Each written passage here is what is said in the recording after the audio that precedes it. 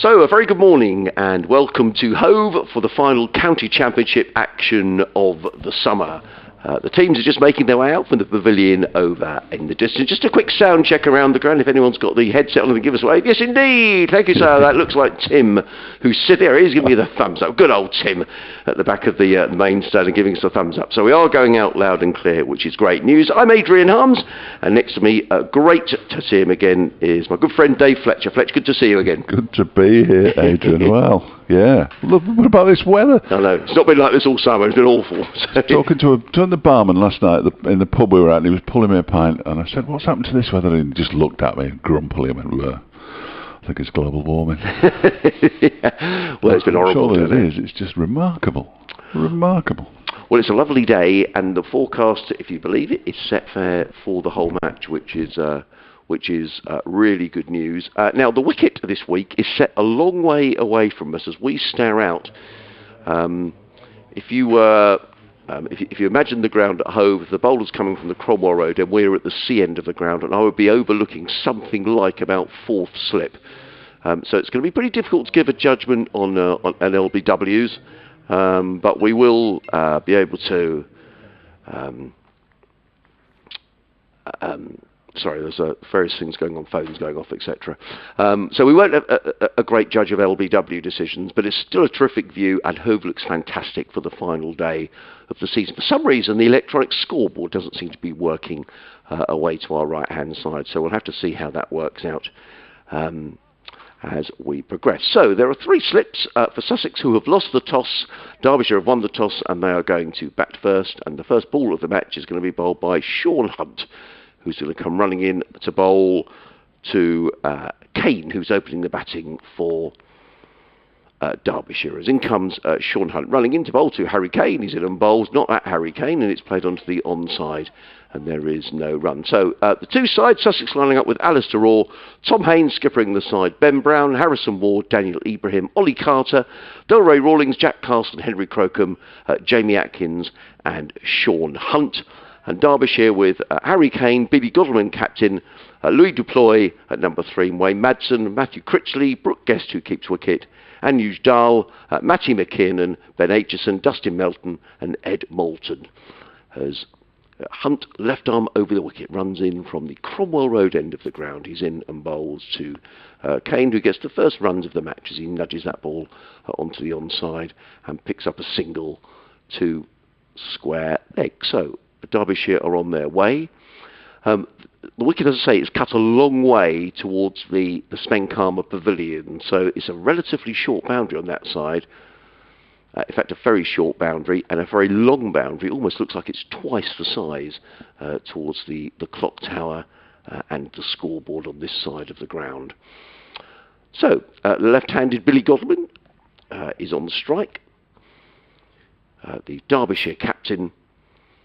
And he awaits Sean Hunt, who's running in down the hill and bowls, and Godalming looks to flick this one down towards fine leg, rather misses out, taken by wicket-keeper Ollie Carter, and there is no run. So the field for Sean Hunt, there are three slips, a point cover mid-off, a mid-on, mid-wicket, and a fine leg. Jamie Atkins down below us, who's happily recovered from a shoulder injury, and makes his first appearance in the championship since the drawn game against Kent way back in July. So good to see Jamie back in the fold as Hunt is on his way again. Bowls, and Godalming's going to pick up runs here, and he's going to pick up 4 runs. It was just erring down the leg side from Sean Hunt, and Godalming just tucked inside the line and helped the ball around the corner, and it runs away for the first boundary of the day, and Derbyshire go to 5 without loss. Jamie Atkins down below us retrieves the ball. The two umpires for this match, Neil Bainton and Paul Baldwin. Umpire Bainton standing at square leg.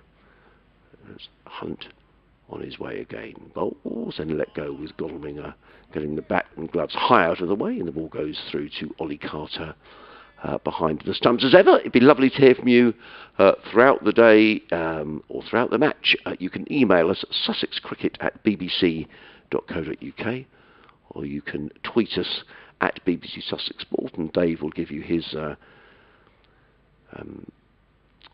Twitter details when he returns and doing his update to the listeners on BBC Radio Derby as Hunt is in again. Bowls and Goodwin wrapped around about the thigh pad, I think. We'll wait for umpire Baldwin's signal, and he has given that as a leg bye. So, opening over has been bowled, and Derbyshire are 6 without loss. In fact, I thought Billy Godalming had clipped that one down to fine leg, and clearly hadn't, so they must have all been leg byes. So, Derbyshire 6 for 1, the only run off the bat coming from Harry Kame. So, just to reiterate, Derbyshire winning the toss first have decided to bat. It is the most idyllic day down at Hove. Barely a breath of wind.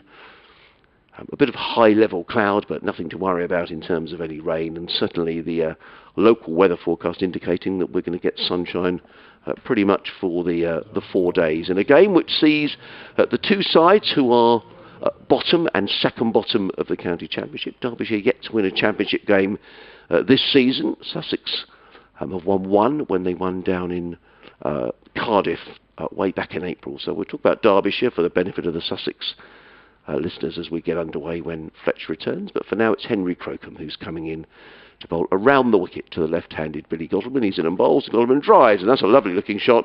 And that's going to race away for 4 runs. It's a very long boundary towards the malfunctioning clock tower scoreboard. I'm not sure whether that's going to work any later, but a little wide from Henry Crocombe, and Godalming onto it in a flash. And the total in the second over goes up to 10 for 1. The field for Henry Crocombe, 3 slips, a point cover mid-off, mid-on, mid-wicket, and a fine leg all the way down in the distance. And what we'll also do throughout the match is keep you up to date with a very exciting end to the county championship season, with 4 sides all in with a chance of winning.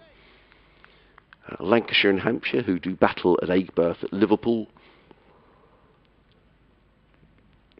Warwickshire at home to Somerset. Somerset are out of the race, as are Yorkshire, who are at Trentbridge, who can still win it. So 4 counties just separated by 6.5 points. As in comes Crocombe, bowls and nudged around the corner to square leg by Billy Godalming, who picks up his 6th run. I think that's going to click over to. Just waiting for the scoreboard to do its thing. No, sorry, his 5th run. So 11 for no wicket. Kame on 1, Godalming on 5. So early news just from those matches in the county championship. Up at Liverpool, where Lancashire won the toss and decided to field first. At Edgbaston, where Warwickshire are fielding. They're batting. Somerset winning the toss and deciding to field first. And the other game at Trentbridge, as in comes Crocombe over the wicket, bowls, and forward comes Kame and runs that one wide of third slip down towards that very short third man boundary. Harrison Ward in hot pursuit, but he's a very good fielder, but even he won't catch up with that. And Kame picks up another boundary. He goes to 5 and Derbyshire to 15 without loss. It looks like the big electronic scoreboard's not working away to our right-hand side, so hopefully they'll get that working throughout the day. At Trentbridge, Nottinghamshire are batting first, have been put in by Yorkshire, so very much the way of things. Fletch is back with us. Yeah, sorry about that. No sooner had I just about to get into my stride and got called away. But a decent start by Derbyshire. I'm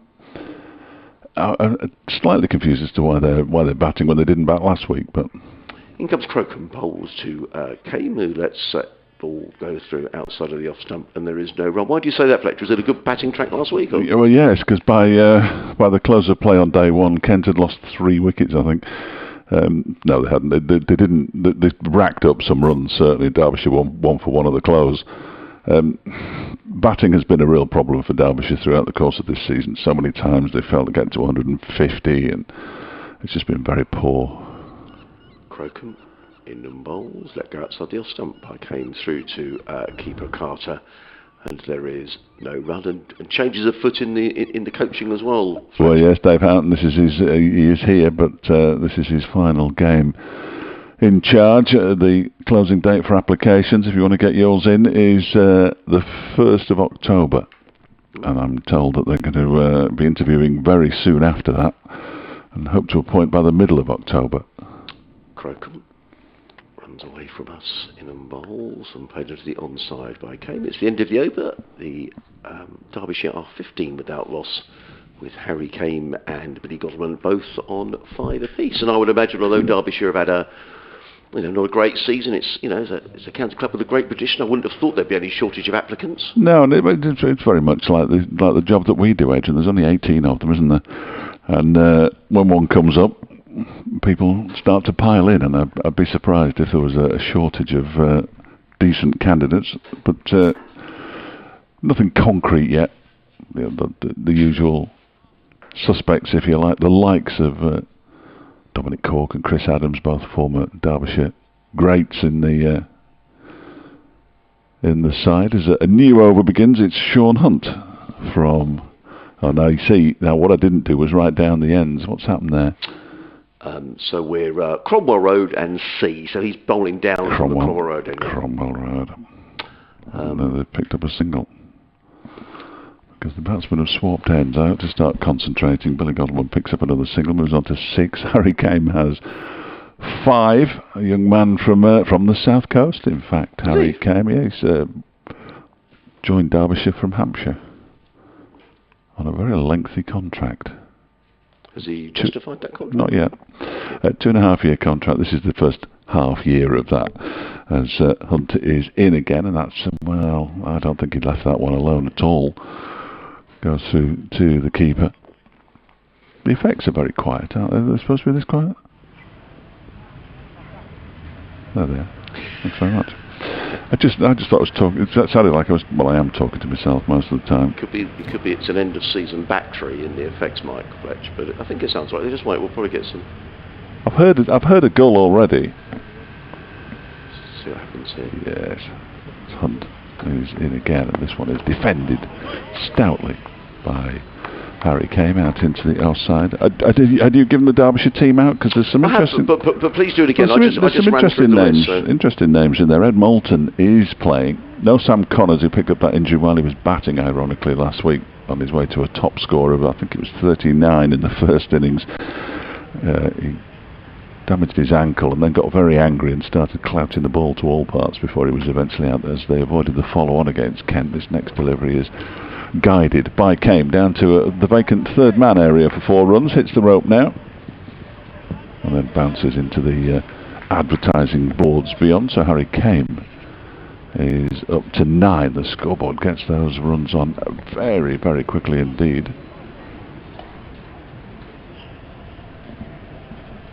Oh, just got a little glimpse of the weather there. 20 without loss, the score moves on to. So yeah, Ed Moulton on loan from Lancashire is playing, as is Matty McKeon, and no Alex Thompson. So they've got 2 leg spinners. The off spinner Alex Thompson, who is here but isn't playing. Dustin Melton gets another go.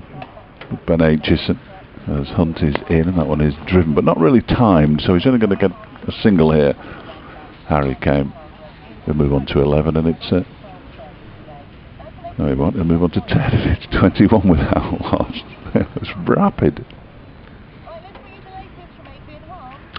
Yes, hello Sarah. Lovely day down here at Hove for the final round of county championship matches of the season. Sussex bottom of the county championship against Derbyshire, who are the side 1 place above them, so very much playing for the wooden spoon in this game. And Derbyshire have won the toss on a lovely sunny day. They're batting first and are 21 without loss. Meanwhile at the Oval, Surrey have also had a disappointing season in the championship. They're playing Glamorgan. Glamorgan are batting first and they're currently 20 without loss. The final ball of that over from Hunt was lifted over the slip cordon by Billy Godwin deliberately for 4 runs. He joins Harry Kame on 10. Hopefully we'll get the clean feed knocked off. They do knock it off, do they? Knocked off in a couple of moments' time. But not so far. Perhaps if I'm... There we are. There you go. If you talk about it enough, it'll go. 25 without loss anyway, after 3 overs, remarkably. Well, a good start for... Well, yes, this is This is about as good a start as I can remember them having all season, in truth.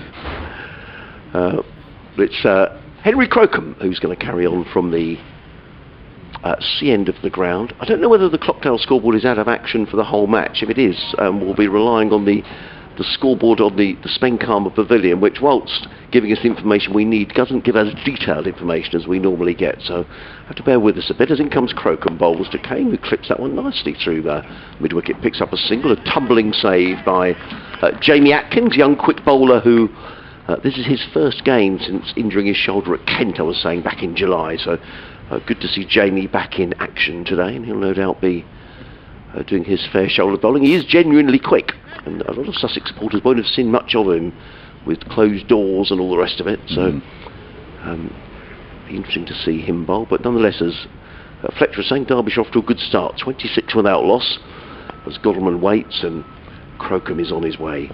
Around the wicket, bowls to Godalming down the leg side, and that's not taken cleanly by Ollie Carter. We wait for the umpire's signal. It's going to run away for... Has it gone for 4? Yes, no, it hasn't actually. A good bit of fielding all the way down to the distance by Sean Hunt with a good diving stop. And the umpire's signal, were they leg buys or buys? I didn't see him tap his leg. No, I didn't. So maybe they were buys. But a fumble by Ollie Carter behind the stumps. Nonetheless, 2 more to the total. And Derbyshire going to 28 without loss. Crocombe runs away from us in bowls, and Godalming drives without timing though, and footed by the Sussex skipper Tom Haynes at mid-off. Before he left, Fretch, we were talking about the Derbyshire vacancy that will come up for a head coach, and you were saying no lack of applicants, and familiar name there with Chris Adams, I guess, who still very popular in Derbyshire. Oh, absolutely, yeah. Well, you said. This is going to sound a bit ridiculous, but he was a proper cricketer, wasn't he? Hard and. Crocombe in and bowls, and Godalming kept a little low, I thought, actually, and Godalming looking to drive that through the covers. The ball goes through to Carter, and there is no run. We were talking about him last night, and somebody was remembering a game when he actually charged down the track to Kirtley Ambrose. Well, people didn't do that very often, and of course when he came down here, there were, what was it, 3 titles in 4 years under his stewardship as captain. So they need a winner. They need a big name as well for me. Crocombe around the wicket bowls, and this time Godalming does drive nicely to the offside. I'm not sure that's going to go for 4 because it's a long boundary out on this offside, but in fact the ball is going to go over the ropes, trickles over the ropes despite the best efforts of Ali Orr to overtake the ball. And Godalming goes to 14, and Derbyshire with a very bright start, 32 without loss. We're in the 4th over. I'm almost speechless. So you were winding me up when you got there, Fletcher. Our batting hasn't been great this season, no. and all of a sudden... Well, it hasn't. I mean, the one exception is Matt Critchley, who's on 900 runs in the Championship, so it'd be nice for him to get the 100, whether it takes 2 goes or not. During this game to get to 1,000, which is a decent effort for a player who is an all-rounder. He's not a top-order batsman by any stretch of the imagination. Crocombe coming over the wicket now to the left-handed Godalming. 3 slips, backward point, cover mid-off, mid-on, mid-wicket, and a fine leg as he's in on bowls. And Godalming's got this very exaggerated leave, hasn't he? I mean, the bat's almost perpendicular when he lets the ball go through. End of the over, 32 without loss.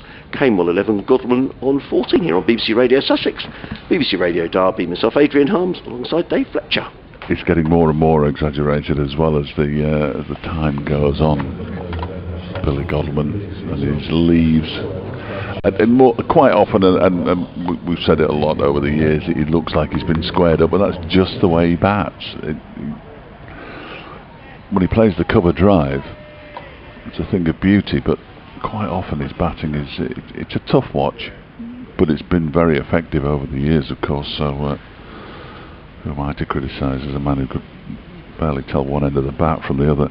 He's a London boy, isn't he, Billy Godalming? Yes, started off at Middlesex as well, went to Essex, and then came up to Derbyshire, appointed captain in 2016, and still at the helm as Hunt begins a new over from the Cromwell Road end, and he gets one to lift a little bit there on Harry Kane. Ball in Islington, does that mean he's an Arsenal fan, or? I'm not sure. I think he's a Liverpool fan nominally, but I think, and I stand to be corrected, but when the football takes place which it so often does with cricketers for no apparent reason before a day's play, Godwin never takes part in it, never plays for. I don't think he's a football man. He's a big Pink Floyd fan. Right. This next delivery is edged, and that's a genuine edge, and it's going to go down to third man. It beat the third slip there, so a moral victory for Sean Hunt, but you don't get much for moral victories in this game. It just flashed past the right hand of Jack Carson, who's fielding at third slip. Ben Brown comes to collect it down below us. Oh, so waved. And the score moves up to 36 without loss. Came on to 15. Let's go and look up Harry Kane, because he hasn't got his first class high score. Won't be that high, I'm fairly certain. We've had our first email of the day. Excellent. Fletcher's coming from Julian, who'll be sitting up on the top seat. He's just doffed his hat. Can you see him? He's got a stripy shirt on, or a checked shirt? Checked, I would checked, say. My eyes aren't great, but it looks checked to me. Doesn't look like he's ironed it, actually. I'm not going to pass comment on that. No, he looks very smart up there with his Panama hat on. I'll read his email in a moment. So, Hunt, left armour, on his way in again. Bowling 2 came and leaves alone this time. Allows it to go through to the keeper, Oliver Carter. Julian says, "Good morning, gentlemen. A glorious day for the wooden spoon battle," which it is. Let's face it. The two sides they'll be keen to avoid the distinction, if that's the word, of finishing bottom of the table. Looking forward to a good match after the disappointment of Saturday and the red ball season. Thank you for the commentary. Long may it continue. Thank you, Julian. Well, let's hope so. And the BBC and the ECB do have a 4-year deal. This is the first year of which it is. So fingers crossed. That's good news for everybody, that, Adrian. Yep. Good news for everybody. As Hunt bowls to Kame, who leaves alone outside the off stump once again. Allows it to go through to the keeper. Not sure about playing games. I mean, it is glorious, and where would you rather be today than here? But I'm not sure about playing games in September. Still, it doesn't sit right with me. No? Playing first class cricket in September. It just seems a bit late to me. Last year we played a game down here in October. We played a quarter final of the T20 in October. Good grief! First week of. Next delivery from Hunt is pushed up towards mid-off. They'll run one. They'll come back for a second as well, as it's collected there in the far distance. Yeah, I don't often disagree with you, Fletch, but I do quite like September cricket, particularly when you get wicket, weather like this. I mean, I remember sitting here in previous Septembers when it's been hosing down, and you think it really. It's probably preferable to April, certainly. Yeah. When it's a bit unpredictable, isn't it? But it's a good finish to the championship, isn't it? For those in the upper echelons, it's a really good battle. You know, I can't remember the last time I looked at the top end of a table. As Hunt is in, and that's left alone by Ken. Comes back sharply, actually, after it goes past the stumps down the leg side. When one of our colleagues called it the Elite League the other day on commentary, I'm told, I lost even more interest in it. Well, there was a lot of debate around the last few days about what the structure of the championship is going to be for next season. Will it be as it is at the moment, or will they revert to 2 divisions? Just 2 slips for Hunt now, as this next one's left alone as well by Harry Kame. And of the over 40 without loss after 5 overs, which even by my rudimentary maths would tell me they're going at 8 and over in a championship match, which is almost unheard of. Yes. Came out 17, Godwin has 14. Yeah, the format will be interesting, Adrian, won't it? It will be interesting because there will be counties who will not be happy no matter what the format is. I think the consensus appears from all the reports to be that nobody wants the current structure of conferences and splitting into 3 divisions at the end of the year. But if you go back to 2019, Notts and Warwickshire would be in Division 2. Northamptonshire and Gloucestershire won their right to play in the first division, didn't they, by getting promotion, but of course that never came to pass because of the pandemic. Somebody's going to be disappointed. I think we can safely say where Derbyshire will be, though, so we'll be alright. Crocom's on his way, and Billy Godwin isn't happy. Someone's moving behind the bowler's arm. Yeah, I mean, there was an article in the Times last week that's written by Lizzie Ammon, who said who seems to write some very informed articles in the Times, and seems to have good sources. And Lizzie was suggesting that it was pretty much a done deal, and they would be reverting to 2 divisions next season. As Crocombe is in and bowls, and Godwin is forward and plays to mid-on, fielded by the tall figure of Atkins, and there is no run. But that raised the possibility, as you say, of Nottinghamshire, who could well win the county championship this week. If they go on the structure of how the divisions were in 2019, they could be in the 2nd division, and I just can't see Nottinghamshire wearing that, to be honest. Neither can I.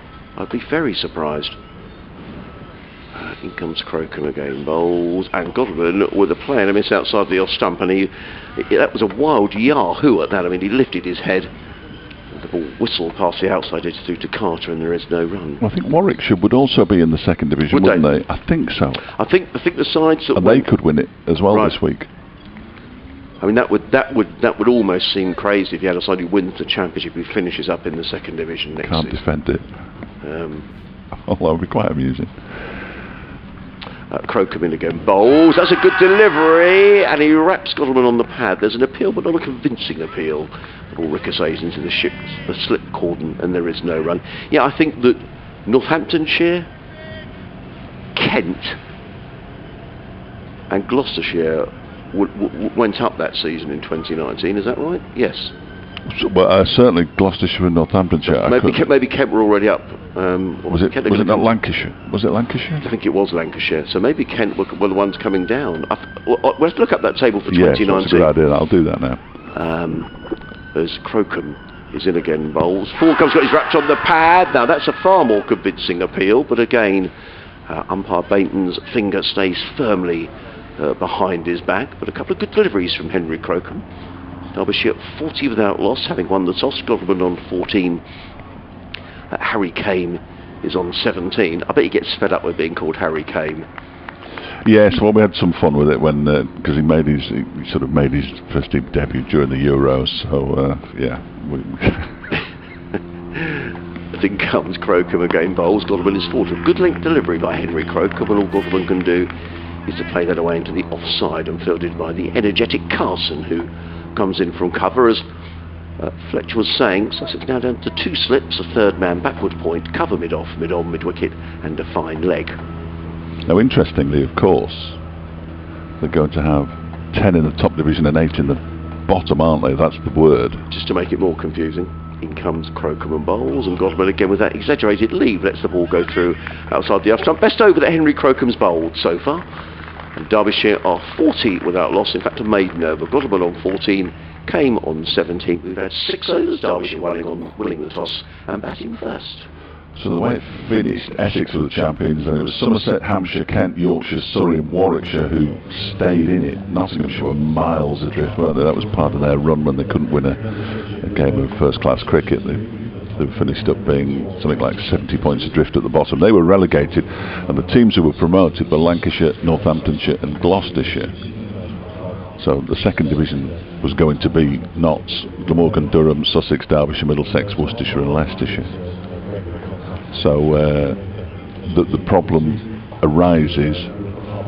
Warwickshire, I was completely incorrect, and are in the 1st division, or would be. So the problem arises if Notts win the title this week, doesn't it? Really, then you can't really have the team that wins the county championship title not in a position to defend it the following season. I don't think even I would admit that. I agree, and it could happen because Nottinghamshire are at home in this round to Yorkshire. The new over begins from Sean Hunt. It's left alone by Harry Kane. That one moves away. And do you know what, Fletcher? Even if Nottinghamshire don't win the championship, but they were to finish 2nd or 3rd, I can't believe they're going to be desperately happy to be playing 2nd division cricket. No. I don't know where that debate goes. So does that mean you then are forced into a situation where I've quite enjoyed the conference system, certainly the first part, because Sussex played at some grounds that they hadn't played at for a while. Likewise. Yeah, absolutely. 100%. Hunt's in again. Balls to Kame, who drives very Nice. straight. That is a nice shot. That might go all the way up the hill for 4 runs. In fact, it's going to be... Yes, it is gone all the way for 4 runs in the end. It was chased manfully towards the far end by somebody whose number I couldn't quite read. Was it Harrison Ward? It was, I think, Henry Crocombe who was chasing the ball right. up the hill. So what is he? So Crocombe's number 5. 5, yeah, you're right. And Ward is 35. 35. I saw the 5, but hadn't written 5 next down to Henry Crocombe.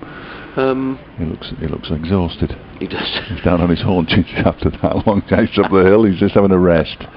I can't say I blame him. Neil Bainton's been for a little walk as well. The umpire actually, I think he's injured himself. Oh, has he? Oh dear. I think he's going off. I think you might be right. I thought he was exhausted, but yeah, he's going off, and the 12th man has donned the cap and he's coming on. So apologies to well, that's not to great, Henry is Crocombe. No, it's not. That's bad news. And the physio comes down the steps of the pavilion just to check him out. Is he feeling his left groin there? Yeah, I think he is.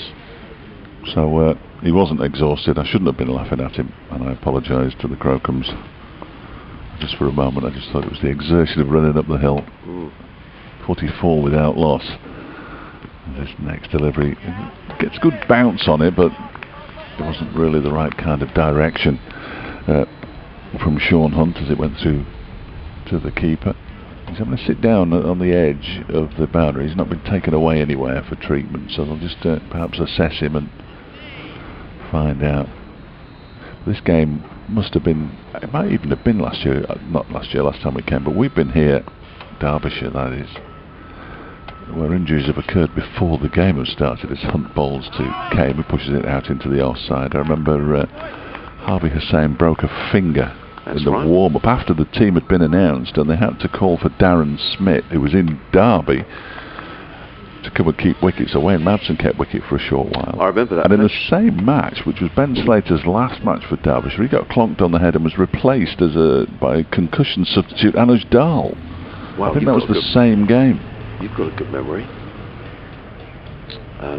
So Dahl in the side, of course, at the moment, and quite right too. That's a good lead by Harry Kame this time, as the ball just again comes back after it goes past the stumps down the leg side from Hunt. And then there was the game, I don't know whether he injured himself in the game, but there was a game here, Fletch, where Billy Godleman came and joined us on commentary, and he had a broken arm. Yes, he did. Did he break that in this match? I think he broke it in the game. In the game? Yeah, I think he did. Came up about day 3 or... we have very few day 4s. I should be able to remember most of them.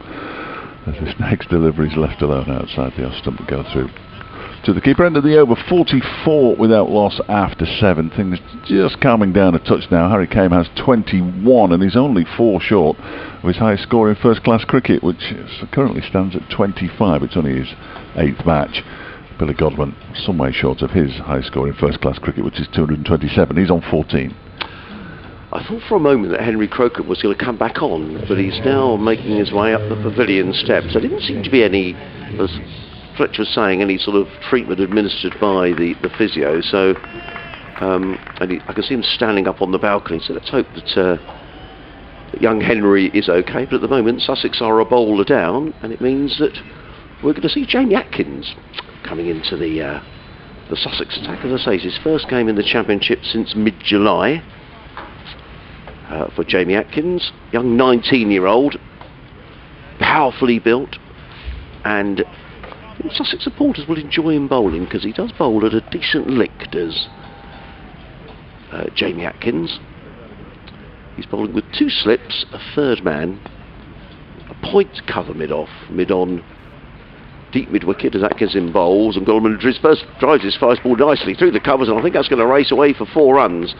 Harrison Ward is very quick across the outfield, but even he's not quick enough to overhaul the ball, and the ball races away off Atkins' first delivery for 4 runs. Goldman to 18, and Derbyshire to 48, I think that says on the scoreboard. And my apologies if it's not absolutely right. We're relying on the one scoreboard that's operating today, the Frank Simmons scoreboard away on the main pavilion, and that's because the electronic scoreboard appears to be out of action. I'm not sure whether that's a temporary out of action or whether we're going to be like that for the entire game. So we'll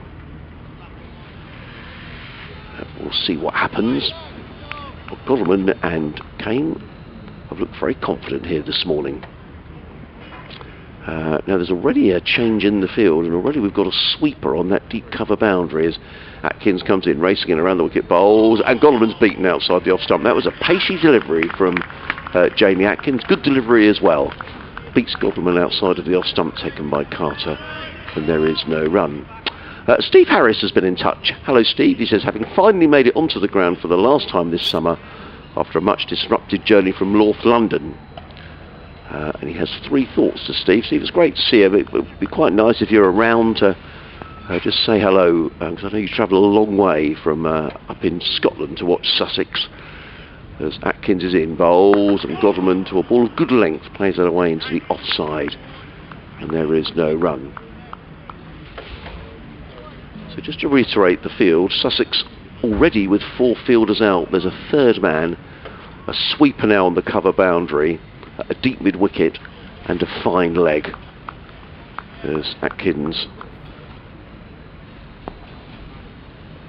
turns, number 32 on his back, and runs away from us, bowling at the C end of the ground. He's in and bowls, and Godalming clips this one through the vacant mid wicket area, and it's fielded by Joe Sarrow, who is the 12th man for Sussex, who's come on for Henry Crocombe, who seemed to injure himself chasing a ball back down the ground, up the hill towards the Cromwell Road end.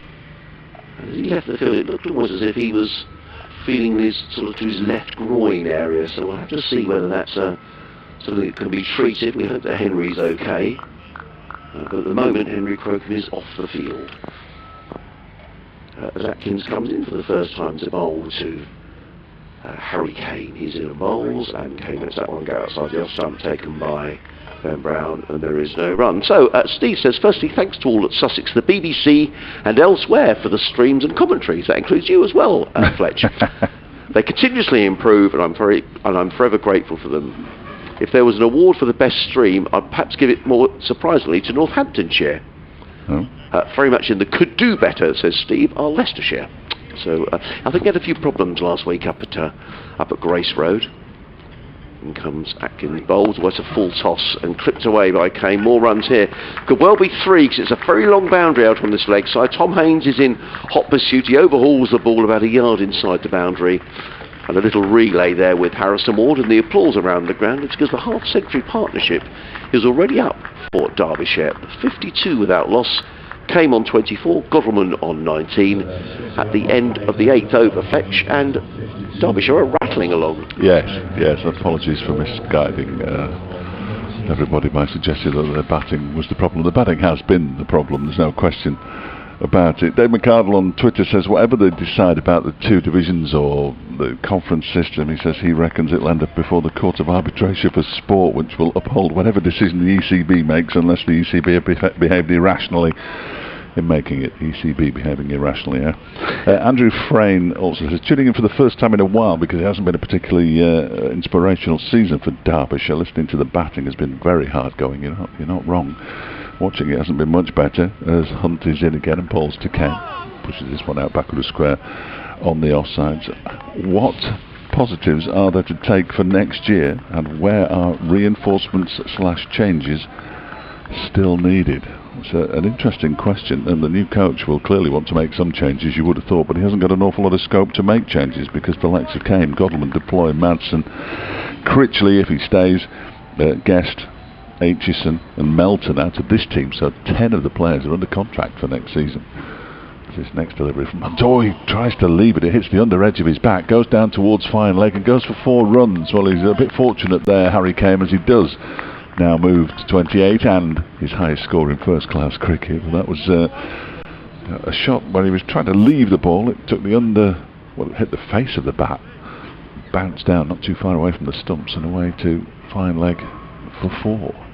Critchley's he's a good player, isn't he? Critchley is their best player. Right. Okay. He was always their best player, but their second best player is now a Sussex player, of course, in Finn Hudson-Prentice. As we talk about Finn in a moment. And then after that, you can sort of throw them all up in the air. The 2 promising young bowlers in Sam Connors, who isn't playing in this one, and Ben Aitchison, who's a tall young bowler. Next delivery is defended by Harry Kane. Ed Moulton's on loan. Matty McKiernan, I don't think he's under contract for next season as things stand.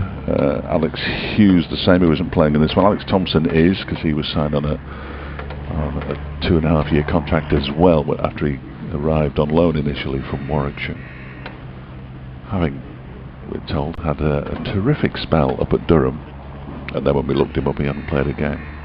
Oh. So not that terrific.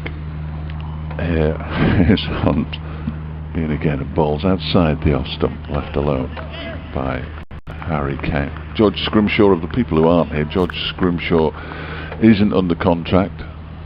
Might in fact be probably more too with his contract. He has been offered a deal but is unwilling to sign it at the moment, and there was talk when Leicestershire came that Richard Ray had heard as well that he was about to sign somewhere else rather than Derbyshire, which is a real shame because he's a bowler with great promise if he can stay fit. This one from Hunt is turned by Kane into the square leg region for a single. 57 without loss. Derbyshire 29 now to Harry Kane.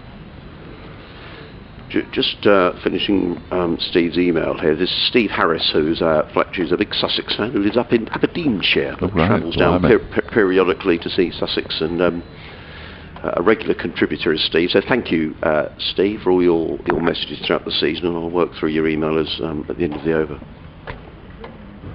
Next delivery from Hunt is pushed into the offside by Godalming, and that completes the over. Yes, it does. Umpire Baldwin didn't look like he was going to go anywhere then, but Neil Bainton gave it away because he doesn't move if he doesn't have to. He's going in to be the standing umpire for the next over. End of it. 57 without loss. Came 29. Godalming 19. It just occurs to me actually that Lowe's sitting over in the Spencarn Pavilion, so people like Julian and Tim probably don't know what the score is because the clock tower scoreboard isn't working. So I don't know if there's anywhere else where they can actually see what the score is. They're sort of side on, so have to sort of crane their neck to see. It's not ideal, is it? No. Not ideal. A bit more cloud around now, but it's all pretty high stuff, and I think we're guaranteed a dry day, which is good. So I won't read all your emails, Steve, because I think most of it I can mention, but Steve is saying that the cricket has recently launched a campaign to save red ball cricket, but Steve fears it's rather too late. As in comes Atkins, bowled and clipped away by Kane. It's a nice looking shot of all, slightly over pitch by Atkins. It's a good run away for another 3. Tom Haynes in hot pursuit. They've taken 2 and they're going to come back for the 3, but they're going to have to hurry now. In the end they didn't have to hurry because Haynes' throw, Carter, has to come and meet. So Kane picks up another 3. He goes to 32 and Derbyshire to 60 without loss. Steve making the point that with the test match cancelled recently, that he fears that the red ball game is slightly doomed, and he says, I fear counties like Sussex have a very grim future. I'll read the last paragraph in a moment. As Atkins runs away from us to bowl to the left-handed Godalming. He's in and bowls, and Godalming is forward, places to mid-on, and there is no run. He goes, lastly, whilst I fear that Sussex and other non-100 hosting counties will struggle to survive in their current guise within 5 years, I've really enjoyed watching a handful of really talented youngsters come through this season. Inexperience has not allowed them to take advantage of multiple promising situations, but that will come. For next year, some experience needs to be imported. The signing of Steve Finn as a start if he can stay fit, but more is required. There's Atkins is in again and bowls, and that's way down the leg side, taken by a tumbling Carter, and there is no run. He says, in addition, Ben Brown needs to be happy. I always thought wicket keeping, batting up the order and captaincy was too much, but he is our experience at present, and we need to keep him. It's good to see Sarah Taylor around the ground, and finding a bigger role for her would be a good thing. Winter well, and thanks again. Thank you, Steve. I often look, whenever we get never watch the weather forecast in the winter, and they say it's snowing like crazy up in Scotland, I always think of Steve. In comes Atkins around the wicket and bowls, and Godalming drives, more runs here, driven out. Good bit of fielding by Harrison Ward, who picks up a single. Does Godalming out to deep point, and Godalming picks up a single. In fact, I think that signalled a no ball as well by umpire Bainton. And Derbyshire go to 63 without loss. Godalming to 20, came on 32. Sussex Cricket at bbc.co.uk if you'd like to give your end of season thoughts about Sussex or Derbyshire or anything cricket related, really. As Atkins is on his way again, bowls and cuts that one away firmly, and that's going to be more runs and a lovely shot. Too much width from Jamie Atkins and came up on his toes, and that was a quality shot actually. He puts that one away through backward point for 4 runs. He goes to 36 and Derbyshire to 67 without loss. That was a nice shot, wasn't it? Really nice shot. The typical shot of a small, short-ish batsman. He's not the tallest, Harry came, and he got right up on his toes and just cracked it away. He's batting really nicely here. He moves on to 36 from 33 deliveries with 6 fours so far. He was signed from where? Fletch? Hampshire. Right, okay. Yeah. Did well in the seconds. Atkins in bowls, and that's a pacey delivery. That's a much better delivery from Jamie Atkins. Draws came forward, he beats him outside the off stump, and there is no. He is genuinely quick. Atkins. He's a well-built young man. And he does bowl at a good lick, but he's had this shoulder injury which has restricted him in the second half of the season. And I guess the winter for Jamie was all about getting himself really fit, but Sussex will want to keep him bowling at sort of express pace, and he does bowl a rapid delivery. Running away from us now. Past umpire Bainton, in and bowls, and that's again down the leg side, so need to get his line and length here right, is Jamie Atkins, but a good stop by Ollie Carter diving away down the leg side. It's the end of the over, and Derbyshire are rattling along, 67 without loss, came on 36, Godalming is on 20. I'm just going to check whether the scoreboard's going to be out of action for the whole game. I'm trying to remember, I really should have asked David Griffin, but it's not generally the kind of thing you ask him on days like today, is how many century opening stands have Derbyshire had this season. I don't think they've had many, if any. It won't take too long to check, I'm sure, so I'll just have a quick flick through the book that I keep. People don't think I do any preparation. They'd be surprised. Not that surprised, but a little surprised. We're having a change in the bowling. Here we are. We're having a change in bowling, and I reckon Jack Carson.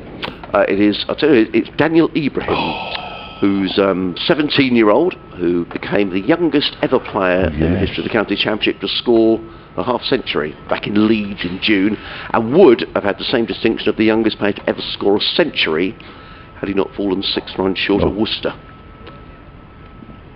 So Ibrahim from the Cromwell Road end bowls to Billy Godalming, and the Derbyshire skipper defends that one back towards the bowler, and there's no run.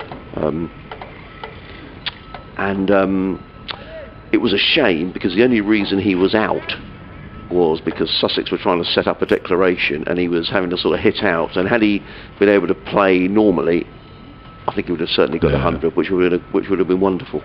Absolutely. He bowls now, and that one just lifts a little bit on Godalming, hits either glove or the bat handle as he goes out into the leg side. Godalming will pick up another single. He moves to 21 now, 68 without loss. But it's good to see the young players coming through, and the clubs like Sussex and Derbyshire who haven't really done it to the degree, certainly not through the system. They've given young players like Ben Aitchison an opportunity, but they haven't come through the ranks, as it were, at Derbyshire. These clubs really are going to have to start producing, or Derbyshire are going to have to start producing players, as Kame leaves that next delivery from Ibrahim alone outside the off stump. I got slightly distracted. I thought I saw, and I think I have seen Henry Crocombe returning to sit down. Is that him? My eyes are bad, and I don't know who these players are, but I'm guessing, really. Yeah. Sitting next to the 12th man at the top end, just to the right of the steps. It might be, because Joe Sarrow, who is the 12th man, is down below us at 3rd man. So it might well be him there. As the next delivery from Ibrahim is defended by Harry Kame out into the offside. That'll be good news for the Crocombe and for Sussex. Yeah, and you know it's well documented that Sussex are going down the route of younger players, and a lot of young players. I think we were up to last week 8 players given their first-class debuts this season. That's good. That's good. Let's have a take their opportunity. Oh, Ibrahim has lost his run there. Yeah, and I think this is the. And I think this is the debate, and it was a conversation that I had with Ian Salisbury that when we interviewed him after the game last week, because Sussex did suffer a heavy defeat at Leicestershire last week. Do you reach a stage with younger players where maybe it affects confidence if they're getting beaten? But Ian felt that wasn't the case, and they were still learning. So Ibrahim is driven straight back to him by Harry Kane. He feels in his follow-through. And certainly there's been some really good performances from the younger players, and you'll see him back later on in the game. Alistair Orr, who's come through as a really, as an opener who looks like he can open in county championship cricket, and he's, made 100 at Kent, and looks a good player. Daniel Ibrahim, he's just 17, and he looks like a good all-round prospect. Bowls at a good lick, Fletch. Yeah, he does. He's bowling now too. He's lost his run again. That's twice in the over. Yeah. Struggling coming down the slope. But the fast bowlers have had a difficult season. I think it's fair to say Jamie Atkins with his shoulder injury, and Sean Hunt has had some injury issues as well. So there'll be some hard work needs to be done in the winter months. He's in this time and left alone by Came outside the off stump, end of the over. 68 without loss after 11. Came has 36, Godwin has 21. Really good start by Derbyshire, and I think Slocum is now back on at the far end, which is terrific news. Yeah. So just a little tweak, precautionary, the reason for him going off, and he's back on the field, which is excellent. I'd like to see the full complement of 11. Yeah.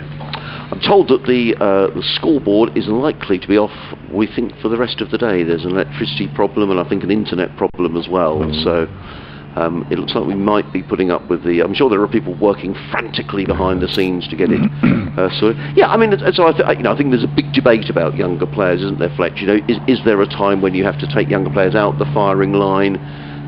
Some people are suggesting that maybe Sussex ought to have 1 or 2 more experienced heads around the team to help the younger players. So, certainly Steve Finn has signed for next season. To play, as we understand, all forms of cricket. That's good. So whether there'll be others coming in, we'll have to see. But Jamie Atkins is a young quick bowler. He's 19, comes in and bowls to Godwin. That's down the leg side. There's a loud appeal. Not entirely sure what for. Presumably he thought he'd nicked that down the leg side. Godwin doesn't look desperately impressed that they were appealing, and there is no run. John Malone has been in touch. He says, good morning, Adrian and Fletch. Lovely day in Bexhill-on-Sea. By the looks of it, Hove as well. Another challenge for the young lads this week, which is definitely a good learning curve for them. We would all like to see them win every game, but sometimes seeing how a new team develops is interesting as well. Thanks for the commentary and pictures throughout the season, says John. Yeah, thank you to the Sussex lads working away, getting the live stream out. As Atkins is in and bowls, and right up in the block hole, and Godwin is forward, plays back down the track, but there is no run. Sussex Cricket at bbc.co.uk. You can tweet us at BBC Sussex Sport. Or what's your Twitter handle, Fletch? At Fletch Sport. And fletchcricket@gmail.com as well. All right. People know how to get in touch with me if they want to. I'm sure they do. Well, two slips, third man, sweeper on the cover boundary, cover mid-off as in comes Atkins bowls, and Godwin.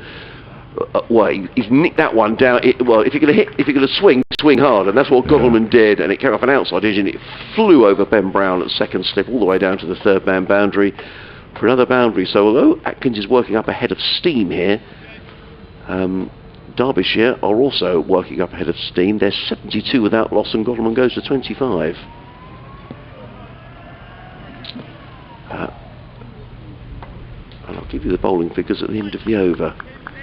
Atkins is back to his mark. We have to say it is a short boundary, particularly on the leg side as the left-handed Billy Godwin is batting. I can see Tom Haynes having a word to Jack Carson, his off-spinner, which suggests that maybe there's a change of foot as Haynes needs to get some control back here as Atkins is in and bowls, and that's down the leg side. He nearly falls over as he delivers that, does Atkins. The ball goes through to Carter, and there is no run. Ian Crooks, via the email, says he won't go over the issues that have been for Derbyshire during this appalling season. His words, not mine, but I echo them. He just wanted to thank us, myself and my fellow commentators, so everybody, absolutely. I think we all do quite a half-decent job at times. Always entertaining, I'm not sure about that. And long may the BBC continue to broadcast them via the internet. Well, as Adrian said, there's another 3 years. Atkins in bowls, Godleman forward, plays into the offside. Better delivery from Atkins on a line and length.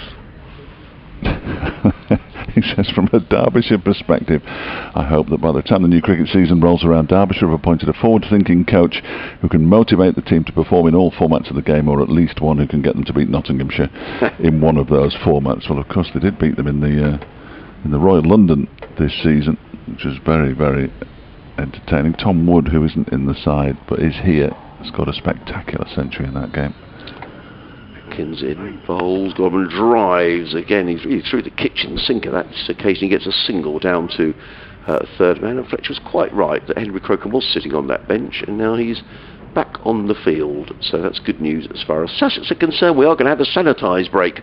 We've had 55 minutes of play this morning. Derbyshire winning the toss, and they're going along at a fair old lick. They're 73 without loss, with Kame on 36, Godleman on 26. Yeah, it's been a remarkable opening 54 minutes or so of this game so far, and from a Derbyshire perspective, I will probably over the course of lunch, they're going to get there before then, find out how many century opening stands there have been. I can't remember very many at all, if any. If anybody out there knows off the top of their heads, I'd be eternally grateful. Well, the Sussex bowling figures, Sean Hunt 5 overs 0 for 28, Henry Crocombe 3 overs 1 maiden 0 for 14, Jamie Atkins 3 overs 1 maiden, no wicket for 18, Daniel Everingham just the 1 over for 1. We've got a sanitised break, and Tom Haynes looks like he's got all the Sussex players in a huddle actually. Look at that. Yeah. Do you think that's a little bit of a come on, lads? I think it might be. So, right, let's reset, refocus. Yeah. Which is probably fair enough. Yeah. So, I wonder if we are going to get a change of bowling. I wonder whether Jack Carson might come into the attack. We shall see, but it's going to be Daniel Everingham who is going to carry on from the Cromwell Road end. Yeah, I'm becoming increasingly confident that there hasn't been a century opening stand this season for Derbyshire, which sort of tells you the problems that they've had over the course of 2021. Whenever you look down the batting performances, generally one or other of the openers has been out for single figures, so that would suggest that it's unlikely to have happened. Ibrahim will indeed be bowling from the Cromwell Road end, and he's into Billy Godleman now. Rather hurriedly pushes this one out into the offside, and there's no run. Yeah, I'm going to say it here and now. There hasn't been one. Right, that might put the kiss of death on it then, Fletcher. I should think so. I should think so. 73 will be among the higher opening stands, certainly. I will be setting David Griffin to work on that one at some point, as in comes Ibrahim again, and that's a good lead from Billy Godleman. The ball just leaving, or moving away towards the first slip, after it goes past the bat Ben Brown in at first slip. When you play Notts, is that the big rivalry? Yeah. I think Derbyshire, it's one of those where Derbyshire see them as the big rivals, but Nottinghamshire sort of look down their noses a bit. One of those counties, though, aren't they, really, as this next delivery is left alone by Godleman. Goes through to the keeper.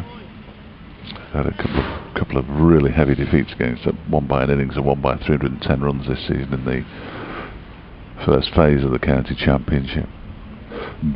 Tied a T20. Derbyshire needed 12 runs from 18 balls with 5 wickets in hand and managed to escape with a tie.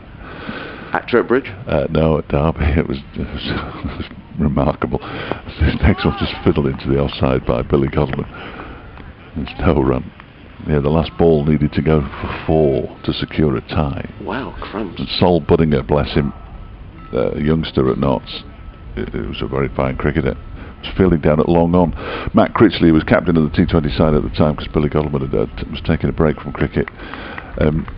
Launched one down the ground. He just had to keep it in play, just had to stop it, but he went for the catch, went through his legs. Godleman drives, but mistimes that drive up to mid-off. There's no run. Dribble to the boundary, touched the rope, and Derbyshire managed to get a tie from a very, very strong position. Wow. It was dreadful.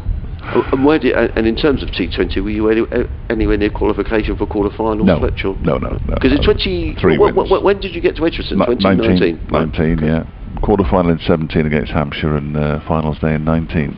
This one is guided by Godleman out to the backward point boundary. There were two fielders there, and they comfortably field that out on the boundary's edge. Jack Carson or Ali Orr it was. I'm going. Yes. Thank you. Got one. Sorry. No. End of the over. I had terrible trouble last week. 74 without loss, because Kent wear the very, very nice cable knit sweaters, but of course there's no numbers on the backs of those, and I was clueless. Absolutely clueless.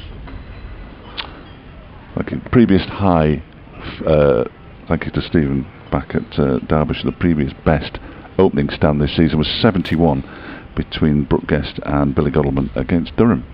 So they've beaten that. Derbyshire 74 without loss. Jamie Atkins is going to carry on. Daniel Lebrin's doing a good job here for Sussex. His 2 overs have just cost a couple of runs. He's 17-year-old. He's been away with England under-19s and missed the game against Leicestershire last weekend, or last week I should say.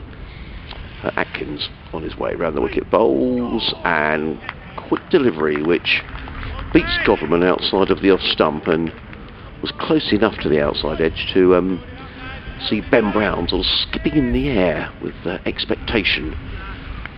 The ball ended up in the gloves of Ollie Carter, and there is no run. 2 slips and a third man. Sweeper on the cover boundary, cover mid-off, mid-on.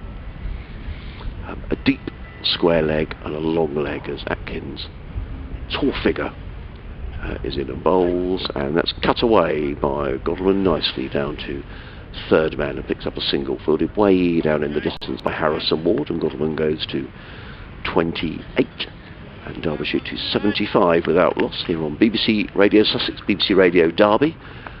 You may be watching via the Sussex Cricket Club live stream. If you are, a very warm welcome to you as well on a lovely morning here in Hove, the final county championship game of the season. Derbyshire winning the toss and off to a flyer, 75 without loss. Atkins, arms pumping, runs in bowls, and Kane is right in behind that and plays it back down the track, and Atkins fields off his own bowling, and there is no run. Elsewhere in the county championship, in the Division 1, Hampshire are 26 for 1 at Liverpool. Both Lancashire and Hampshire with a chance of winning the county championship this week. At Trankbridge, Nottinghamshire 37 without loss against Yorkshire. Nottinghamshire could win the championship as well, as Atkins is in. That's a quick delivery and played by Kane, maybe with a bit of glove, down towards third, fine leg I should say, where it's fielded in the distance by Harrison Ward. And for the second time today, I couldn't see the signal from umpire Bainton as whether he was signalling out as a leg bye or a bye. I saw him raise his hand, but the angle that we're at, I couldn't see whether he was touching his leg as well. I think it was a leg bye because Kane remains on 37 and Derbyshire to 78 without loss. And the final game in the first division, come back to in a moment, as Atkins in again, bowls, oh that's wild, outside of the off stump and not taken cleanly by keeper Carter. On this occasion that will be signalled as a bye, and the total goes up to 79 without loss. Warwickshire are 25 for 1 against Somerset, that game being played at Edgbaston, the scene of the T20 at the weekend. I'd imagine it's a lot quieter there today than it was at the weekend, with a packed house as ever for finals day, in a wonderful atmosphere. So that's how things stand in the first division, and in this division these two battling it out to avoid finishing bottom, as In is Atkins, bowls clipped away by Kane through mid-wicket. More runs here for Kane. He's taken one and he'll come back for a second because Henry Crocombe has a long way to run around from fielding at deep square. And Kane goes to 39, Derbyshire to 81 without loss. Yeah, the other two games in this division are being played at one game at Canterbury, where Middlesex are 41 for 1. And Leicestershire are visiting Worcestershire, and Leicestershire 43 for 1 down at New Road. Atkins over the wicket in and bowls and let go outside the off stump by Kane. Taken by Carter. It is the end of Jamie Atkins' over. And Derbyshire here at Hove have made an excellent start. Just over an hour's play this morning, and Derbyshire are 81 without loss. Kane on 39, Godleman is on 28.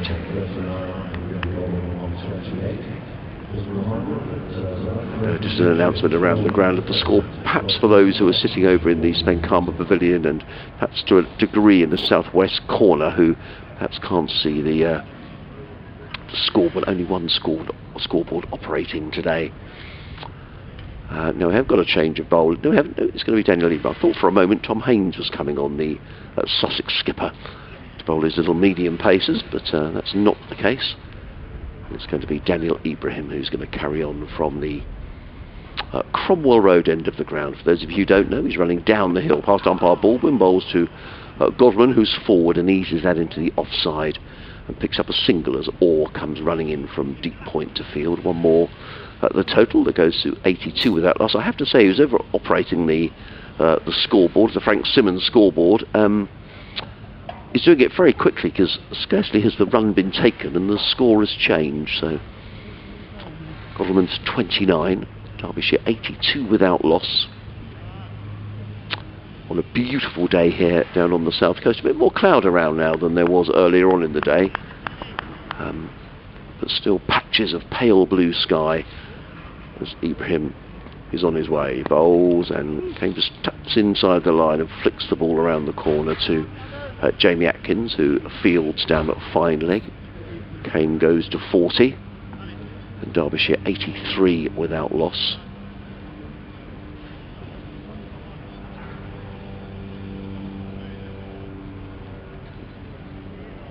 Jamie Atkins has now bowled 4 overs.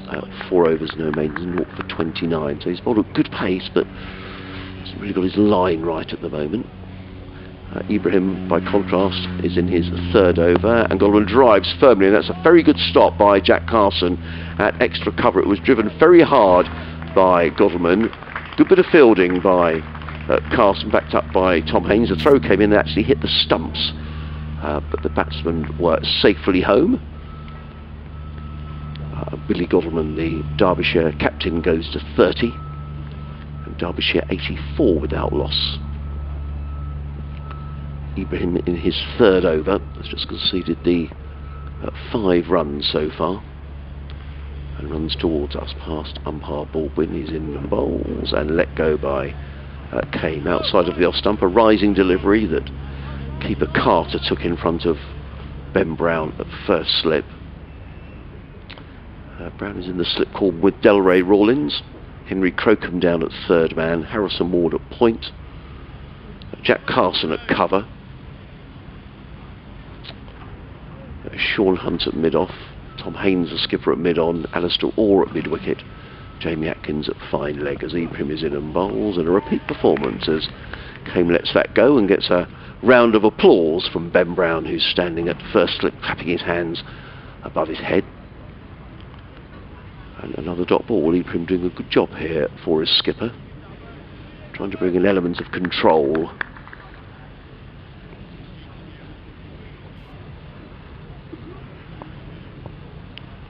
As Ibrahim turns and is in and bowls, and Kane just plays that onto the leg side and picks up a single because Orr needs to run to his right at mid-wicket to field. It means that Kane picks up his 41st run and pinches the strike. Derbyshire are 85 up without loss. Kane on 41, Godleman is on 30. We've had 15 overs, so Derbyshire are going along here at the best part of 6 and over here this morning.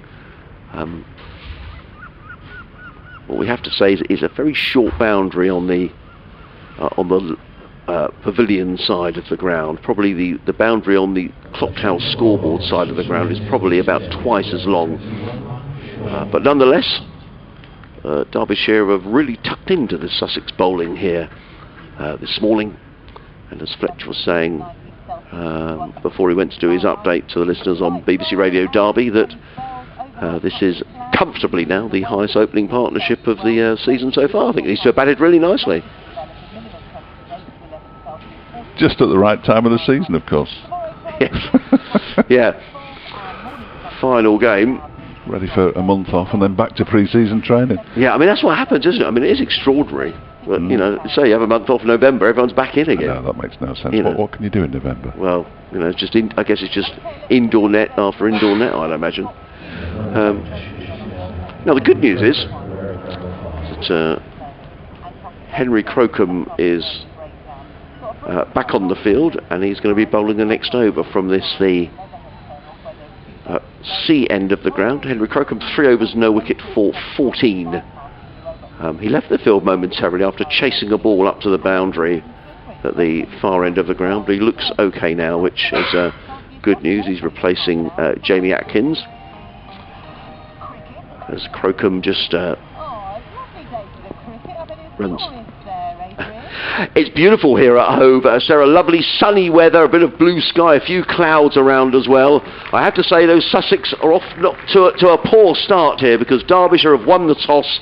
They're batting first. We're into the 16th over of the morning, and Derbyshire are rattling along. They're 89 without loss, with Harry Kame on 45, Billy Godman on 30, and all of the Sussex bowlers have struggled here in the sunshine. Meanwhile, at the Oval, it's also a lovely day, and Surrey is struggling as well. Glamorgan batting first. They are 67 without loss.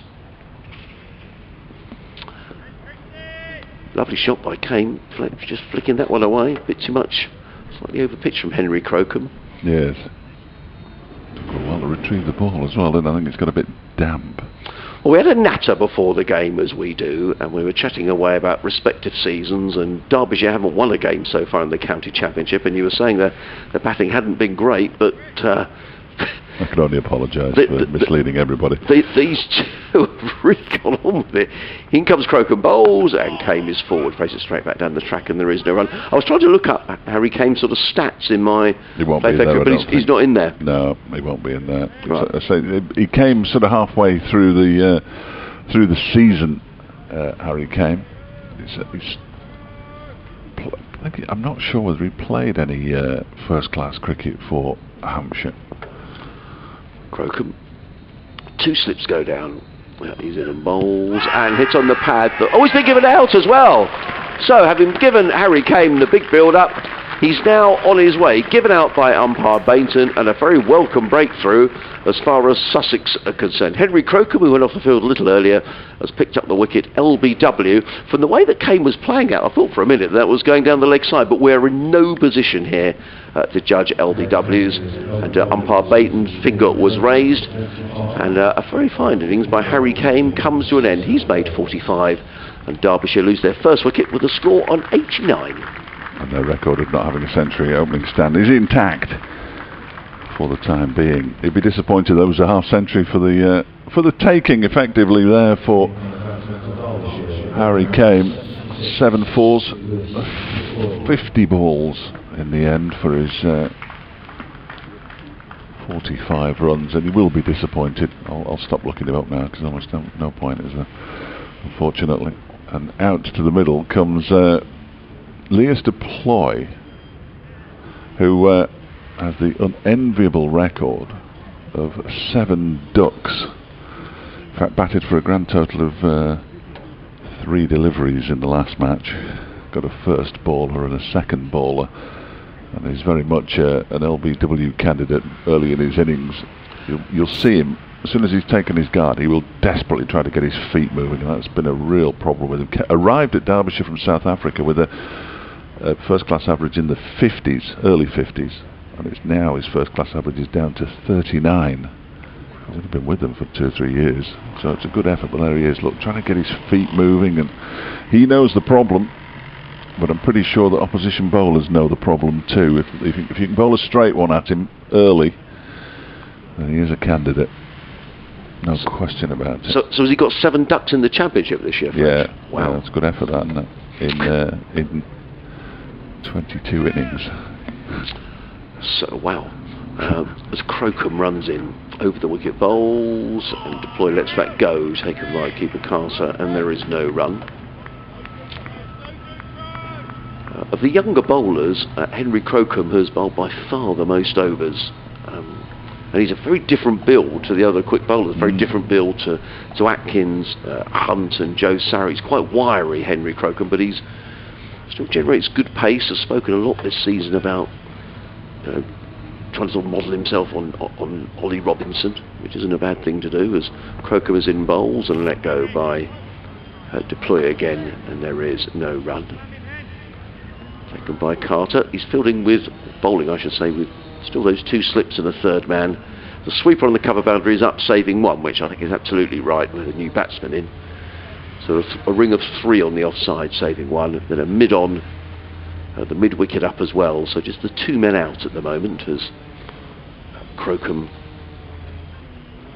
is on his way again. Bowls and let go by deploy. It's the end of the over. Good over from Henry Crocombe.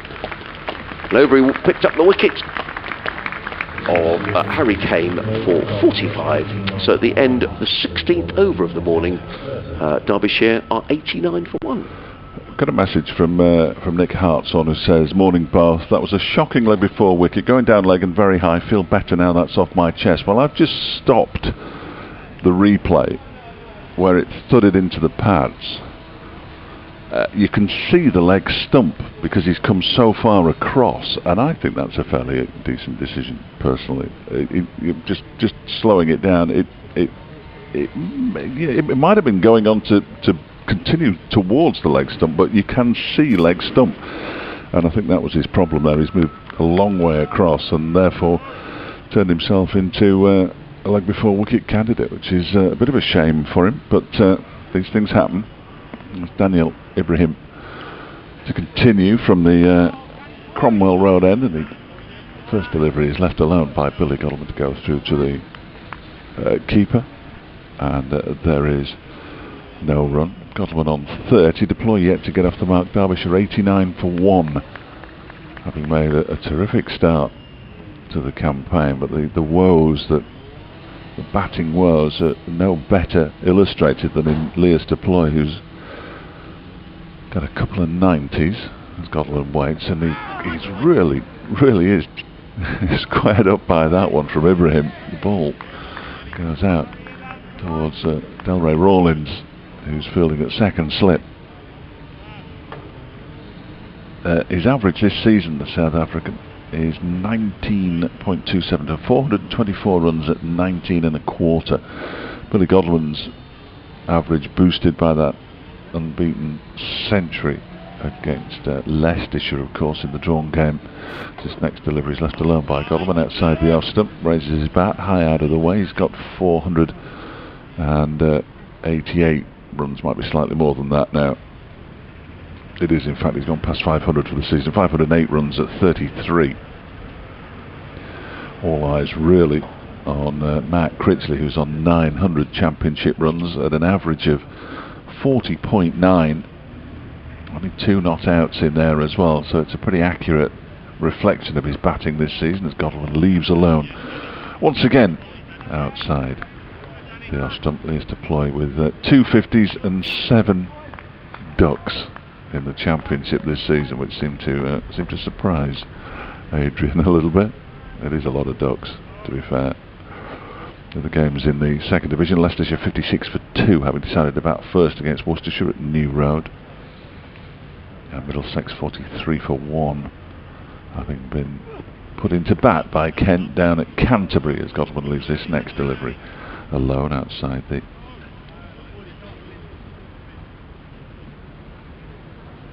goes through to the keeper.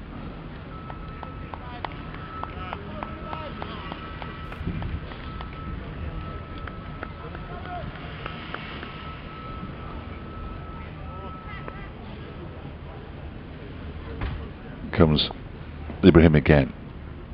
Over the wicket to Godalming, the left-hander, who again plays a slightly false shot, looking to play it into the leg side, and it ends up going out into the offside, which is always a slight concern, but end of the over. 89 for 1 now. 17 overs gone. Godalming has 30 deploy, yet to get off the mark. Harry came, trapped leg before wicket by Henry Crocombe for 45. I have, as I say,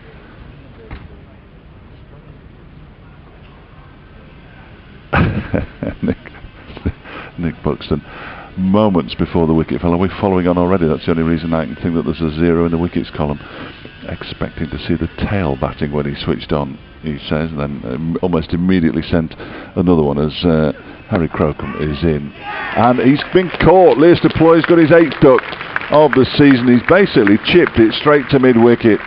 And Lewis Deploy's disappointing season, disappointing is perhaps over-egging it, I don't think it's been that good, comes, well, not quite to an end. He'll have one more opportunity, but he's been caught at mid-wicket, and from 89 without loss, Derbyshire are now 89 for 2, and Sussex are fighting back here at Hove. That was just a poor shot of a batsman, woefully out of form, I'm afraid. It was the 4th delivery that he'd faced, and he's chipped it straight to mid-wicket. A very simple catch as well for the man at mid-wicket, who was Ibrahim, and well, 2 wickets in 2 overs for Henry Crocombe, whose figures are looking a lot, well, they weren't looking that bad before, but they're 2 for 18 now from 4 overs and 1 ball, and all of a sudden Derbyshire's batting deficiencies come back to haunt them, I'm afraid. That was a poor shot. And you said, Fletch, you got 7 ducks, so that's 8. Yes. Yes. Good effort that in the season. Is he contracted for next season? Oh yes. Oh yes.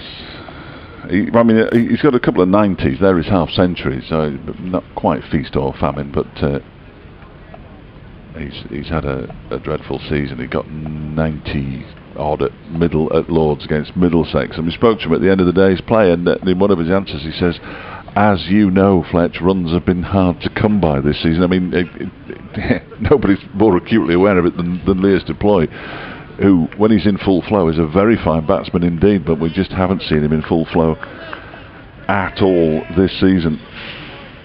And it brings out Wayne Madsen to bat, who spent a large period of this season on the sidelines injured, which is not really like Wayne Madsen, but he tore a hamstring in a T20 match as Crocombe bowls to him, and a short delivery is ducked underneath by Wayne Madsen. But even Wayne Madsen, by Wayne Madsen standards, this is his 19th innings of the season. He's only got 564 runs at a little over 29.5.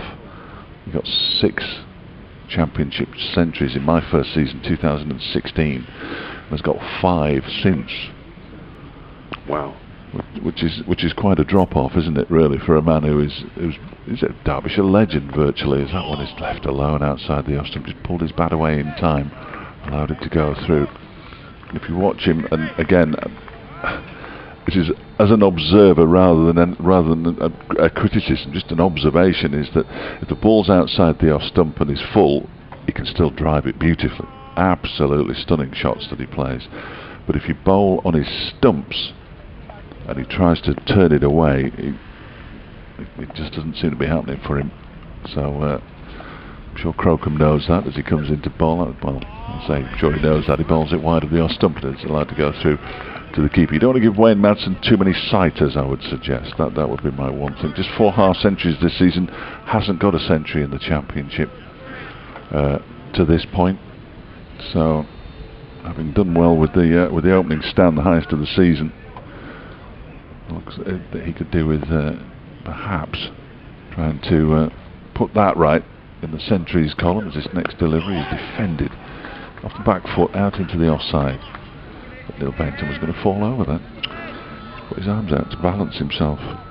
He was, Henry Crocombe turned 20 yesterday. Wow. So happy birthday, Henry. He's bowled a lot of overs this season. I think this is his 188th over. And he's taken 17 wickets. He's in again now to bowl to Wayne Madsen, who leaves alone outside the off stump. That's the end of another successful Crocombe over. 89 for 2 now. Derbyshire deploy the latest man out. His 8th duck of the season. Billy Godalming on 30. Wayne Madsen yet to get off the mark. Yeah, so when you think Jamie Atkins has bowled 117 overs, Sean Hunt 109, Stuart Meeker 135. Meeker no longer with the club, he's retired.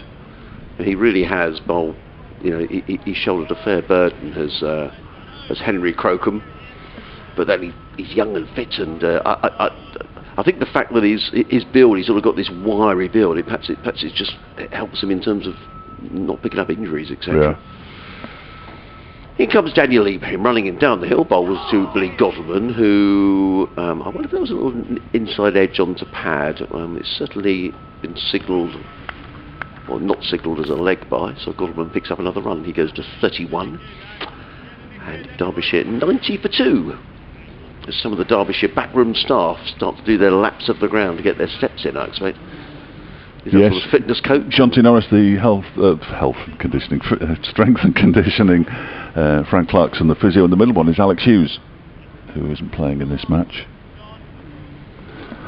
I'm sure all round hasn't played an awful lot of championship cricket this season. Alex Hughes, just 5 matches.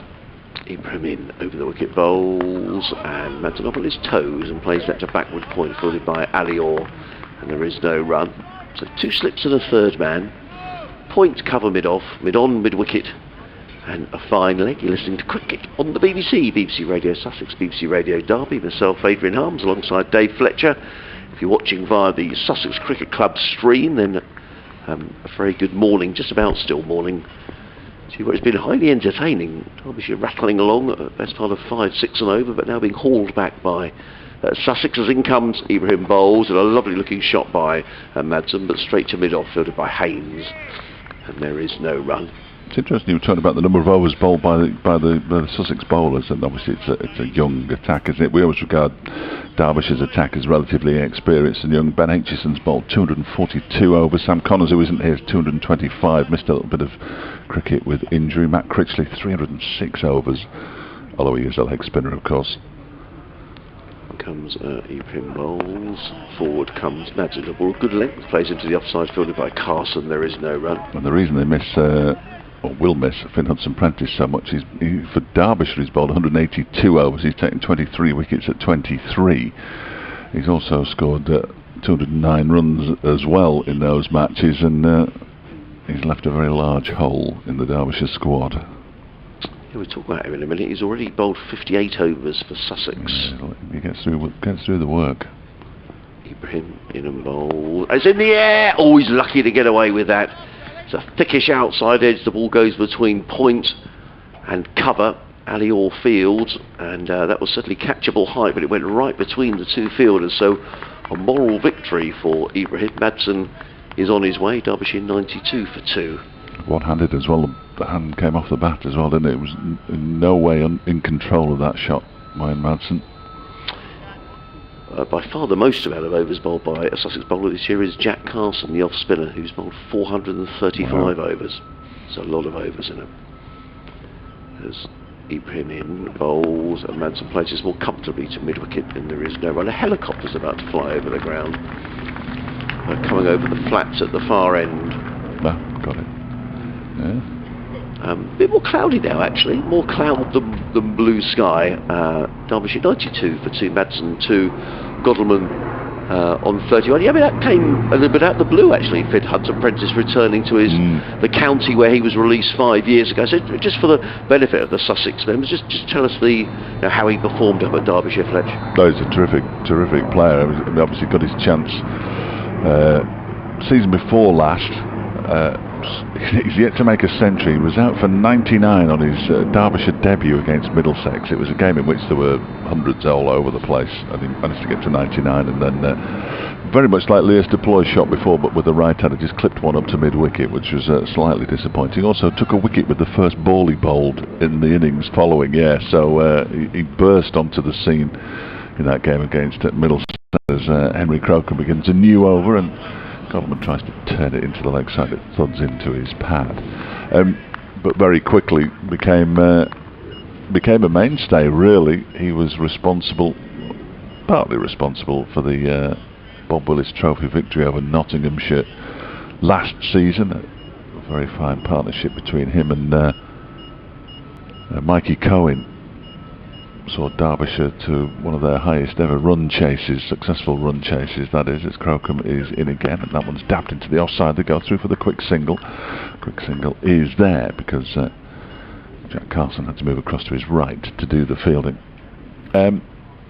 He's opened the bowling. I think his batting's been a little more disappointing this season than perhaps has been in the past, and when you speak to him, he regards himself as a batsman who bowls, whereas Derbyshire have always used him as a bowler who bats, but very much an all-rounder, and never gives anything less than 100%. I mean, Derbyshire have been thrashed in games this season, and he's still taken wickets. He's a really, really good cricketer. As this next delivery from Crocombe is pushed out into the offside by Madsen, and you've got a good one there, but of course people will vaguely remember him, I'm sure, from his first spell here. I know he was hugely disappointed to have been released in the first place, and quite openly said when we spoke to him on the day that it was announced that he'd be leaving Derbyshire that it was an offer that he just couldn't turn down. His family's still down here, and he was living in a flat in Nottingham, a multi-year deal, whatever that means. Yeah. So it was something that nobody, I'm sure, begrudges him as Crocombe bowls. Oh, that one seems to keep a little bit low, but again, it's one of those on his pads there from Wayne Madsen. He managed to get the bat down in time, turned it backward a square on the leg side out towards Ali Orr, and picks up another single, moves on to 394 for 4, and he's a terrific young man just to have a chat to. He's a really nice bloke, Yeah. And certainly the impression, the games that he has played, and he's only played 2 and a bit because he broke his hand last week. Crocombe is in again, bowls, and this one is pushed into the offside off the toe end of the bat by Billy Godwin, who immediately looks at the toe end of his bat to make sure there's no damage. He's having another examination of it now. He picks up another single, moves on to 33, 96, no, 95 for 2. You certainly get the impression he's a real competitor. I get the feeling he's the sort of guy who doesn't like losing. No, he doesn't. Can get a bit frustrated, which I think all sportsmen do, don't they, when things aren't necessarily going right for either them or the team, but usually comes back with something or other. As Crocombe is in, and Madsen just tries to flick this one away. It goes down the leg side. It's well claimed there by Carter, tumbling away to his left. It's the end of the over. 90 minutes of the opening day of this match gone now. 95 for 2 Derbyshire after 20 overs. Madsen has 3 and Godwin has 33. So Dave's just got to go and do his update to the listeners in Derbyshire. So just in terms of this Sussex side, there have been a number of occasions where there's been 6 teenagers in the side, but this week 2 teenagers, Jamie Atkins, Sean Hunt, Ollie Carter makes 3, Daniel Ibrahim 4. So 4 teenagers playing for Sussex in this game. 3 20-year-olds, Jack Carson, Henry Crocombe, who's just turned 20, and Alistair Orr. Harrison Ward, who's 21, Tom Haynes, who's 22. Very much the senior man in the side is Ben Brown, who's 32, the other being Delray Rawlings, who was 24 last week. So Ibrahim running towards us over the wicket, bowls and Godwin forward, plays him to the covers, and there is no run. So 10 of the Sussex players of 24 and younger. Ben Brown, as I say, by far the senior statesman in the side. Good spell of bowling this by Daniel Ibrahim. 5 overs, no wicket for 9. And what he has done after the runs were really leaking early on is to bring a real element of control to the Sussex attack as Ibrahim is in over the wicket, bowls, and forward comes Godwin and works this down towards the backward point, fielded there by Alistair Orr. One more to the total. Godwin's 34, the total 96 for 2. Just to reiterate, there's a very short boundary towards the main pavilion side of the ground.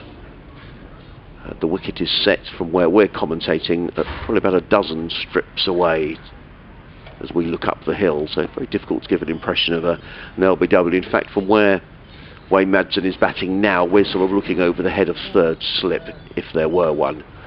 Ibrahim in bowls, and Madsen clips this firmly, and that's 4 runs. Just the first time straying a little onto leg stump was Daniel Ibrahim, and Madsen clipping that one away delightfully through backward square leg for 4 runs to that short boundary, and that brings the 100 up, and a ripple of applause around Hove. Derbyshire 100 for 2, Madsen on 7, Godwin on 34. As Dan Ibrahim makes his way back, he's bowling with 2 slips and a third man. Backward point, cover mid-off, mid-on, mid-wicket. And a fine leg. Bob Baldwin just waiting for a moment. I'm not entirely sure why. I think Wayne Madsen is just adjusting his headgear. And Ibrahim, on his way down. A lot more cloud around now. Some rather more threatening looking clouds. Ibrahim bowls, and Madsen's at it again, but this time clipping it as far as Jamie Atkins, who fields down at a fine leg, gets in the throw. One more to Madsen, who goes to 8. And Derbyshire 101 for 2. Yeah, good start. That must have been too gushing about Finn Hudson-Prince. I'll have to tone it down a bit. People who've messaged me will know what that means. Okay. Yeah, he's a top man. He's a top man. You can buy me a pint tomorrow. As in comes Ibrahim down the hill, bowls and played by Godwin onto the onside, fielded by Harrison Ward, and there is no run. Having said what I said about him, I think that most cricketers are really good blokes to talk to. In fact, doing both football and cricket. Yeah, I find it cricketers are certainly more approachable, and clubs are happier for you to talk to them as well. And it's easier, isn't it? Generally, access. Someone's put up by a club to speak or whatever. As in comes Ibrahim bowls, Godwin is forward and plays into the offside. There is no run. End of the another Daniel Ibrahim over. Derbyshire 101 for 2, Madsen on 8, Godwin on 34. You're listening to live cricket on the BBC, BBC Radio Sussex, BBC Radio Derby. Myself, Adrian Harms, alongside Dave Fletcher. So the 3 figures brought up inside 90 minutes or so. Applause for somebody out there. There's an announcement and applause for somebody. I'm not entirely sure what it is. I'm sure it'll be something or other. And we'll find out in due course. It's going to be Henry Crocombe. 6 overs, 2 maidens, 2 for 21, his figures so far. In his current spell, 3 overs, 1 maiden, 2 for 7. After Derbyshire had made that terrific start. Reaching 89 without losing a wicket, then losing 2 on that score. He's just trying to settle things down again now with Wayne Madsen on 8, Billy Godwin on 34. Madsen's on strike, Dragonfly, excellent. As Madsen drives very nicely, but strikes the man in the covers, and there is no run. Sorry, just got distracted by a Dragonfly there. It was a big old thing. There he is, just flying around outside our commentary box. I don't remember seeing Dragonflies when I was a youngster. Perhaps I didn't go anywhere near anywhere where they bred, but more and more in recent years, certainly. More on Nature Watch later as Crocombe sets off again from the CN, bowling up the hill to Wayne Madsen, who just guides this out to the man at point. Again, there's no run. Just having a look round to see if anybody's taking advantage of some of the magnificent views that they'll get from the flats. I can't see too many people watching the game for nothing today. Well, they kept me off those balconies when there was cricket on if I lived there. Some good Splendid viewing, both from the Cromwell Road as Madsen defends this out into the offside, and from away to our right, the old clock scoreboard, which has sprung into life. Adrian, I'm delighted to say the new electronic scoreboard is there. Oh, isn't so that good? yeah, absolutely.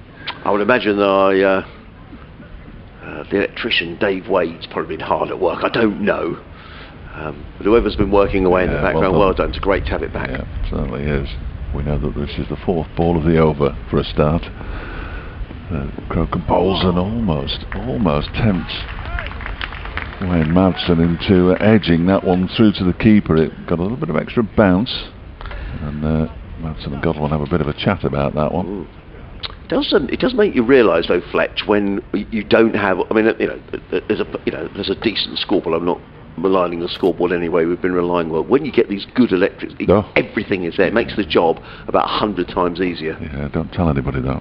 No. They'll all think they can do it.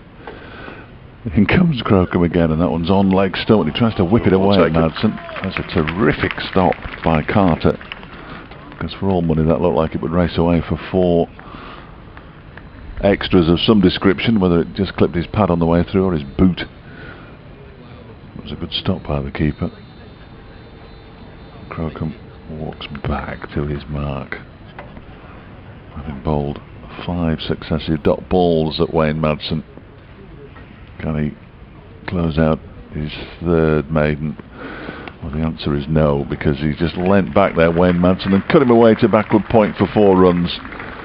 How often is it the last ball of an over? The first ball and the last ball of an over always seem to be the most vulnerable for bowlers, even experienced bowlers, but for young bowlers especially. That's 7 overs, 2 for 25 now, bowled by Crocombe. Madsen's moved on to 12. Godalming has 34, and Derbyshire 105 for 2.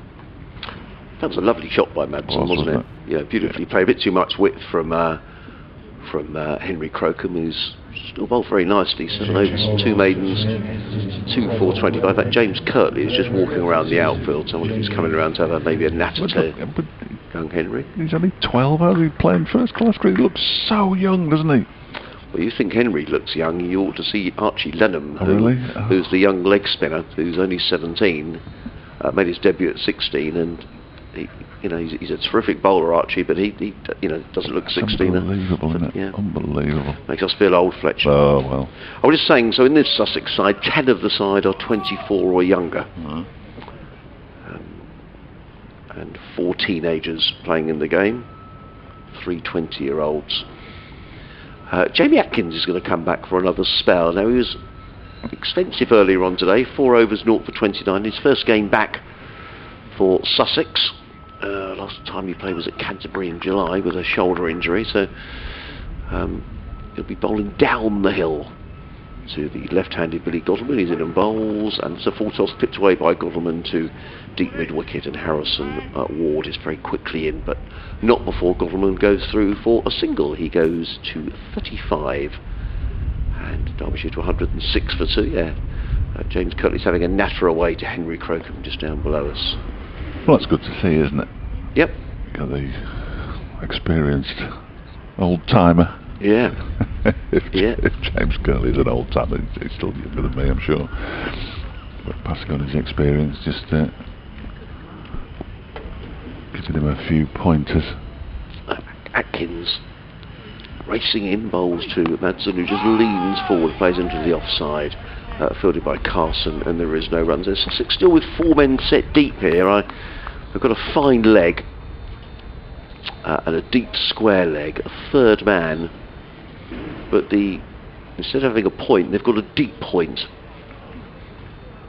Not sure I quite agree with that. Madsen is fairly new to the wicket, and there's a comfortable single every time now.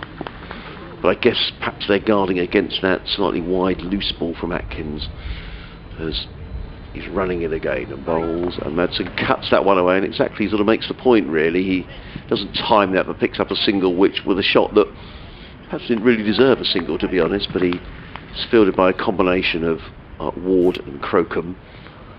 And Madsen picks up a single. He goes to 13. I think that's going to tick over to. And no ball as well. Well spotted Fletch. Signalled by Paul Baldwin. 109 for 2. Henry Crocombe is having a long chat down here to James Curley. All is very convivial, doesn't it? As in, Atkins is halfway down his run and then pulls out of his delivery strike. I think Billy pulled out, actually. Did he? Okay. Yeah, he does that. I can't see anything behind the bowler's arm that would have troubled him there, though. So Atkins back in around the wicket bowls. That's a quick delivery which Godalming plays out into the offside, fielded in the covers by Carson, and there is no run. Total remains 109 for 2. Very much of smoke billowing from behind the there is, isn't cow there? Corner area. Yes, I don't know. That's Ireland, but Hove. It's someone's garden, but I think the smoke might come from the gardens behind, maybe.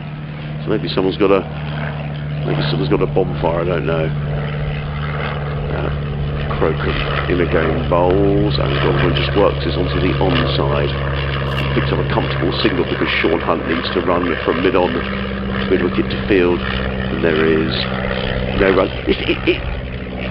It is a challenge setting a field to a young quick bowler who has been a bit wayward, isn't it, Fletch? I mean, I'm suggesting maybe that the field is a little too defensive and there's too many singles on offer. On the other hand, I suppose if you don't have that protection and you start, you're leaking boundaries, that's not ideal either. No, but it's all about taking wickets, isn't it? Really, or it should be. Yep.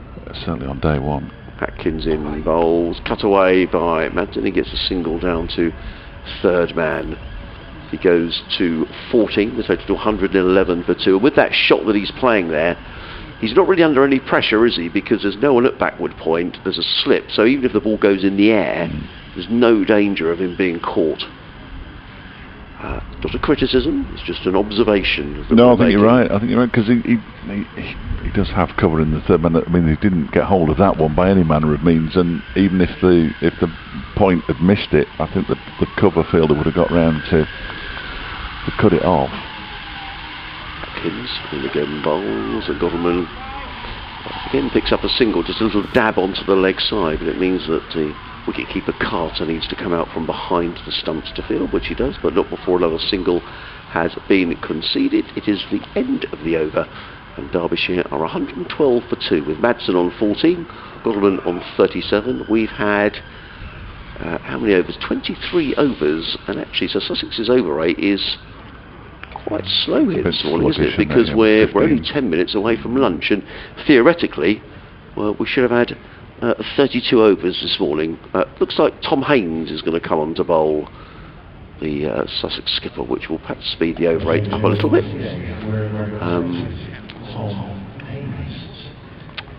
Just give you those figures of Henry Crocombe, who's just gone out in the attack. Oh, they've disappeared. But it's going to be Tom Haynes who's going to bowl his little medium pacers, and I'd imagine we might well see keeper Ollie Carter standing up to the stumps. Just very quickly elsewhere, Fletch, Hampshire in trouble at Liverpool. They're 50 for 4 at the top of the county championship. Nottinghamshire 70 for 3 against Yorkshire. The other game at the top of the county championship is Edgbaston Warwickshire 62 for 1 against Somerset. And in this division, Leicestershire 82 for 2 at Worcester, and Middlesex 67 for 2 at Canterbury against Kent. Who you played last week, did you, Fletch? And you played Kent last week? Yes. Yeah. Yes, got thoroughly outplayed by Kent last week. Drew with Leicestershire on a really flat pitch. At Derby? Yeah. And lost at Lords. Prior to that, as Tom Haynes comes in over the wicket, the ball to Billy Godwin, who's driving at that one. Well taken by Carter, whose hair I've just seen flowing from the back of his cap. That's my first glimpse of his lustrous blonde hair. Excellent. Do like a long-haired cricketer, hence my admiration for Finn Hudson-Prentice. Yes. He's got the wild man look at the moment. Told us at the start of the season he wasn't going to cut his hair all season unless things didn't go well, and then he might do. You know what sportsmen are like, absolute fools for superstition and all that kind of thing. Haynes is in again, and Godalming this time does get bat on ball, but pushes it straight into the covers where it's fielded by Jack Carson. He just bowls these little medium paces, just Tom Haynes, but he's kind of always at the batsman, if you know what I mean. Fletcher doesn't give him much to hit. Yes. That's a good time to bowl just before lunch. Yes. 12-4-2. Godalming just fiddles this out into the offside. Once again, it's Carson who does the fielding. Tall figure, sun hat. Jack Carson. So many names in the Sussex ranks, that players in the Sussex ranks I haven't come across. Not having been here for a couple of years. As Haynes is in again, and this time Godalming plays it straight back to him. And there's no run. 1 or 2. The clouds look a little bit dark, but I don't think it's going to be massively threatening. We're still playing in glorious sunshine here at the county ground in Hove. A couple of emails we've had, we'll read out at the end of the first from Stuart McPherson. Godalming drives, but that one bounces awkwardly there, so it's not taken cleanly by Carson. They do scramble through for a single as Crocombe does the cleaning up. Godalming moves on to 38, 113 for 4 in the 24th over. 1 ball of the 24th over remains. Time just going up to 20 past 12. So perhaps time for 3 more overs, which would take them up to 27, which is still a little bit behind, and the 2 batsmen are not helping matters either by having a lengthy chat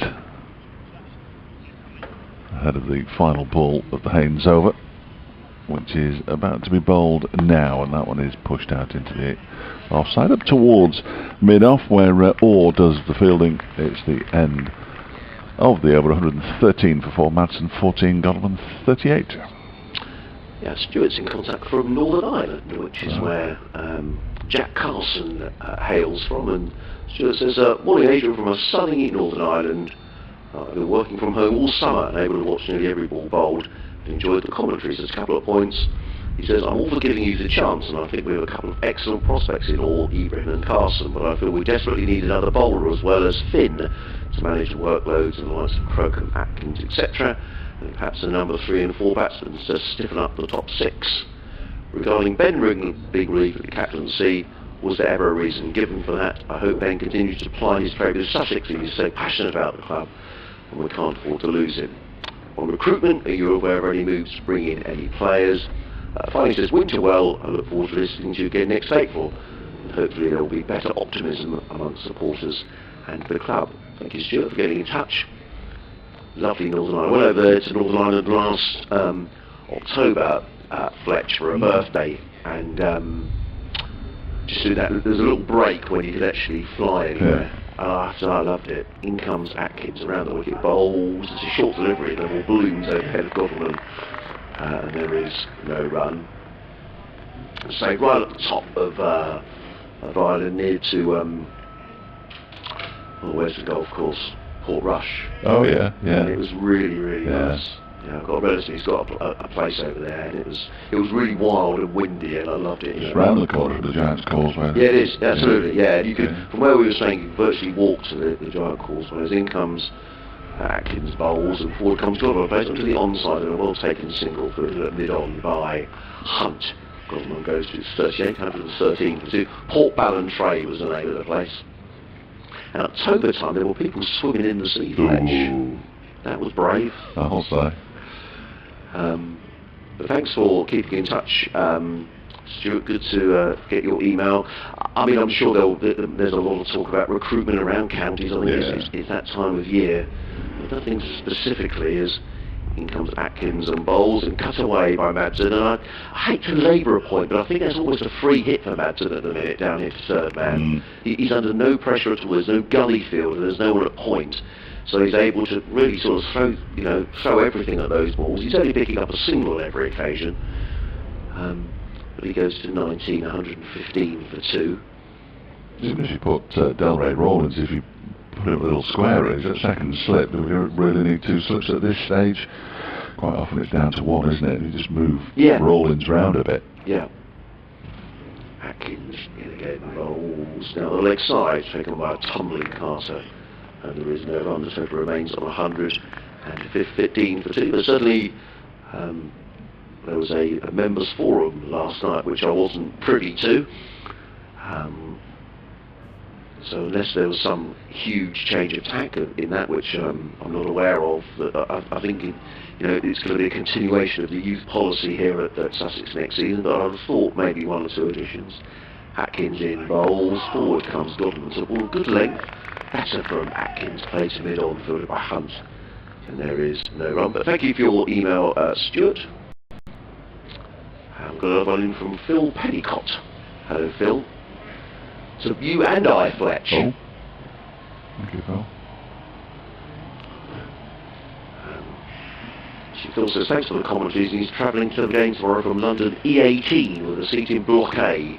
So he says, I hope they fix the scoreboard by then. In comes Atkins, bowls, and tickled away by Godwin down towards fine leg, Crocombe. Oh, well, he almost stopped the ball hit the rope. We can see that. And that's 4 runs. We'll wait for the umpire's signal, and they'll leg byes. He got round quickly, did Henry Crocombe, but the ball, he got a hand to it, but the ball literally just touched the rope, and we saw it happen. So, 4 more to Derbyshire, who go to 119 for 2. Madsen on 15, Godwin on 39. But the scoreboard is fixed, Phil, so you'll be glad about that.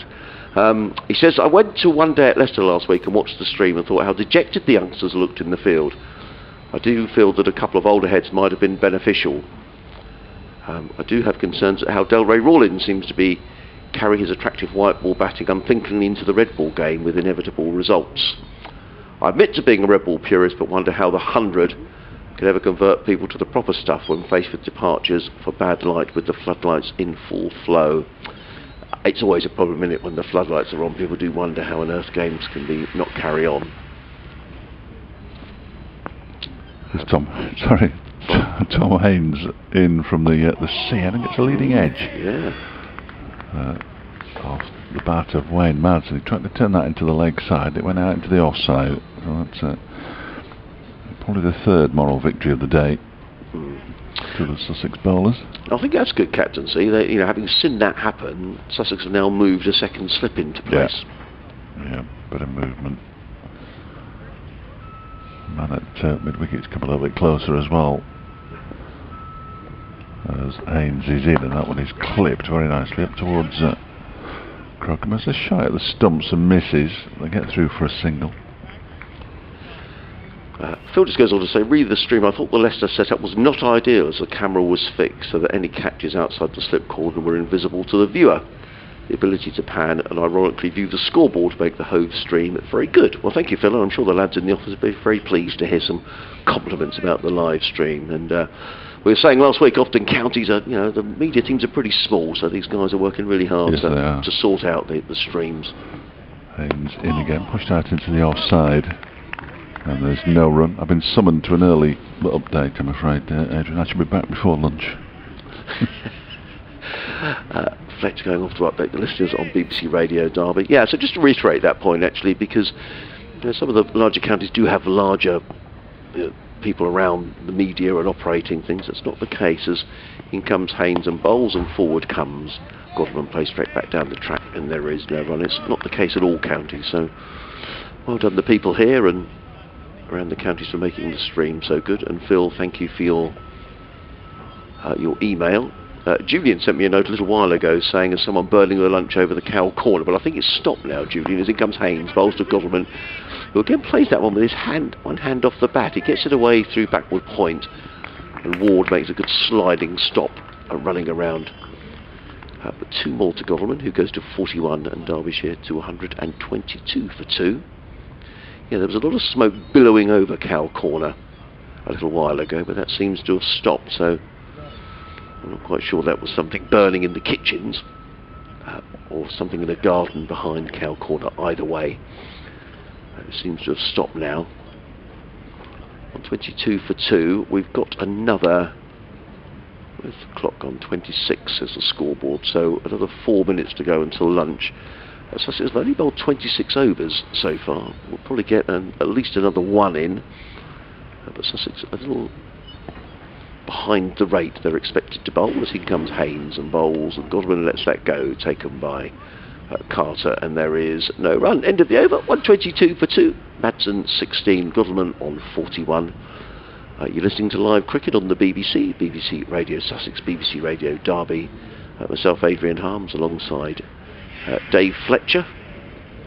Always good to see Fletch, who was telling me, if you're a football fan, that he's the Burton Albion commentator now for the BBC, so he'll have a busy winter ahead of him. And we're not going to get a change of bowling and more of a delay. It's going to be Jack Carson who will bowl the next over, who does rattle through his overs quickly, does Jack. Whether he'll get an over in and the umpire will be able to come in for another over before lunch, we'll have to wait and see. But for the time being, it's going to be Jack Carson who's going to be bowling eventually when everything is sorted out from the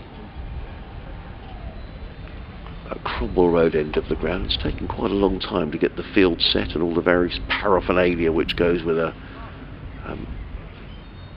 change of bowler and a spinner coming on, and helmets and pads and goodness knows what bought out. And my suspicion is this will be the final over before lunch. As Carson sets his field, he's talking about the amount of overs he's bowled, Jack Carson, this season, which is here we go, 435 overs. He's taken 37 wickets at an average of 34. Best return in innings, 5 for 85, which was at Headingley, where he bowled beautifully, particularly against David Malan. He's in again now, over the wicket bowling, and swept immediately by Madsen, down to deep backward square, fielded by Atkins. And Madsen goes to 17, 123 for 2 are Derbyshire. Now for the left-handed Godalming, there's a slip and a short leg. Ben Brown, as he did at Leicester last week, doing the duties under the helmet. That short leg. Delray Rawlins is making a suggestion to Jack Carson as to where his field ought to be. The point is coming up to backward point, and there's now a sweeper on the cover boundary, who is Alistair Orr. A slip and a short leg of the close fielders. As Godalming settles over his bat and waits. Carson is in, bowls, and forward comes Godalming. Got a big stride in there, did Billy Godalming, and there was a loud appeal from Jack Carson. As I say, we haven't got a good view of LBWs at all this week, so to the left-hander we're looking over fine leg. But it certainly looks as if Godalming got in a big stride. Carson in again and bowls. Godalming is forward, plays that into the offside, and that's a nicely judged single, plays it to the right of Ibrahim, who's fielding in the covers, and Godalming goes to 42, and Derbyshire 124 for 2. I'd imagine they'll be well pleased with their efforts this morning. Yeah, I think so. Just those couple of wickets falling with the score on 89. Leicester Ploy's poor run continuing. Kane batted well. Carson again bowls, and Madsen just works this through backward point, picks up a comfortable single, fielded by Ward, who comes trotting in from fielding on the point boundary. Good to see that the tradition of the over a spin before lunch hasn't died out. One of the great traditions of first-class cricket. The digital clock now says 12:30, so this will be the last over before lunch. Carson in bowls, Godalming stretches forward, plays down the offside of the track. Carson fields off his own bowling, and there is no run. Carson again. Final ball before the interval, provided it's not a no ball. He's in and bowls, and Godalming just plays that into the offside. There is no run. It is the end of the over. Umpire Baldwin removes the bails at the far end of the ground. They don't take the bails off of them these days. They always used to put them in their pockets, but umpires rather untidily, I think, now to sort of knock them onto the floor. I much prefer it when they took them off and put them in their pockets, but then that's me. And the players leave the field at lunch, with Derbyshire having won the toss, 125 for 2. Madsen on 18, Godalming on 42. What's your summary of that morning play, Fletch? Well, I'm very pleased that Derbyshire have found some form with the bat. It's come a little bit too late to save the season, of course, but Harry Kane with a career Billy Godman batted nicely, 89, the highest opening partnership of the season. So far, only one more opening partnership maximum to come, of course. Poor old Lewis to play, can't wait for the season to finish as far as batting is concerned. 8th duck of the campaign in the championship. And Billy Godman and Wayne Madsen haven't looked enormously troubled, it has to be said. Perhaps they could be a little bit more attacking, Sussex, but they've got an eye on the overall run rate, which, without a calculator in front of me, I'll have to look at my computer. It's come down to 4.5, and at one point it was 8. So they've sort of reined it in a bit. But I just think they could be a bit more attacking, personally. And Derbyshire will have taken full advantage of anything that has been in the scoring arc, hasn't it, really? And they batted nicely. But they had to, because they won the toss and decided to bat. So they'll be pleased. They'll be pleased at lunch. And it certainly looks a good track and a good day to be batting. Lovely blue skies, a bit of cloud around, but all in all looks like a good day to be batting. So Fletcher and I are going to have a little breather. We'll leave the effects microphone bubbling away, so you can hopefully hear the seagulls, not an awful lot else. And we'll grab a bit of lunch, and we'll speak to you again in about half an hour or so's time.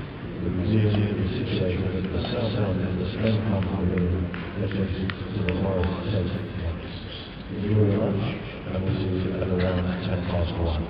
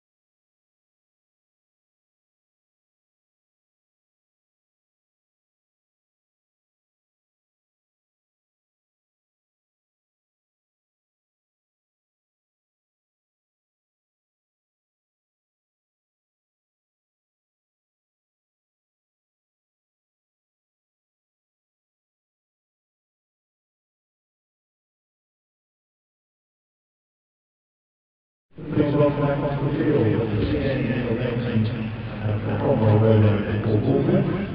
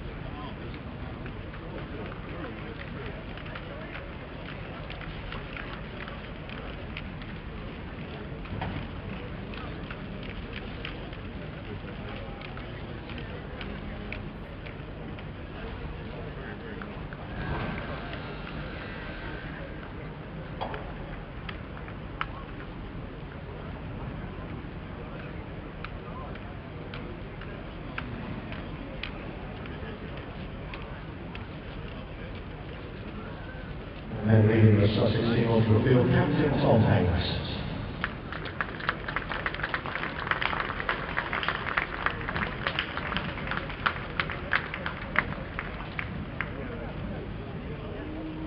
Welcome back to the county ground in Hove for the afternoon session on day one of the match between Sussex and Derbyshire. Derbyshire went into lunch at 125 for 2. Wayne Madsen on 18, Billy Goldman on 42. Harry came and they deployed the two men out this morning, both going to Henry Crocombe. Came for 45 off just 50 deliveries with 7 fours. Was going along nicely until he was trap leg before wicket. And a few balls later, Lear's deploy. Unfortunately, a bit of a walking wicket this season. Caught by Daniel Ibrahim off the bowling of Crocombe for a 4-ball duck, the 8th duck he's suffered in the championship this season. So you can't wait for the season to finish, but it's been a fairly decent morning from a Derbyshire perspective, no doubt. Perhaps Sussex could have been a little more attacking and they've regrouped during the lunch interval. They've had a chat. The coaches, no doubt, will have been chatting to Tom Haynes, the skipper, as well. It's going to be Henry Crocombe to open the bowling from the C end. Got good figures as well. 7 overs, 2 maidens, 2 for 25. He actually picked up 2 for 11 in 4 overs in his second spell this morning. So clearly, I'm going to call him a danger man. He looks more like a danger boy to me, but he's clearly the danger man with the ball in hand. And he's going to be bowling first up to Wayne Madsen with a couple of slips in place, and Madsen goes back into his crease and just caresses the ball into the leg side where Jamie Atkins runs around to do the fielding. Over the long hair brigade. Jamie Atkins, he looks more like a mullet, which is very fashionable apparently these days. Forgive me, I'm sure, if it isn't a mullet. I think most long hair, when it's poking out the back of a cap, looks like a mullet. Glorious sunshine. There are clouds up above, but it's really warm. A little walk out the back of the media centre at lunch, and it's very pleasant out there. As Godman waits and Crocombe balls, that's a good leave.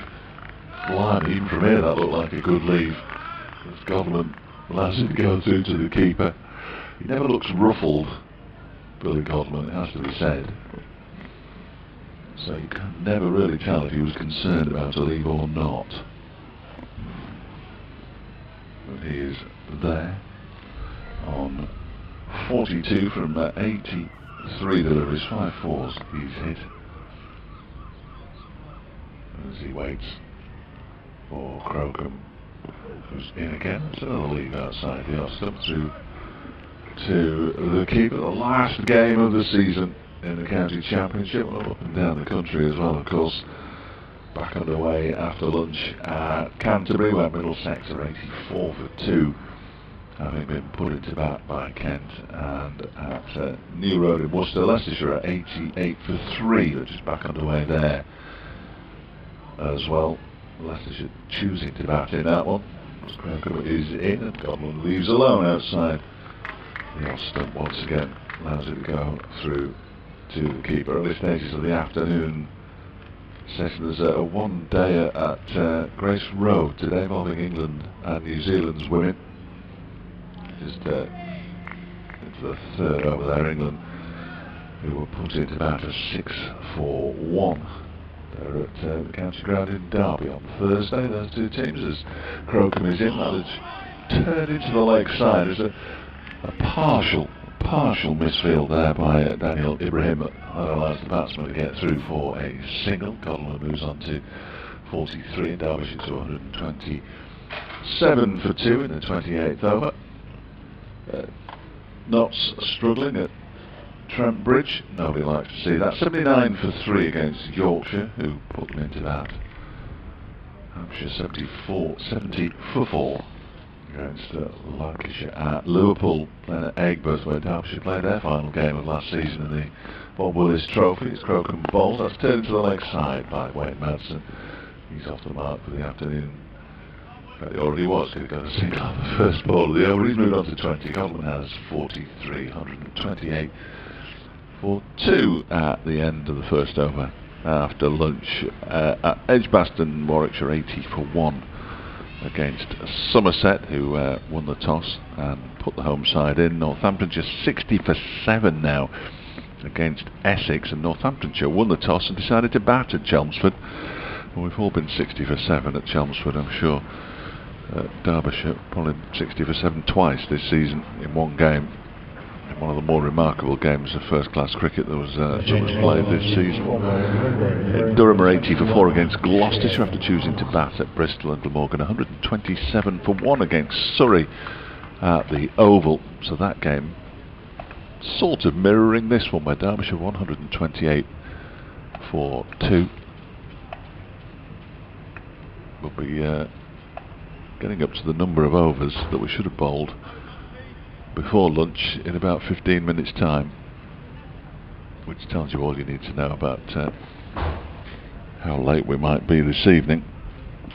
Sean Hunt, left armour, in bowls to Wayne Madsen from the Cromwell Road end, and he allows it to go through to the keeper. A little bit of a breeze, you can see on the flag on the clock tower scoreboard away to our right hand side, just blowing from left to right as we look out from the sea end. But as I say, very pleasant. If you were going to ask for some decent weather on the 21st of September, you couldn't be more decent than it is here in Hove today. This next delivery is turned into the leg side by Madsen, picks off the single, moves to 21. Derbyshire to 129 for 2 now. By Neil Bainton. Moves from square leg to square leg. He's trying to get his steps up as well. He goes an awful long way at square leg too. I don't think I could see a run out from the distance he's looking. Umpire Gould out the back. I noticed at lunch when I was going for my lunch, Ian Gould, as this next delivery is defended by Godwin into the onside. Good to see him. Recently retired from the umpires list. Sussex man, of course. Ian Gould. Always good to see him. He likes a chat. Yeah, absolutely. I didn't realise it. This is his last season. I think he's finished. Right. Okay. I think he's already finished. I think. As Godwin goes back into his crease and rather fiddles that next delivery from Hunt out into the offside. Yeah, recently there was a book. I think the book that was published was called Gunner. Actually, I think that was right at the beginning of lockdown. Right. So it comes what's that? 18 months ago now. Yeah. It's flown. Yeah, he's got a few stories, I'm sure. Yeah. Good on the after dinner speaking circuit. As Hunt is in, bowls to Godwin, gets up on his toes, just taps it into the ground, backward a square on the offside, and goes through for a comfortable single. And the comfortable single is available to both batsmen at the moment. Didn't necessarily doing Sussex any favours. Godwin moves to 44, 130 for 2 early stages of the afternoon session, 125 for 2 at lunch. Looks like a batting track, doesn't it? There's a bit there for the bowlers. Put it in the right area though, haven't you, really? And that one is not in the right area because it's down the leg side and turned away for a leg by Wayne Madsen. Signal comes in now from umpire Baldwin up at the far end, just taps his right knee. 1:31 for 2 at the end of the over. Madsen on 21. Godwin on 44. Strange, isn't it, Fletch? Because I never quite understand when over rates go up on the scoreboard. So we've only had 29 overs, so we're clearly behind, and the over rates are showing -1, and yet we're best part of 10 minutes after lunch, really. It never made any sense to me. I don't even think they should be on the board, in all honesty. Well, it's a bit of a bugbear of mine. I personally think you should be able to bowl 16 overs an hour. I don't understand. I don't understand even at this level. 13, 14 overs. And generally, Sussex are fairly prompt, because if you get the likes of Jack Carson, Delray Rawlings bowling, they do rattle through their overs, and maybe that will happen later on today. But I'm not quite sure why we've only had 29 overs. Nonetheless, Henry Crocombe is running away from us. The wicket taker comes in and bowls to Madsen, who covers up, plays to mid-on, and there is no run. I haven't seen a lot of Wayne Madsen bat. Whenever I see him bat, though, he always looks a good player, Fletch. And you were saying that he's had a fairly lean season by his standard, but he always just looks a good player. Yeah, he will admit, I'm sure it's been a disappointing season. But he has struggled with injury, but just a little over 550 runs this season.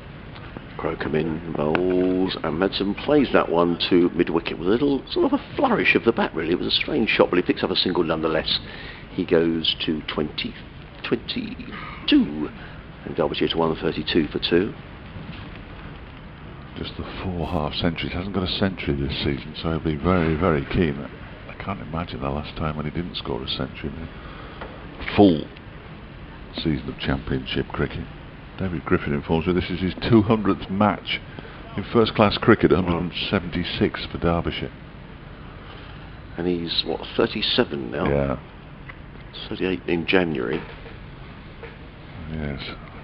But, when you look at Darren Stevens for Kent, and the point was made, actually, during the over the weekend, as in comes Crocombe in bowls, let go by Godwin through to keeper Carter, and there is no run. And Darren Stevens has said, even at 45, that he still feels he's performing well. And actually, whilst everybody wants to turn to younger players, and I kind of understand that, with sport these days, players do look after themselves, don't they? I mean, football, if you think about, Ronaldo, he comes back and he's playing in the Premier League. You think about Darren Stevens at 40. It makes you wonder whether cricketers might think, why can't I play into my 40s? If I'm good enough and I'm making runs, taking wickets. Crocombe in bowls, cut away by Godwin. Nice looking shot. He's going to pick up a couple of runs here, down to a wideish third man. Is that all the way down there? Is that Jack Cast all the way down there? Yeah, it is.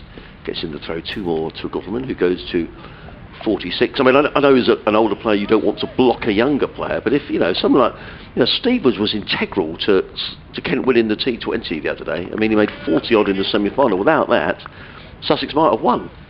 3 summers ago, he came on loan for the T20 to Derbyshire and told me at the time he had no future at Kent. Crocombe in bowls, Godwin lets that go through to Carter. He was out of contract at the end of the season, nothing had been offered, and he went back, and at the end of that season started to score runs again and take wickets, and they offered him a new contract, and he's still there now. Was it that season, Fletch, where did he play a championship game at Leeds and he got about 200 in about 3 hours or something ridiculous? Could have been. And yes, right. And then he went. Kent then offered him sort of a year. But he's so when he came into bat on Saturday, Kent, from memory, were 95 for 5 in the semi-final against Sussex. As Crocombe turns, is in bowls and let go outside the off stump again by Godwin. There is no run. End of Henry Crocombe's over. 9 overs. 2 maidens, 2 for 31 for Henry Crocombe. Derbyshire 134 for 2. But they were in real trouble.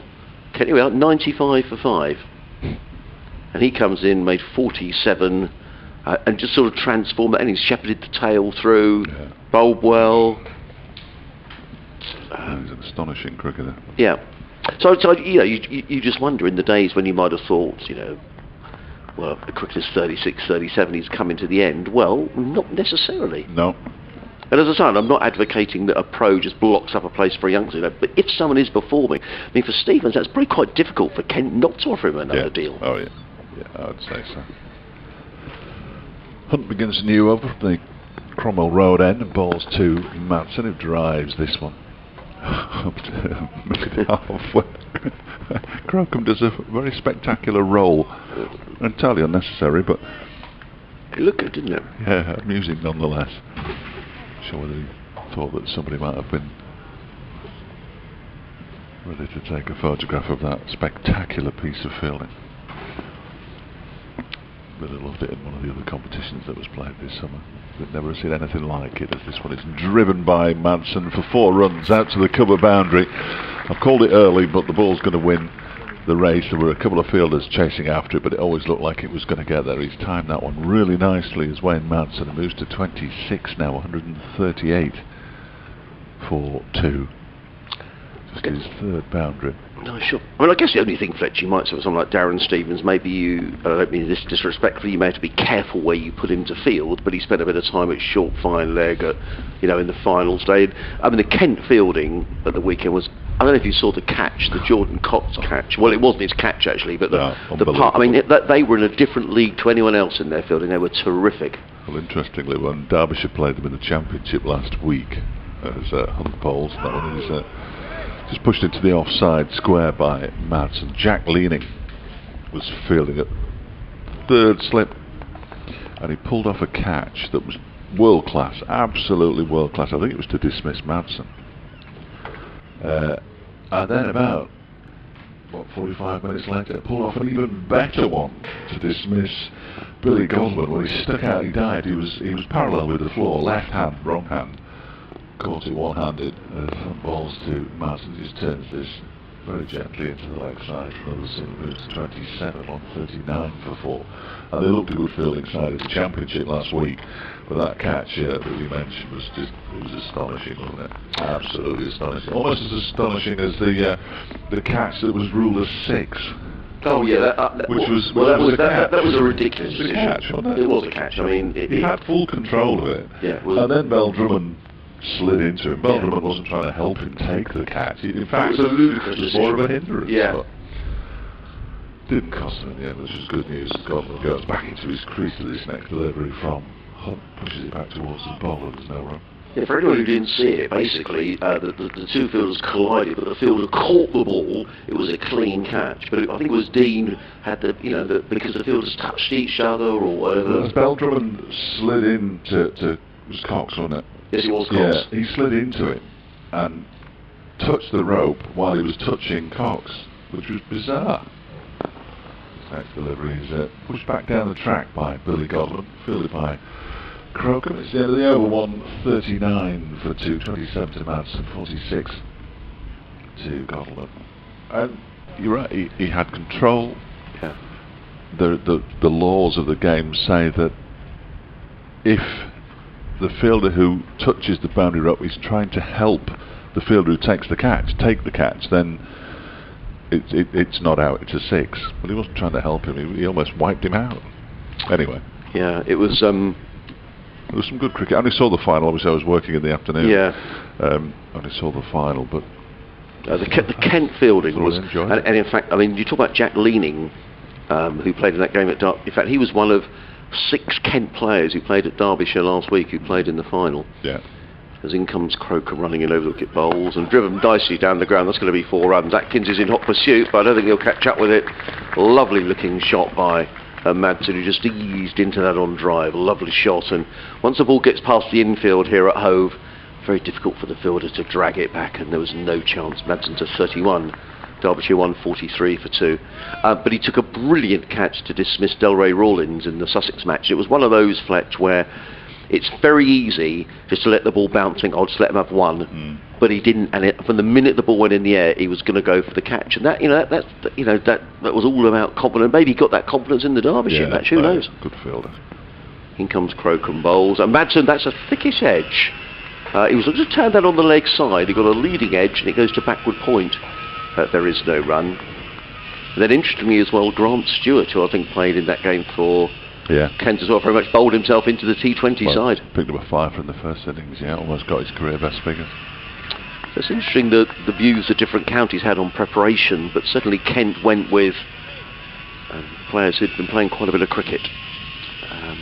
But anyway, they fielded very nicely, well, brilliantly actually. Crocombe, sorry, we've got a drill in the background, which is a bit irritating. Crocombe in and bowls, and Madsen clips this to mid-wicket, no? Well, square leg. Fielded there by Orr, and there is no run. Michael Alexander, been in touch. Michael, thank you for your emails. Good to hear from you.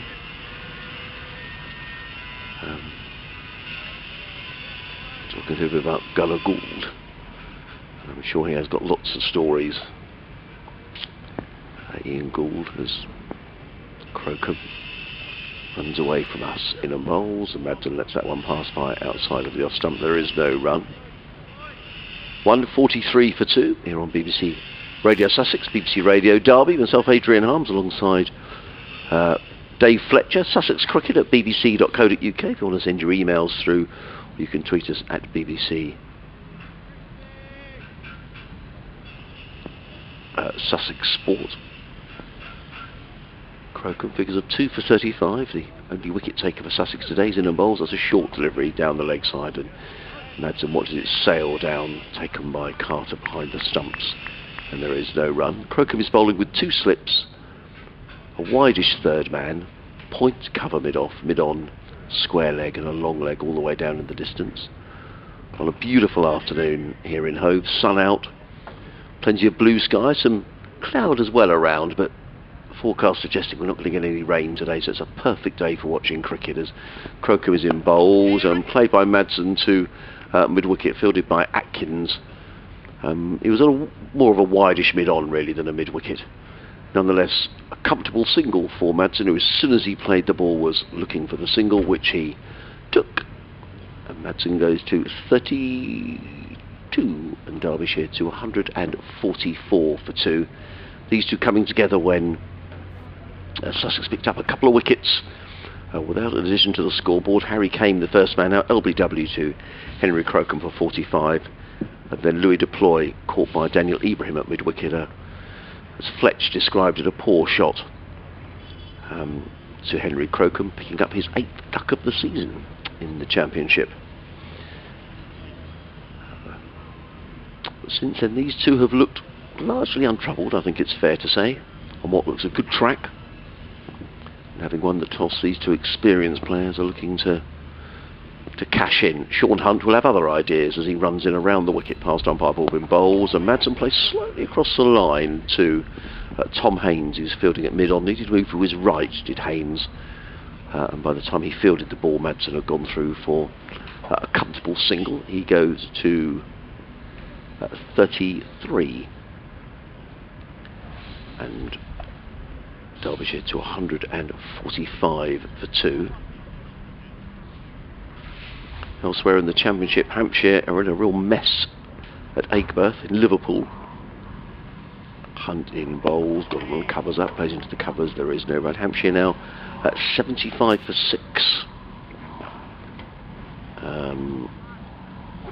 3 wickets there for... who's picked up all the wickets there? Balderston, and Tom Bailey has picked up 2.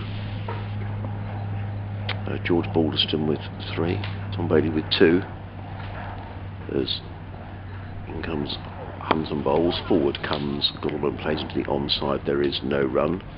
Luke Wells, former Sussex man, playing in that match. Lancashire, if they win that game, still with a chance of winning the county championship. Go on, the boys. Yeah, that's your neck of the woods, isn't it, Fletch? Very much. Yeah.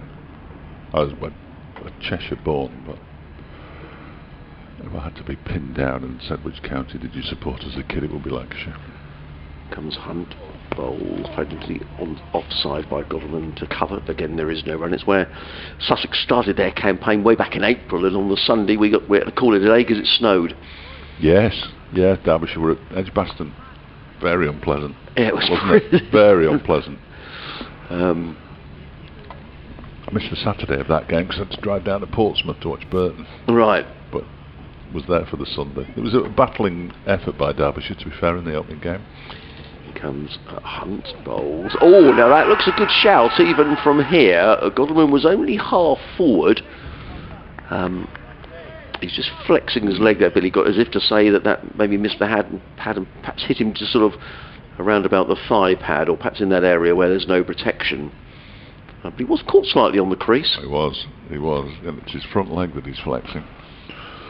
So a decent shout from Hunt, probably from, if Godalming is suggesting, it might have gone over the top. Hunt again, final ball of his 8th over, running in towards us, some bowls, and Godalming plays that into the offside again, picks up a comfortable single when it was just a defensive push, really. Either way, he goes to 47, or is it going to go to 48? No, 47 at the end of the over. Derbyshire 146 for 2. And these two have now added 11 plus 46, 57 for the 3rd wicket. I just suggested on my update there that these two are relatively untroubled. There's been one false shot, I think, from Wayne Madsen since lunch, and that's about it prior to that appeal for leg before wicket. But there are runs available pretty much wherever they want them, and if they want to just dab it down into either the onside or the offside, they can go through very comfortably for a single. Not under an awful lot of pressure at the moment, these two batsmen. And therefore should score plenty of runs, of course. Yeah, I mean, I think this is a better field. This is more of a run-saving field. They've got 3 men saving one on the offside. Someone's moving behind the bowler's arm. There's a photographer down here. That's ridiculous, isn't it? He's right behind the bowler's arm. Yeah, can't go there. He's got that orange. I think umpire Bainton is not very happy. He's asking him to take off his orange fluorescent jacket, which he's probably been asked to wear. It will have been. Yeah, that's okay now. Henry Crocombe begins to do over from the CN, bowls to Godalming, who dabs it out into the offside. There's a bit of a yes-no. In the end, the decision is no, and I think it's the correct decision as well. And the two batsmen just acknowledge that is the best, or was the correct decision. Wayne Madsen has a quick word with Billy Godalming as well, as he just walks down the track a little bit. That drill is annoying, isn't it? Well, we had it here the last game as well. They've got to work, I suppose, haven't they? The next delivery from Crocombe is defended by Madsen back towards the bowler. Picks up, tosses the ball away to be polished. It's one of my bugbears.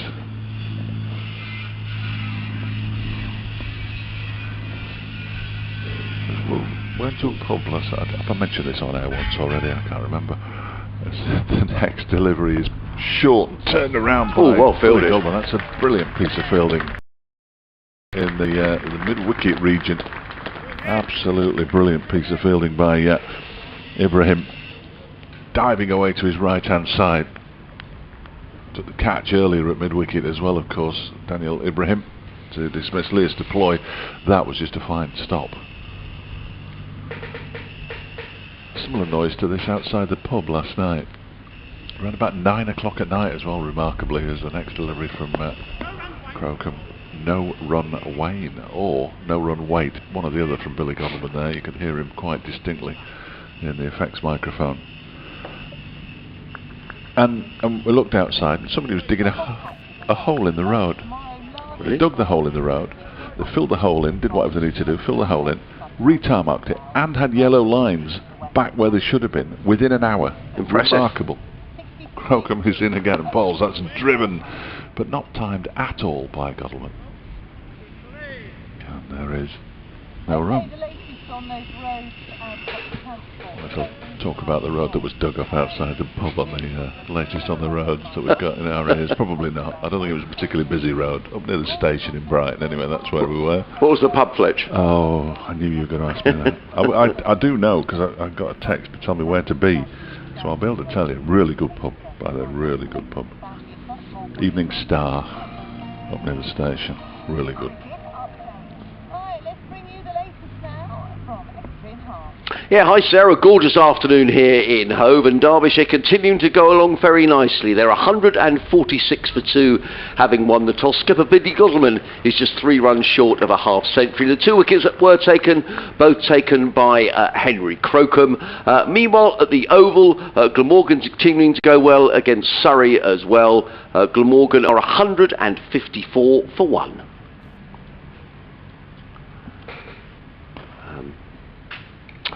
So, end of the over. And sanitation break. They come round quickly as well, don't they? The most bizarre one that we had today came 10 minutes before the lunch interval, when they decided that they needed to sanitise their hands, which seemed a little absurd. But yeah, I've got a bit confused this season, because last year it seemed to be sort of every 6 overs, and then they're saying it's every 6 overs if there's not a wicket, and then it seemed to be a bit arbitrary, and I've got a bit confused over the...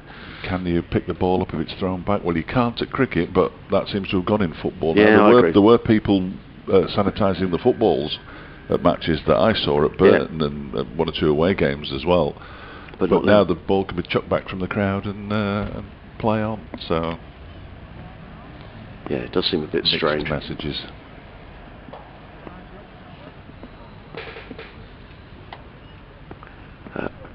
Is it me or you? I can't remember.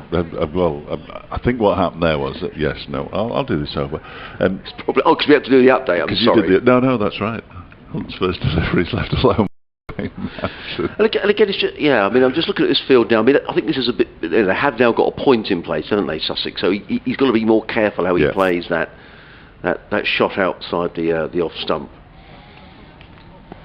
Obviously, had a chat about that at lunchtime. The cover is now got a little bit squarer as well. So around the wicket to the right-handed way, Madsen, who drives very pleasantly indeed up the hill out towards.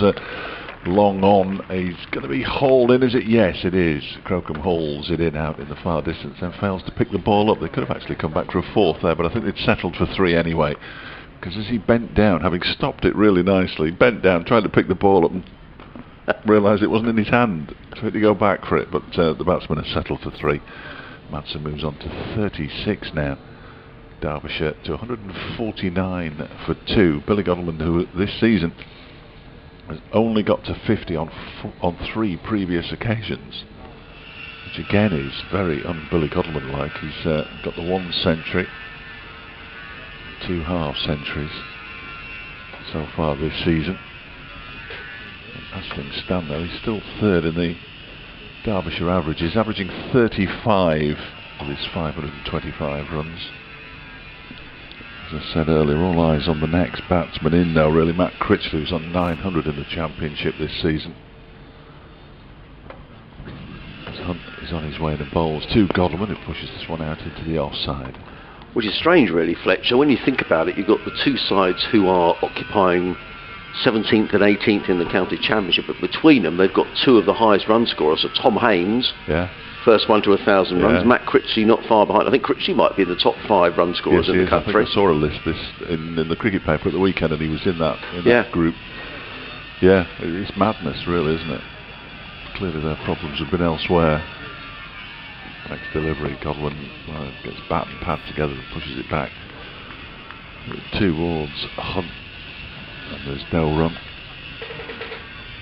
Combined Critchley's 900 runs with his 28 wickets as well, leading wicket taker for Derbyshire, leading run scorer for Derbyshire. Tells you how important he is for the county. Finance and Practice still 2nd in the averages though, as this one is turned into the leg side by Godwin, and there's no run. 23 wickets at 23.8 for Finance and Prentice in the Championship for Derbyshire. Ben Aitchison, the man who... Oh, excellent, we've never got an alarm. That is noisy. Well, it's not my car. No, I think I'd prefer the saw, to be honest. Yeah, I do. My car doesn't have an alarm. Something's reversing now. Yeah. Somebody's got one of those records that used to be able to get sound effects. And they're just playing it from start to finish. Godleman goes back into his crease, pushes it out into the offside. There's a comfortable single there though, and he moves on to 48. 150 up for Derbyshire, 150 for 2 at the end of the over. Madsen has 36. Used to love those records. You could borrow them from the library. just records of BBC sound effects. So you take them home and you had all the, and I've no idea why I did it, and then you take them back. Madness. But there we go. He's got a bit of a problem here, Tom Haynes. I can see him chattering away to Ben Brown, the former skipper. Perhaps, what do you do, Ben? What do you think? Or maybe Ben's thinking, you know, Daniel Ibrahim's going to come back into the attack. He's bowled very tidily, 6 overs, 0 for 15. But I think you hit the nail on the head, really, Fletch. That it's looked, these who haven't looked really under any pressure. Yeah. Partnership of 60 on. I mean, they're 2 experienced players, and they're probably looking at this pitch thinking, good pitch, quickish outfield. Might be the last game of the season, but a chance to end the season with a big score.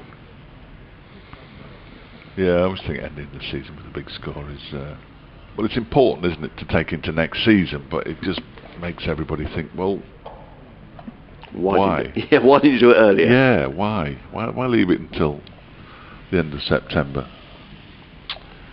There was a moment in this season where everybody knows the moment in this season when it all started to go wrong. So for Derby. Yeah, an awful game against Worcestershire. At New Road, or? No, at Derby. It was ridiculous. Dan Ibrahim runs away from us past umpire Bainton, bowls to Godwin, who plays it into the offside, fielded at cover by Ward, and there is no run. Miles in front at the end of, approaching the end of day 3. Miles in front, should have declared, didn't declare overnight, and then batted on for 40 minutes the next. But they left themselves 4 overs with the new ball and had Worcestershire 8 down. Oh. In comes Ibrahim, bowls, and Godwin plays straight back down the offside of the track, fielded by Haynes. There is no run. After which they went into a sort of downward spiral of innings defeats, and it was just horrible. But at that moment, they win that game. And I'm not suggesting for a minute they would have gone on to be in the championship group, but they'd have given themselves an opportunity perhaps to get into the second division, that middle section. Ibrahim bowls again, that's wide of the off stump, and Godwin has nothing to do with it, not taken cleanly by Carter, and there is no run. In fact, they've had a disappointing season, haven't they? Worcestershire as well, a county who I always seem to think sort of punch a little bit above their weight. I mean, they sort of seem to go up and then come back down again, but I think they've had had a disappointing season. Yeah. Been a good T20 side as well in recent times, but not this season. Ibrahim on his way again, bowls and Godwin drives to mid-on, fielded by Atkins, and there is no run. He bowls a good line of length, does Daniel Ibrahim. Having said that, I'll probably bowl a half volley or a long hop now, but he just keeps it tight, he nags away. His figures reflect that as well. He's in his 7th over, figures of 0 for 15. And we were talking about 17-year-olds. I don't think Daniel Ibrahim does look 17. I think he looks older than that as he runs away from us. In again bowls, and Godwin again is just forced onto the front foot and just plays it to mid-on, fielded by Atkins, and again it's another dot ball. Godwin remains within 2.5 century. And our friend with the drill is determined to keep going, isn't he? Well, I think they're just taking it in turns now, aren't they? The people with the noises. I'm going to have to live with it. Ibrahim again. Bowls, and that's a maiden over by Daniel Ibrahim. That's just what his captain would have wanted. Good tight over. 7 overs, 2 maidens, 0 for 15 for the 17-year-old. Derbyshire are 150 for 2 here. Madsen on 36, Godwin on 48. Listening to live cricket on BBC Radio Sussex and BBC Radio Derby. These two going along very nicely indeed at the moment. Madsen and Godwin. Partnership worth 61. A change of bowling in the Cromwell Road. Change of bowling. As Jamie Atkins returns from the Cromwell Road end. 6 overs for 38, so a little expensive, although he did claw that back. He was a bit more expensive the first little spell that he had. And slightly less expensive second time around. 2 overs for 9 he bowled in his previous spell. So he bowled 4 overs for 27 first up. Now got Ali Orr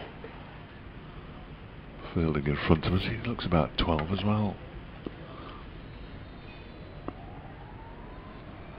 As Atkins begins his new spell, bowling to Wayne Madsen, who drives but doesn't really time it. It goes out towards the cover boundary where Jack Carson does the fielding and keeps him down to a single. Madsen moves on to 37, 150. Well, they've given him 2 runs there, but he's definitely at the non-striker's end now, so I think it's 152 for 2. Madsen on to 36. I think they've given him too many runs there. Unless he was on 36. Well, that appears to be the case, so he moves to 37. 153 for 2. His next delivery is left alone by Billy Godleman outside the off stump. Ball goes through to the keeper. That was also a no ball.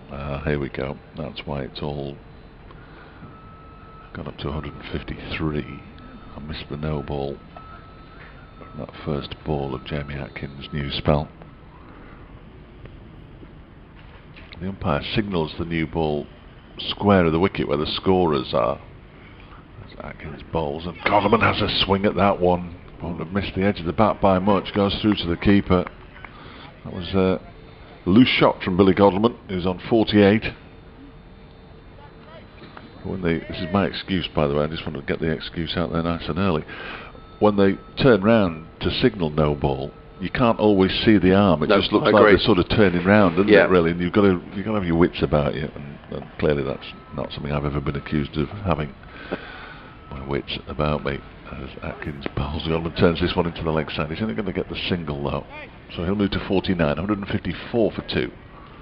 That'll bring Madsen back on to strike. Yeah, he's quick, isn't he, Jamie Atkins? I mean, it's nice to see, and he gives it absolutely everything. But I guess it's just a question of not, bowling no balls and trying to buy a good line of length. But he certainly throws himself into it. Next delivery is down the leg side, and well claimed, really well claimed. Hence the applause by Carter, diving away to his left-hand side. To have his wits about him there to get that one. So I was just distracted. I was reading about the match down at Bristol between Gloucestershire and Durham, where play was interrupted while an air ambulance landed on the field to treat somebody who'd fallen over locally in one of the... Oh, okay, one of the flats. Yeah. Next delivery is carved straight into the ground and out into the offside for a single by Wayne Madsen. He was to 38, 155 for 2. Yes, well, there isn't an awful lot of space, is there, around the ground at Bristol? No, in fact, I went down there for a T20 early on this season and got caught on the M4 going down. When I got there, I was, I needed to get a move on. I couldn't find anywhere to pace. It's a nightmare around the ground at Bristol, isn't it? Oh, it's just a maze of little side streets, isn't it? All residential. Yeah. Godleman's on 49 then, and he gets struck on the pad as an appeal. The bowler looks a little bit distraught that it wasn't given. Jeremy Atkins. It wasn't given though by umpire Paul Baldwin, and it's the end of the over. 155 for 2. Godleman remains on 49. Madsen has 38. Yeah, so very little spin. In fact, precious little spin we're seeing today. We've just seen the one over from Jack Carson that was just before lunch. He's wandering in now is Jack. So I wonder whether we are going to get a bit of a spin. I thought probably Daniel Liebrim would carry on for the time being from this end. He's bowled very economically. 7 overs, 2 maidens, no wicket for 15. Perhaps up another over just before tea. Yeah, I mean, he has bowled a lot as Jack Carson this season. And in terms of the spin options, himself and Delray Rawling can bowl a bit of left arm spin. But for the time being, it's going to be Dan Ibrahim, who's going to run in from the C end of the ground to bowl to the right-handed Wayne Madsen, who's on 38. Derbyshire 155 for 2 comes in and bowls, and Madsen works that to square leg, slightly forward of square leg, in between mid-wicket and square leg really, fielded by Ali Orr, and there is no run. I've just been reminded that there's an evening here with Ian Gould in December. I think it's December the 7th. Well, no, there'll be plenty of tales of... Bring your sleeping bags. Yeah, plenty of tales of umpiring, and I'll get some more details about that a little later as in comes Ibrahim over the wicket bowls, and Madsen looking to work that one away on the leg side. There's a loud appeal, but an appeal that was only the wicket keeper and the bowl, and it wasn't an appeal where you thought, oh, it's definitely going to be given. Unconvincing was the word I was looking for. Absolutely. Madsen remains on 38. Lovely day to be watching cricket. A few people in deck chairs down at the far end of the ground, enjoying the sunshine as Ibrahim in again bowls, and that's wide and cut away by Madsen. He's going to get 4 runs, but that was an involuntary shot. It was wide of the off stump. I think he was actually looking to cut the ball away through backward point. But he got more of a top edge, and the ball ballooned over the top of the slips and raced away for 4 runs. Safe enough, but not quite where he intended that to go. He goes to 42. Derbyshire 159 for 2.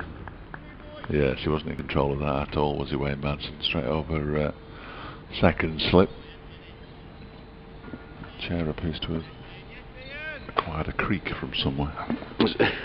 Yeah, they need oiling. It's the end of the season, Fletcher. It's the weight on it, I think. In comes Ibrahim bowls, and a lovely looking shot by Madsen, drilled back down the ground, but fielded by Ibrahim one-handed on his follow through, and there is no run.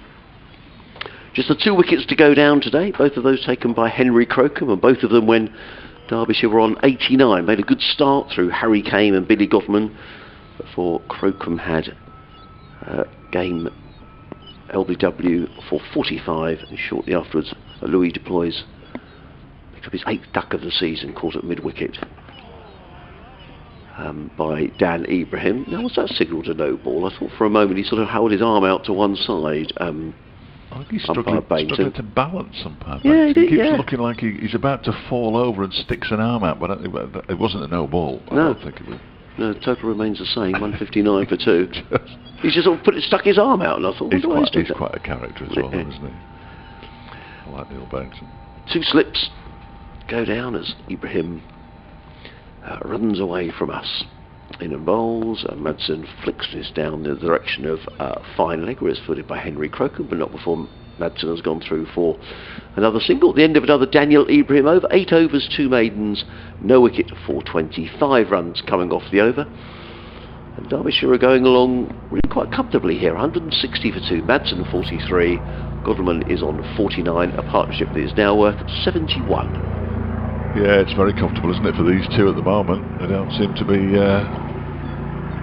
troubled at all. A couple of false shots from Wayne Madsen since lunch, but that's about it really. Billy Godman was struck on the pads previous over. Otherwise, it's relatively plain sailing. Derbyshire's 2 senior batsmen.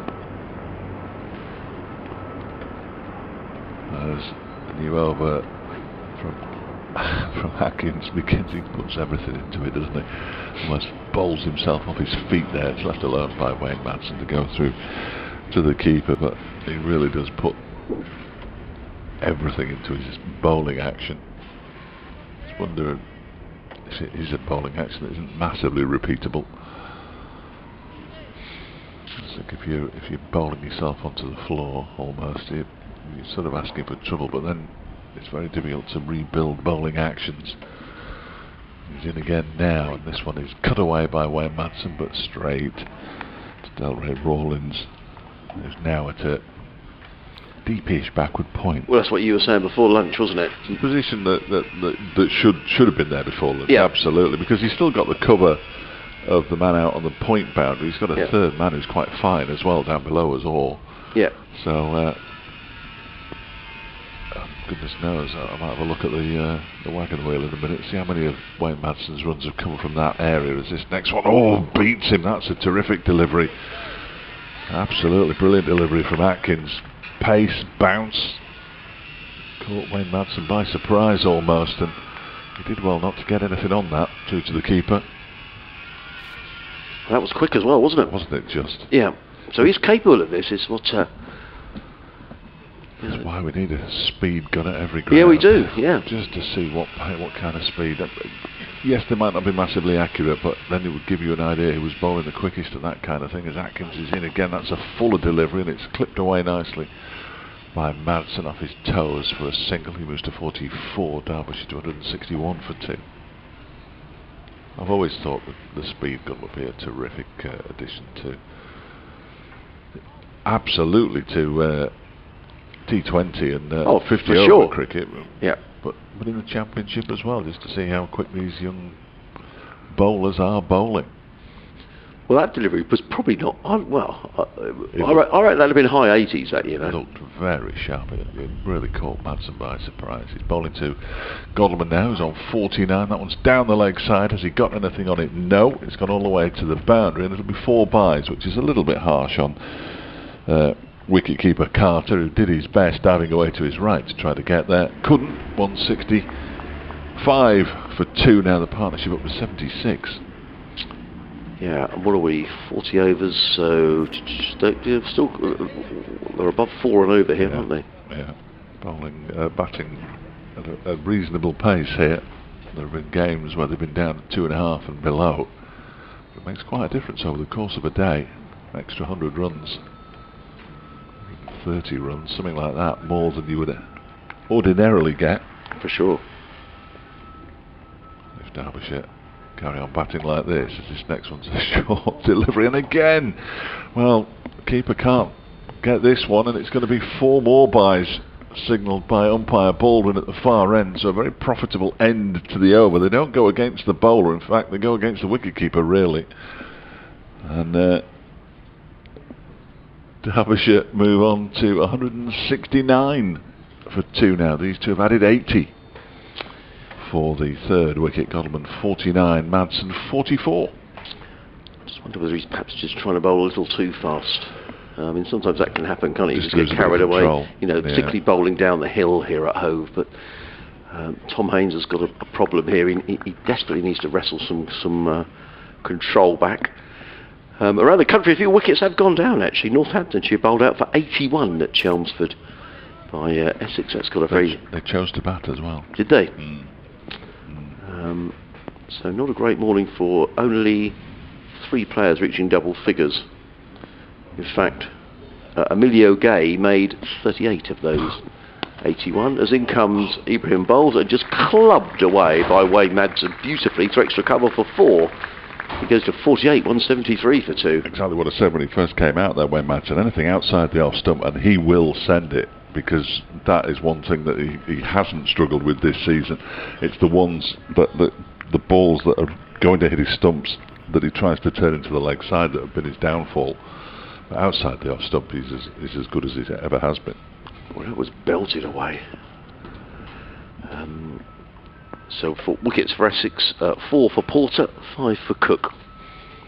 In comes Ibrahim Bowles, clipped away by Madsen, and picks up a single fielded on the down at fine leg by Henry Crocombe. 174 for 2. Both batsmen now on 49. As Fletcher goes next door to update the listeners to BBC Radio Derby with the news that Derbyshire are rattling along here. 174 for 2. We're in the 40th over. So they're going along at 4.5 and over at the minute, are Derbyshire, as Ibrahim is in over the wicket bowls, and Godalming is forward and plays to mid-wicket, and there is no run. Durham are in trouble at Gloucestershire. Durham 118 for 5, with a couple of wickets for Payne, David Payne.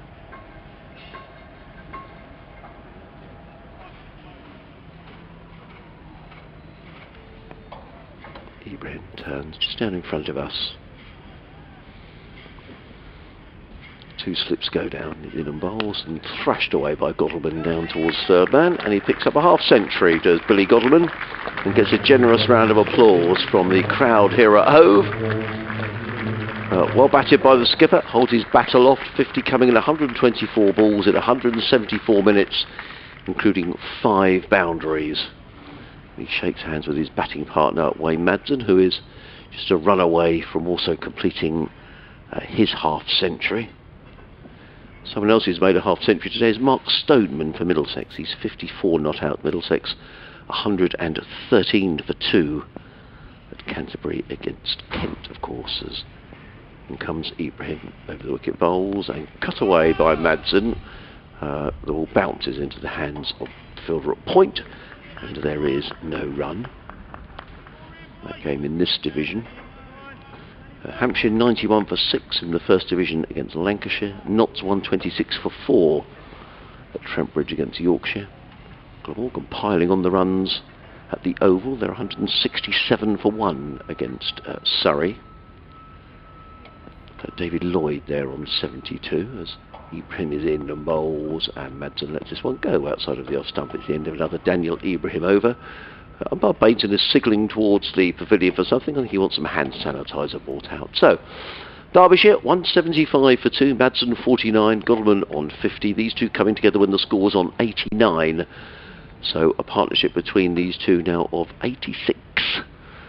As the sanitised break will perhaps give Sussex a chance just to regroup a little, maybe a little think about bowling changes, etc. At Edgbaston, Warwickshire are 116 for 1. Sibley on 44. Will Rhodes going along nicely. He's on 56. Warwickshire, one of those 4 sides who can still win the county championship. And the other game in this group, we've mentioned the game at Canterbury. Leicestershire 122 for 4 at New Road against Worcester. Lewis Hill, who made a very good 100 against Sussex last week, he's just got out for 40. A couple of wickets there for Ed Barnard, the Worcestershire all-rounder. So, you had good news to relay to the folks back in Derby, Fletch. Yeah, only the 4th time this season Billy Godalming's got to 50. 1 century. Wayne Madsen is on 49. He's without a century this season. As I mentioned earlier, he's got 4 half-centuries this season. Jamie Atkins continues his spell from the Cromwell Road end. It's tucked into the leg side by Billy Godalming, and they scamper through for a very comfortable single. Scott moves to 176 for 2. Sorry, Fletch, I was going to say, so I mean the run rate is up 4.5 and over now, isn't it? Yeah, near enough, which is a lot. It would get them the thick end of 400 runs in the course of a day if they carried on at this rate, which is mad, really, isn't it? Did happen to them at Chelmsford as this next delivery is defended by Wayne Madsen up towards mid-off, fielded by Harrison Ward. Haven't mentioned him too many times today. Yeah, I mean that's what happened here in the last championship match when Sussex played Middlesex. At the end of the first day, Middlesex were 400 for 2. Sam Robson made 192. Mark Stoneman made 174. But at this rate, they will be around that. You know, yeah, Sussex won't be far away, will it? Won't be far away. So this next delivery is a full one, and it's well dug out there by Wayne Madsen. It was another real effort ball from Jamie Atkins. The most carnage we've seen with the bat this season came down at Chelmsford, where they lost the entire first day due to rain. And Essex clearly thought, well, the only way we're going to win this is by scoring a lot. So they declared on 412 for 3 after 76 overs. That was awful. This next delivery is pushed into the ground and just to the left of Atkins. Better over this from Atkins. Yeah, it is. He's varied his length rather than his line, which has been a bit of a problem. But that was a mess.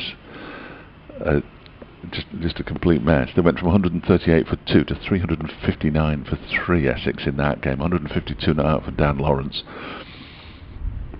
Atkins is in bowls, and there is the half century for Wayne Madsen. Just clips the ball into the leg side, very comfortable indeed. And Wayne Madsen joins Billy Godalming on 50. His has come from just 71 balls with 6 fours. And as I said earlier, I think that's the 6th time this season. Is it the 6th or 5th time this season he's got to 50? It sort of shows you where the problems have been. Billy Godleman's got there 4 times. Wayne Madsen's got there 5 times. Godleman's on strike now as Atkins bowls. Godleman, well, it touches the pad because it's been taken by the first slip, and brilliantly taken at that by Ben Brown. So it must have just flicked his pad and deflected to it. He wasn't playing a shot. That's a dangerous game. Billy Godleman's playing that, but he gets away with it. There wasn't even an appeal, so it must have been a long way outside the line. And it's the end of the over. 177 for 2 after 41 overs. 50 to Madsen, 51 to Billy Godleman. Between them, these two have put on 88 so far for the 3rd wicket. And we are going to get a bit of spin. So Tom Haynes is turning to Jack Carson, who's going to bowl from the C end of the ground. So the paraphernalia is being brought out from the pavilion, the helmets and the pads and everything else. Well, Dan Ibrahim bowled a decent spell actually, but I think Sussex do use him reasonably sparingly. But I think what Sussex need here more than anything else is a wicket or 2. Yeah, they bowled 3 overs for 11. They're only 9 overs for 26. So in the grand scheme of things, he's bowled pretty economically. Phil Kirk's been in touch from Newmarket in Suffolk, and he says, "Good afternoon, Adrian. Where is the season gone? The final game is upon us already." Yeah, I know. It's thank you for the commentaries, and which he said have been very good, so thank you for that. I said, "I'm thoroughly enjoying Fletch working with you today. Love that dry humour." He says, "Although I am a fan of September cricket." Fletch isn't so sure. Yeah, well, no, I think you can. Yeah, most Septembers in recent times have been actually really nice, haven't they? Yes. That's the thing. The summer has sort of shifted later, so April's probably the real problem month. Jack Carson comes in and bowls, and reverse swept by Madsen, who's going to get 4 runs. I think Atkins is herring around the boundary, or well fielded, just in front of the players' pavilion. So reverse sweep from Madsen, goes to 52. He likes a reversed as well. Does he? Oh, yes. 179 for 2, partnership of 90 between these two. I'll read this email at the end of the over because Carson does rattle through his overs, being a spinner. Snipping a short leg of the close fielders. And Carson in the 42nd over of the day. He's in and bowled. And another reverse sweep by Madsen, and he picks up a single on this occasion. Atkins being kept busy. That was on what would be the cover point boundary. It always becomes the deep square leg boundary with the reverse sweep. 1 more to Madsen. It's his international hockey background. Oh, right. So he sweeps both sides, and he sweeps both sides. International, what, for South Africa? Yeah. Or? Right, yeah. Wow. Yeah. Well, to do that first ball is quite unusual, isn't it? Carson, oh, no, Godleman is he going to retake his guard? No, he's not. Slipping a short leg go down. Carson coming around the wicket to the left-handed Godleman. He's in and bowls, and Godleman plays this through the offside. There is a sweeper on the cover boundary, who's Henry Crocombe. Comes running into field. Godleman to 52, total to 181 for 2. Jack Carson does like to bowl with his mid-on and his mid-off up, saving the single, and I like that. Encourage the batsman to hit over the top. He's in again over the wicket, bowls, and Madsen clubs that one down the ground and picks up a boundary. Well, you know, that's what happens when you have your mid on and your mid off up, but I think if you're a spinner, you don't mind that too much. Madsen's thinking, well, I hope that Jack keeps his fielders up.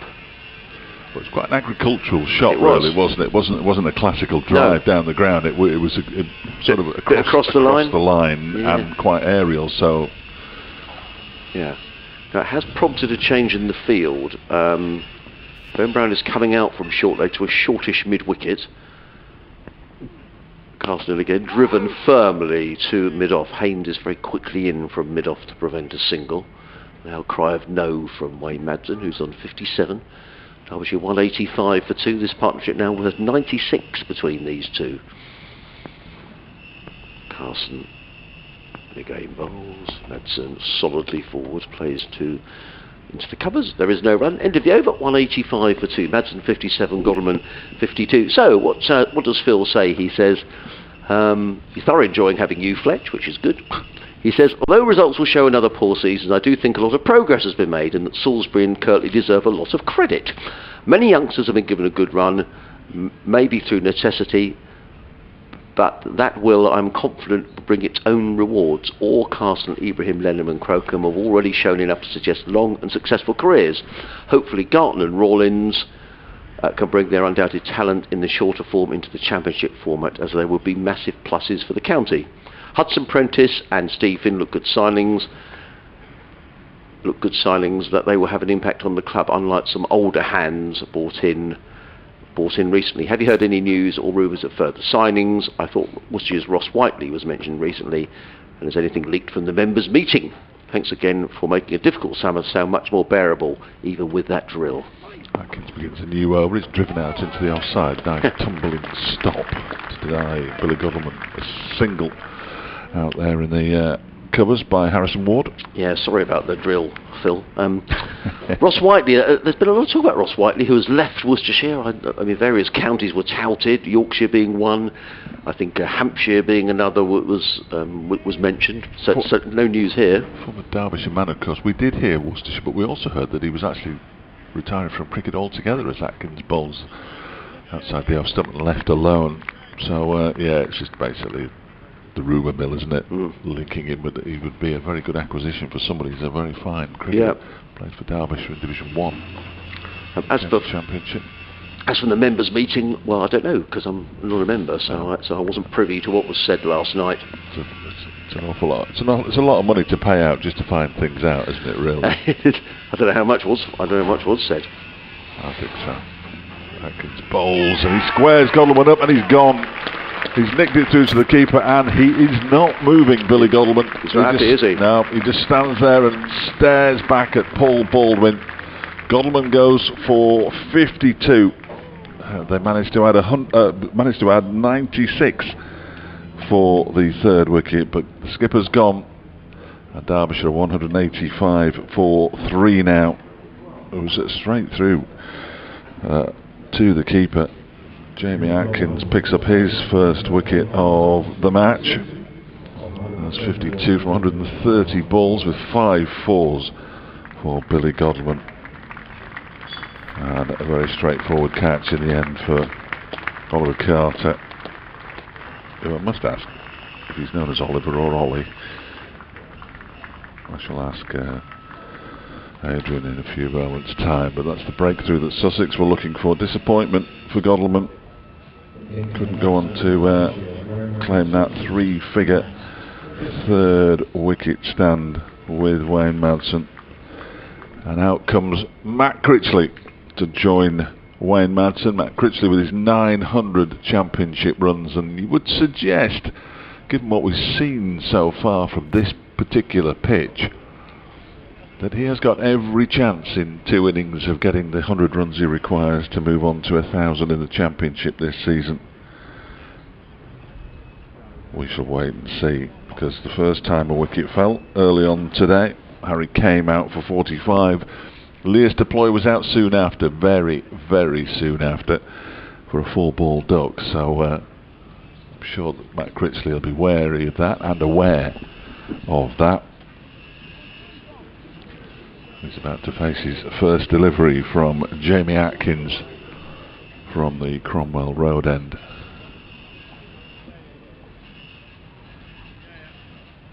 Just a short sleeve Derbyshire top as ever for Matt Critchley. Always comes out bristling with confidence. There's a little bit of a tap down the pitch.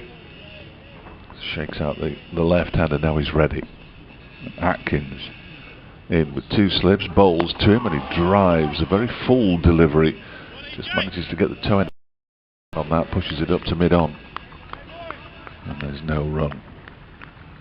The run rate's still hovering just below 4.5 runs and over. To get the calculator out. Because clearly my mathematics skills aren't sufficiently good to work out if they kept that up over the course of the day. 412 or thereabouts. As Atkins is in bowls, another full delivery. It's driven down the ground by Matt Critchley. It's going up the hill. The chase is on for Crocombe. Crocombe will get to the ball now. The batsman will settle for a couple. So Critchley off the mark. 187 for 3. He did look desperately happy, Billy Godwin, with that decision. Took a, he certainly gave a long stare, didn't he? He did. I mean, he can on occasions. Do we call Oliver Carter Oliver or Ollie? Ollie. I thought so. I thought it'd be Ollie. We're in the 21st century, flights. Come on. Critchley just dabs this down back of the square into the offside. Rawlins does the fielding, and they go through for a single. When I called him Oliver, it didn't quite sound right. He looks more like an Ollie. Critchley pinches the strike as well, but that's a successful over for Sussex. A wicket falling, a wicket they desperately needed. Atkins 10 overs, 1 for 49 now, so he's been a little expensive, but he has got a big wicket. Billy Godwin dismissed for 52. Derbyshire 187 for 3 with Madsen on 57, and the new batsman Matt Critchley on 3.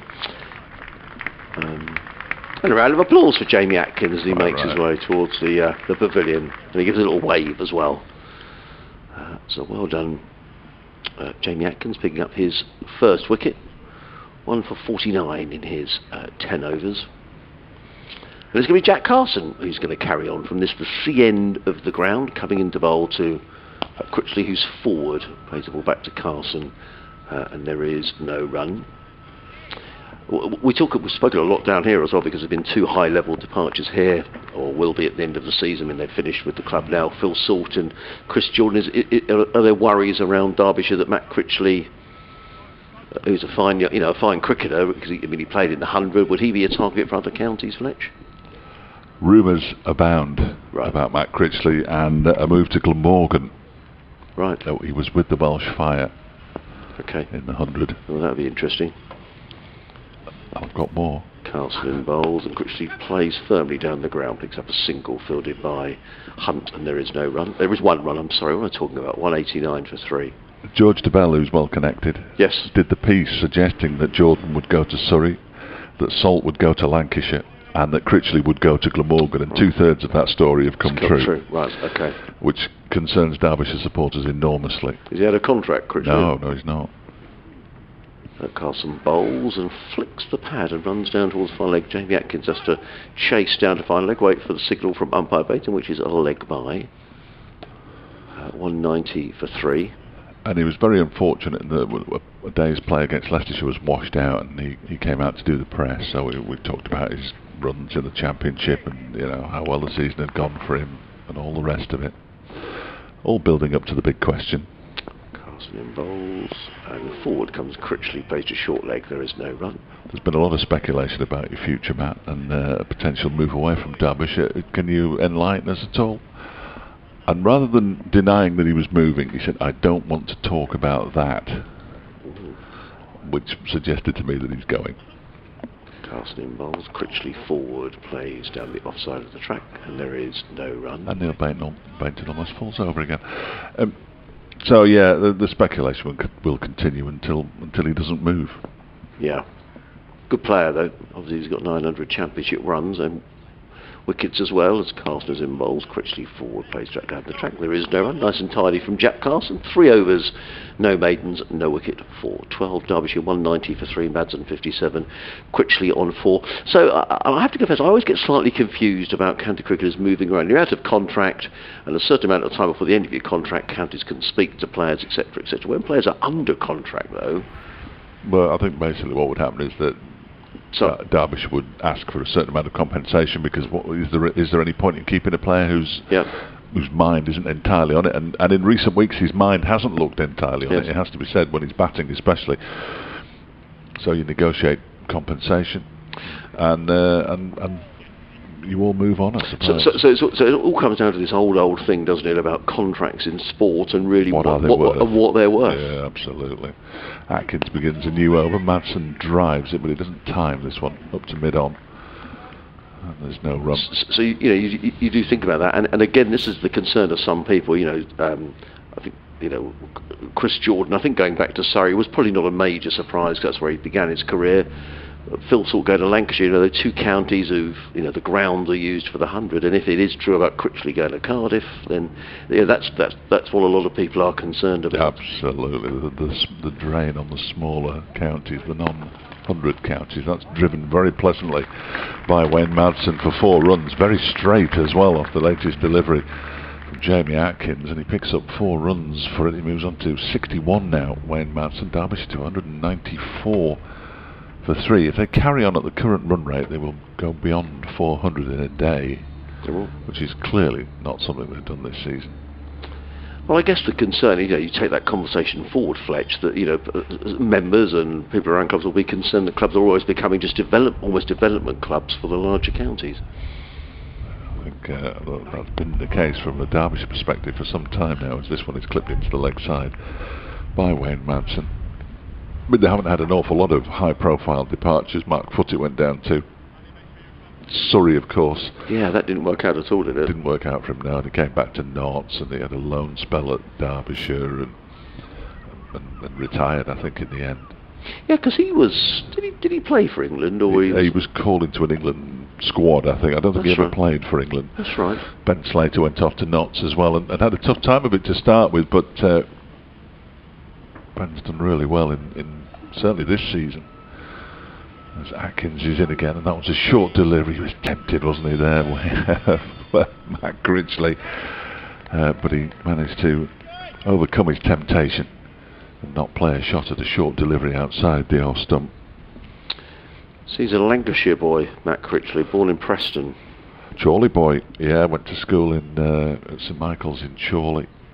Same school that Lewis Rees, who's out for the rest of the season and much of next season with the shoulder operation that he had at the weekend. I saw that. That must have been really bad then. Yeah, well, I think it's a problem he's been struggling with for some time, as his next delivery's driven, but again not timed by Critchley back to Atkins. Yeah, both went to the same school, some years apart. Critchley's about 4 or 5 years, possibly a bit more younger than Lewis Rees, but yeah, 2 Chorley lads. Lewis Rees was actually born in the West Country, down at Weston-super-Mare, I think. Somerset. Yeah, Taunton. Did you say Taunton? Yeah. As Atkins is in, and that one is driven. This is going to bring him a single this time. Again, he didn't really time it, Matt Critchley, but he's picked up a single from it as he played it back up towards the bowler and just past him. 7 off that particular over. 6 off that over from Jamie Atkins. My word, the computer today, whoever's operating the computer up in that scoreboard, hats off, because it is rapid. Derbyshire 196 for 3. Madsen 62, Critchley 5. He started at Lancashire and then came to Derbyshire at the age of 15, I think, Matt Critchley. So he's not quite a homegrown talent, but he's played an awful lot of cricket over the years for Derbyshire. This particular game is his 67th first-class match for Derbyshire, which is a decent number. Yeah, and he's just looking how old he is. 23 now, I'm guessing. So, he's facing now, as in comes Jack Carson. Over the wicket, bowling to Critchley, who's forward and plays Ben Brownfield's at short leg. There is no run. That drill is driving me nuts. I've done him a disservice, actually. He's 25. He was 25 a couple of months ago. Matt Critchley. Carson wheels around in and bowls, and Critchley changed his shot. He was taking a step down the wicket, and he's looking in the direction of where he was going to play that shot, which towards mid-on. In the end, he checked the shot and played on the bounce to short leg, and there is no run. 196 for 3. Critchley on 5. Madsen on 62. Cast in again, short, and played it. Oh, that's hit Ben Brown. That could be very painful for Ben Brown, who's rolling around on the deck. I hope he's okay. Yeah, he's up on his feet. Well done, Ben. It was short. It was thumped away. I'm not quite sure that hit Ben Brown, but he fell down as if he was in a, was like he'd been shot.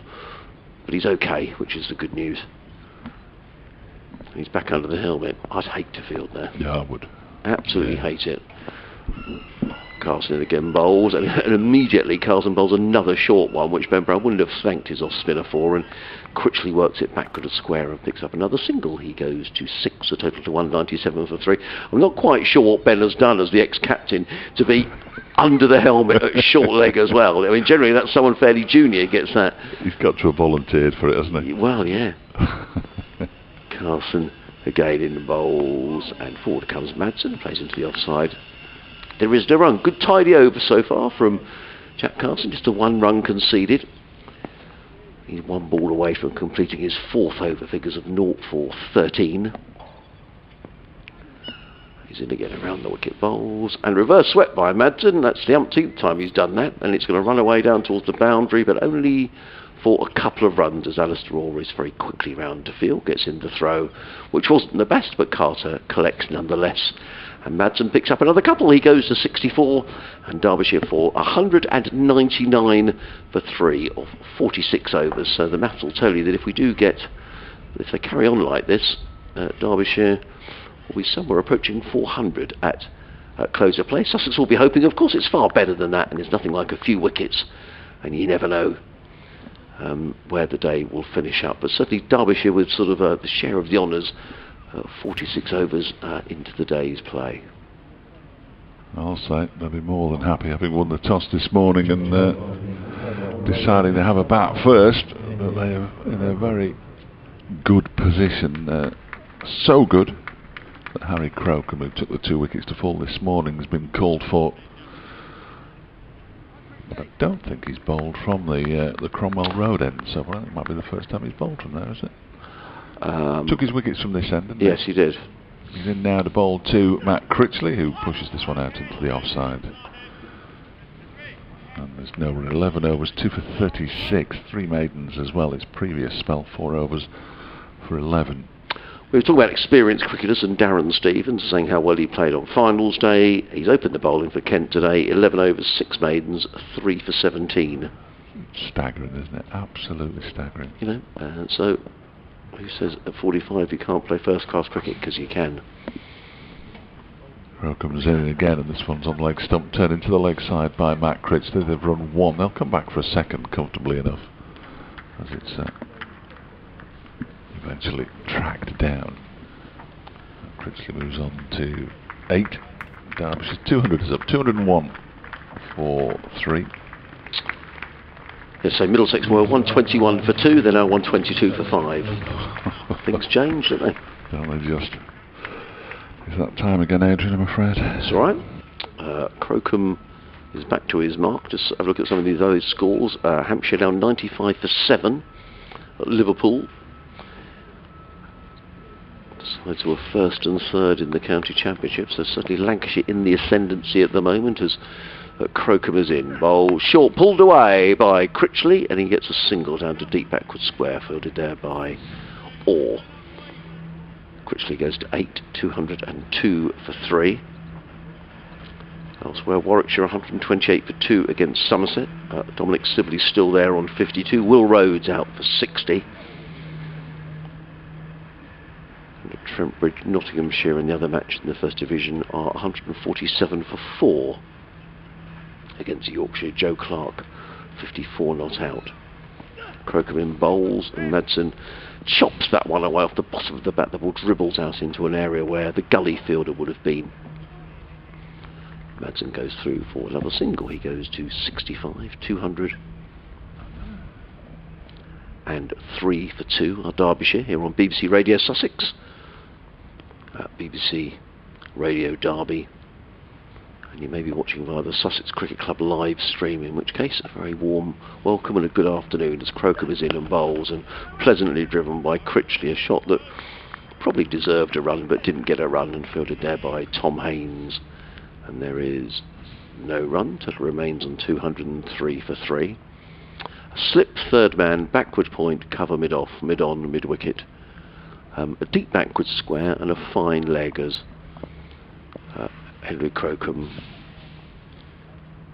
runs in towards us. Bowls, and Critchley's beaten. That's a terrific delivery by Henry Crocombe, and Critchley was beaten all ends up through to keeper Carter. So moral victory for Henry Crocombe. He's picked up a couple of wickets here today. The opening 2 wickets to go down. The other taken by Jamie Atkins. And Derbyshire at the end of the 47th over are 203 for 3. Wayne Madsen on 65.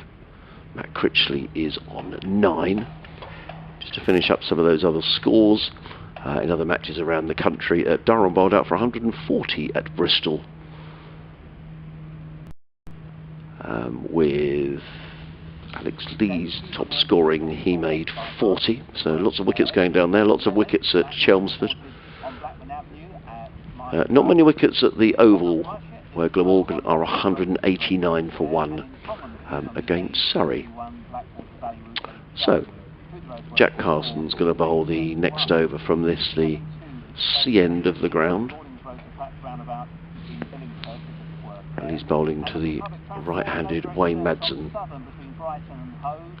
Carson in the bowl, Madsen forward, and just plays with soft hands into the offside, fielded by Tom Haynes, and there is no run.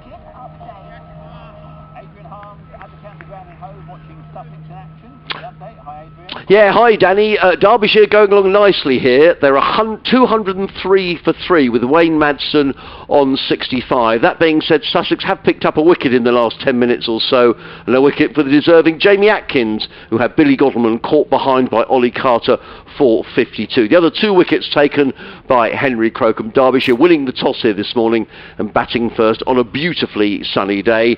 And it's also the case the batting side are going well at the Oval as well, where Glamorgan are 194 for 1 against Surrey. In comes Carson, bowls and clipped away by Critchley, and again it hits Ben Brown, who's a bit in the wars there at short leg. Nonetheless, he does manage to prevent a single. 204 for 3. There's Carson. In and bowls. Forward comes Critchley and plays into the offside, fielded by Haynes, and there is no run. Just a quick message to the studio: if they were able to turn off the live feed, that'd be very helpful. Thank you. Carson waits and comes in off half a dozen paces. Bowls. Forward comes Critchley, who looks like he's itching to get after Jack Carson. He's got his mid off and mid on up. When I say the mid-on is up, Sean Hunt is about, maybe he's halfway back. Slightly no man's land. We'll see what happens as in comes Carson bowls, and Critchley clips that to short file. Did that come off the bat? Let's wait for umpire's signal. Yes, it did come off the bat. So Critchley goes to 10. And Derbyshire to 205 for 3. Jack Carson, 5 overs, no maidens, no wicket for 17. And it's going to be, I think, Henry Crocombe to carry on from the Cromwell Road end of the ground. Lovely afternoon here. If you want to get in touch with us, please do so. sussexcricket@bbc.co.uk. We've had lots of emails already. Oh, we've got some more, which is very nice. Andy Turner's been in touch, and we missed this. Ross Whiteley has indeed signed for Hampshire. Another one we missed. The strong rumour was he was going to go to Hampshire, so thank you, Andy, for letting me know that. He's just sent through the correct link, which I'll read out in a minute. Hampshire agree 3-year white ball deal for the Worcestershire all-rounder. That happened yesterday.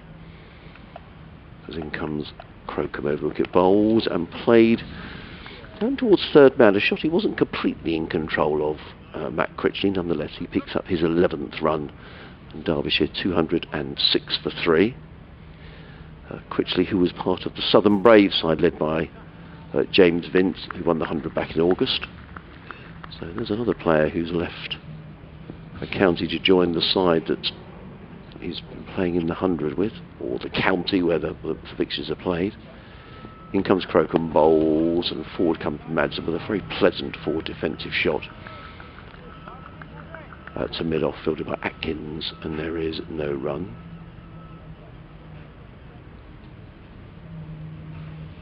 Crocombe wanders back to his mark at the far end of the ground. Just the one slip in place now, a third man. Deep backward point.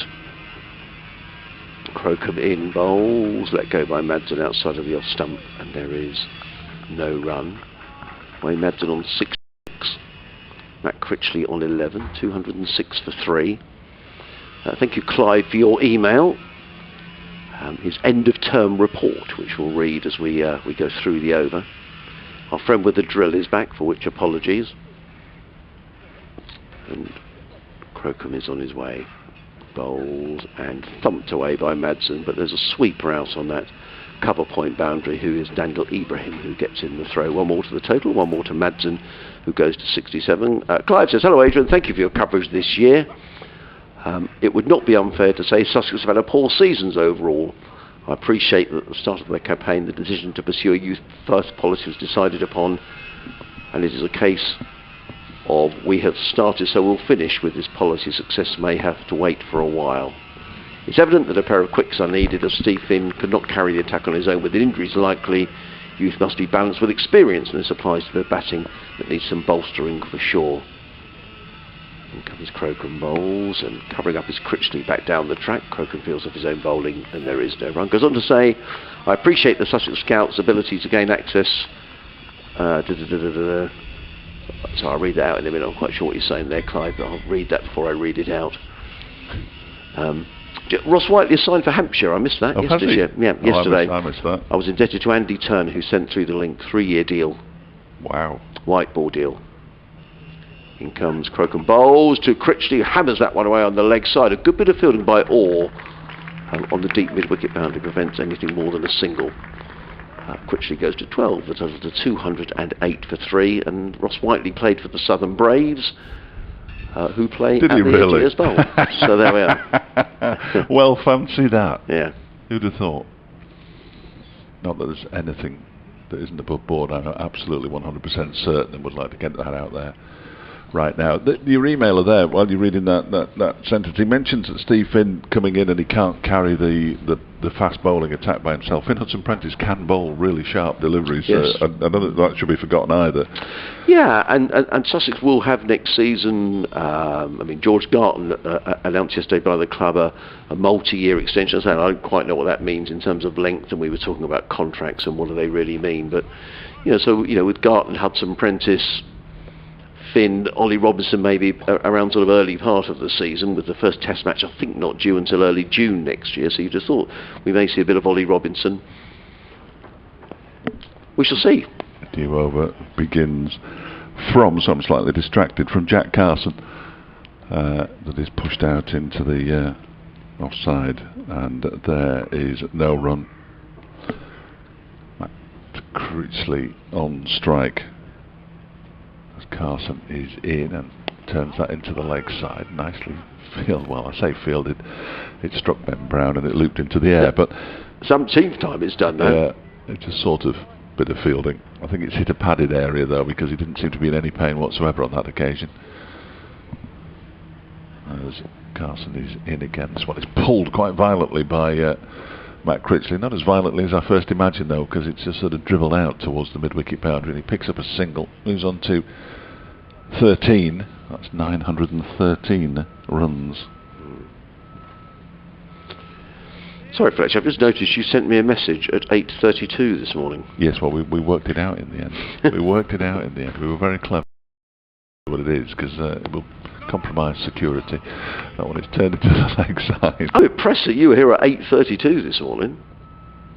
Always at the ground early. Me and Griff, always at the ground early. We had a little walk round, had a nice sit in the sunshine over there, chat to Sam. It was brilliant. It was great.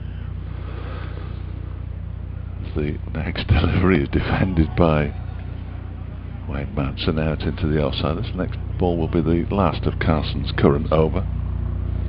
5th over of his spell. I was slightly delayed by protesters on the motorway. Yes. Whether you agree or disagree. Next delivery is turned into the leg side by Wayne Madsen. It's a shout over the helicopter that's just gone across. End of the Carson over. 6 overs for 19 he's bowled now, so nice and tidy. Critchley has 13. Madsen has 68. Derbyshire with 210 for 3 at what looks like an impromptu drinks break. It's rather caught the 12th men on the hop a bit here. Certainly the Derbyshire 12th man, it looks like Alex Hughes, the way he's running, is coming on with a drink for Wayne Madsen and for Matt Critchley. The umpires are having a chat in the middle of the pitch. I think they've just had their hands sanitised, actually. I don't know, hand sanitised. I just sort of wonder as well now, Fletch, because I think players are pretty regularly tested for COVID. So if the assumption is that they've been regularly tested and the ball is cleaned every time it goes out of play, I'm not. No, I'm not. It seems slightly odd that. It seems more of a something. And with more and more people having been for show, isn't it? Really? Double vaccinated, it does seem slightly strange that we're still doing these 6 overs. And so I'm not saying it's unnecessary, but as time goes on, I just wonder what the chances are of contracting COVID if you're out on the outfield. But anyway, that's what we're doing. So Henry Crocom's going to carry on. 13 overs, 3 maidens, 2 for 43. I think he's bowled very tidily, Henry Crocombe. Derbyshire 210 for 3. The run rate has dropped a little with that wicket going down of Billy Gottleman. But in comes Crocombe, running in, bowls to Madsen, who leans forward and plays into the offside. And there is no run. Jack Carlson is down here now at third man. Sussex have done away with that fielder at backward point, so it has slightly given Madsen the licence to play that shot through the backward point area that he did quite a bit, certainly before lunch. So a slip third man, deep backward point, cover mid-off, mid-on, mid-wicket, deep backward square and a fine leg as Crocombe is in and bowls and Madsen forward and plays to, I think that's Harrison Ward. Yes, it is. A cover, there is no run. Apologies for those listening, watching on the stream. Apparently, they've just had an image of a very large spider. Looked like it was taking over the ground. It must have been crawling on the lens. Ed Dawes is watching the coverage back in Derby, and he's put giant spider takes control of Hove County Ground. In comes a Crocombe over the wicket, bowls, driven by Madsen. That's a lovely looking shot through extra cover. It's at least a couple of runs. It might actually go for 4 runs. I'm not sure Ibrahim's going to get there. Oh, he does. That's a brilliant piece of fielding. Drags the ball back and saves a single. So good cricket all round. Lovely shot by Madsen through the covers. And Ibrahim racing around the boundary, just pulled the ball in inches from the rope, but not before Madsen has gone back for run number 71, 213 for 3. You cannot bowl wide of the off stump to Wayne Madsen. He thumped that away, didn't he? Yeah.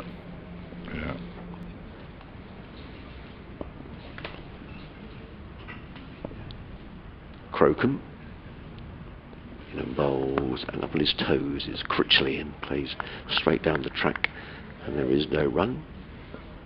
Live cricket here on BBC Radio Sussex, BBC Radio Derby. You may be watching via the live stream as Ed Dawes is doing up in Derby.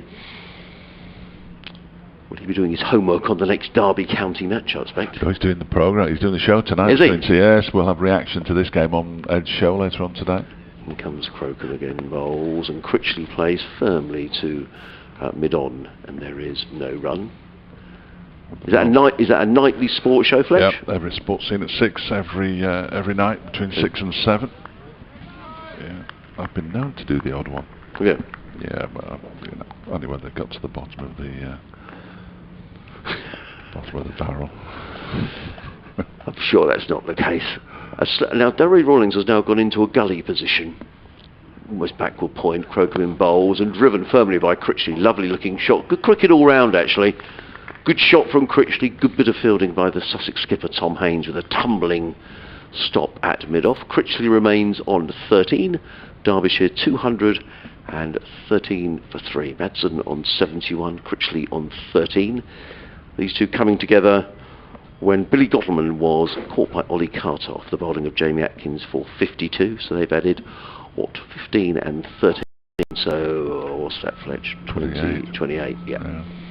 For this 4th wicket.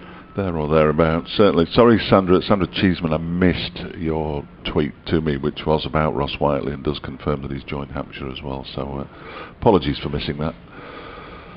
So much going on. Yeah. So much going on. Yeah, so there was a bit of speculation. You know, Sussex were one of the counties that were mentioned. Yorkshire were mentioned, but he's going along the coast from here. New over from Carson from the CN, bowling to Wayne Madsen, who pushes this one out into the offside. And there's no run. They are just getting a bit of a grip on this run rate as well. It's getting closer to 4 than 4.5 now. So Sussex will be pleased with what Jack Carson and Henry Croker have been doing in the last few overs. As this one is also pushed out into the offside by Wayne Madsen, bowling in his sunglasses, which I'm fairly sure the kids don't call them these days. His sunnies, yeah, whatever they call them. He's in around the wicket again. Madsen just guides this out to the offside. We go through for a single as Delray Rawlins fields and shies at the non-striker's end. Misses by 2 or 3 yards in actual fact, and Madsen was already home.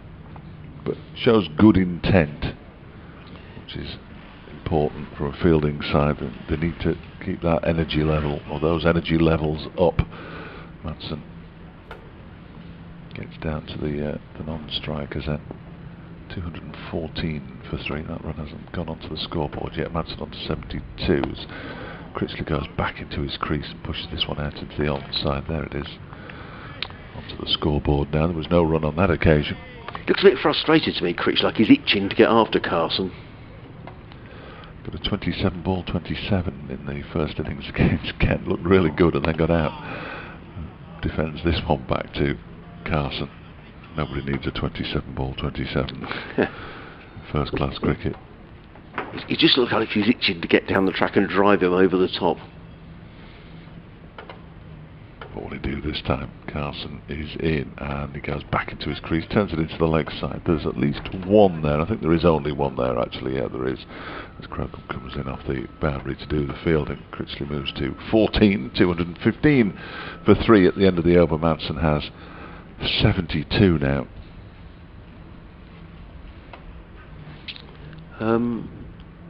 Andy Thwaites has been in touch. Hello Andy, who's listening in Cambridge. He says, for me the key to success or otherwise next season for Sussex lies with the recruitment of the 2 overseas players. Sadly Travis Head did not really work out this season in the Championship. That's not to say it couldn't be a success if he was to come back, and he clearly has a brilliant pedigree. The talk at the members' meeting, which was last night, a forum, I've got some proof, some inside info, was that work was ongoing in this area. It goes on to say, I appreciate that quality overseas players that will be available for all or most of the season will be hard to come by. But if we get it right, I'm sure it will make a huge difference to this side. He says, thanks for the continued coverage. It's great to be able to listen to Sussex's efforts from the office in Cambridge. So thank you, Andy. Go in touch. How is productivity going in that office? Yeah, low. And probably the boss doesn't know he's just written the email. Brilliant. You do wonder. Sean Hunt is back into that. So thanks, Andy, for letting. Yeah, like, I think overseas recruitment is really difficult, isn't it? I mean, I think you've got to. We'll just break off as Sean Hunt is running in down the hill to bowl his 10th over from the Cromwell Road end, bowls to Critchley down the leg side, taken by Carter, and there is no run. I'd have thought a requirement really is if you're going to get an overseas, and you want him here first week in April, don't you? You don't want him arriving mid-May when you've had half a dozen Championship matches already. It's particularly difficult this year as well, wasn't it, with the travel restrictions? Yes, it was. Kind of thing. That was. So you certainly want them from the start of the season. Yeah. And I guess a good overseas is likely to go to the 100 if, as he comes Hunt and bowls and covers up as Critchley plays into the offside, fielded by Ward, and there is no run. But you know, I think that's the thing, you want them available, and you know, T20 as well, and it's not easy.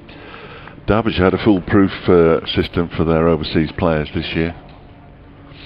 Billy Stanlake was going to be here for the first half of the season, and Ben McDermott for the second half of the season. Comes Hunt and bowls, and right in behind that is Critchley, plays into the covers, fielded by Ward, again no run. Travel restrictions meant that Billy Stanlake was late. He then made his debut against Essex at Chelmsford, suffered a stress fracture of his back and went home. Ben McDermott arrived slightly early, so played 2 Championship matches. But before we got to the white ball stuff, he got picked by Australia for their tour of the West Indies and disappeared, and that was the end of the overseas. In comes Hunt and bowls, and again Critchley plays this time to mid off fielded by Haynes, and there is no. And actually, from the outside, that just looks like that, just unlucky, really. Yeah, I mean, Stanlake was going to play championship matches in the first half of the season. He came when he arrived. I mean, he's in his late 20s now. Billy Stanlake hasn't played an awful lot of red ball cricket. Perhaps that was a bit of a problem. In comes Hunt and bowls. Forward comes Critchley, plays to mid off. Good over so far by Sean Hunt. 5 dot balls. But the pair of them playing together in T20 cricket, I think, would have made a huge difference. Yeah, sure. Ben McDermott has played less red ball cricket than white ball cricket, but he was one of the leading scorers in the Big Bash, so that's why he got his opportunity with Australia. Couldn't turn it down with the World Cup coming up. Didn't do well in the West Indies and didn't get selected for the World Cup, so the whole thing's just a bit of a mess, really, from the Derbyshire perspective. Hunt bowls, and Critchley plays to mid-on. There is no run, so maiden over from Sean Hunt. That was much better. 10 overs, 1 maiden, no wicket for 41. Derbyshire 215 for 3. Madsen 72. Critchley on 14. Yeah, I mean, from a Sussex perspective, T20-wise, they had one of the best leg spinners in the world, perhaps the best leg spinner in Rashid Khan. But he really didn't play very much at all. He was instrumental in Sussex getting through to finals day, with an innings actually at Durham that saw Sussex over the line against Yorkshire, but then unavailable to play at finals day, and that's the rub, isn't it? You know, one of the reasons that finals day should be so far away from the group matches, though, isn't it? I mean, yeah. It is a ridiculous situation when they play the quarter-finals a long way away, and obviously players can't come back just for that. No. And then you've got another few weeks to wait until you get to finals day as well, which never really made an awful lot of sense to me, but it's how it's been for a few years now. This next over from Jack Carson begins with Wayne Madsen pushing it out into the offside for a single. He'll move on to 73, 216 for 3. Hugh Lloyd's been in touch. 8:32. That's my arrival time. Well, it wasn't my arrival time. We've been here a while, actually. We just couldn't get through the door. I bet Griff had been there for a couple of hours already. What were you playing at? Well, I can tell you that we actually arrived at the same time. Very coordinated this morning. Myself and David Griffin, Derbyshire's photographer and statistician. As Critchley gets nicely forward and defends this next delivery from Jack Carson out into the offside, and there's no run. Griff was in back in his hotel slightly earlier than me last night, though. Carson is in, and that goes back into his crease. Does Matt Critchley, tries to force this one out into the offside, does get it into the offside, but gets it up to Tom Haynes rather than through any gaps out there. So just the one run from the first 3 deliveries of this Carson over. Make that 1 from 4 as Critchley pushes it back to the bowler once again. We're in the 54th over. Derbyshire 216 for 3. That run rate is almost exactly 4 now. Yeah, I was just thinking so Sussex have done well. Yeah, they have got a little bit of a lid on it. As Critchley once again defends to the left of Carson on this occasion. Carson just looks up and sends the man back onto the point boundary. And that's Ali Orr over there on the far side. Backward point on the boundary. Critchley waits, turns this one into the leg side. There's a yes from Wayne Madsen and an immediate no from Matt Critchley, so Madsen turns around and goes back. The ball pretty much went straight to Harrison Ward, and that is another good over. From a Sussex perspective, they've just becalmed Derbyshire for the time being.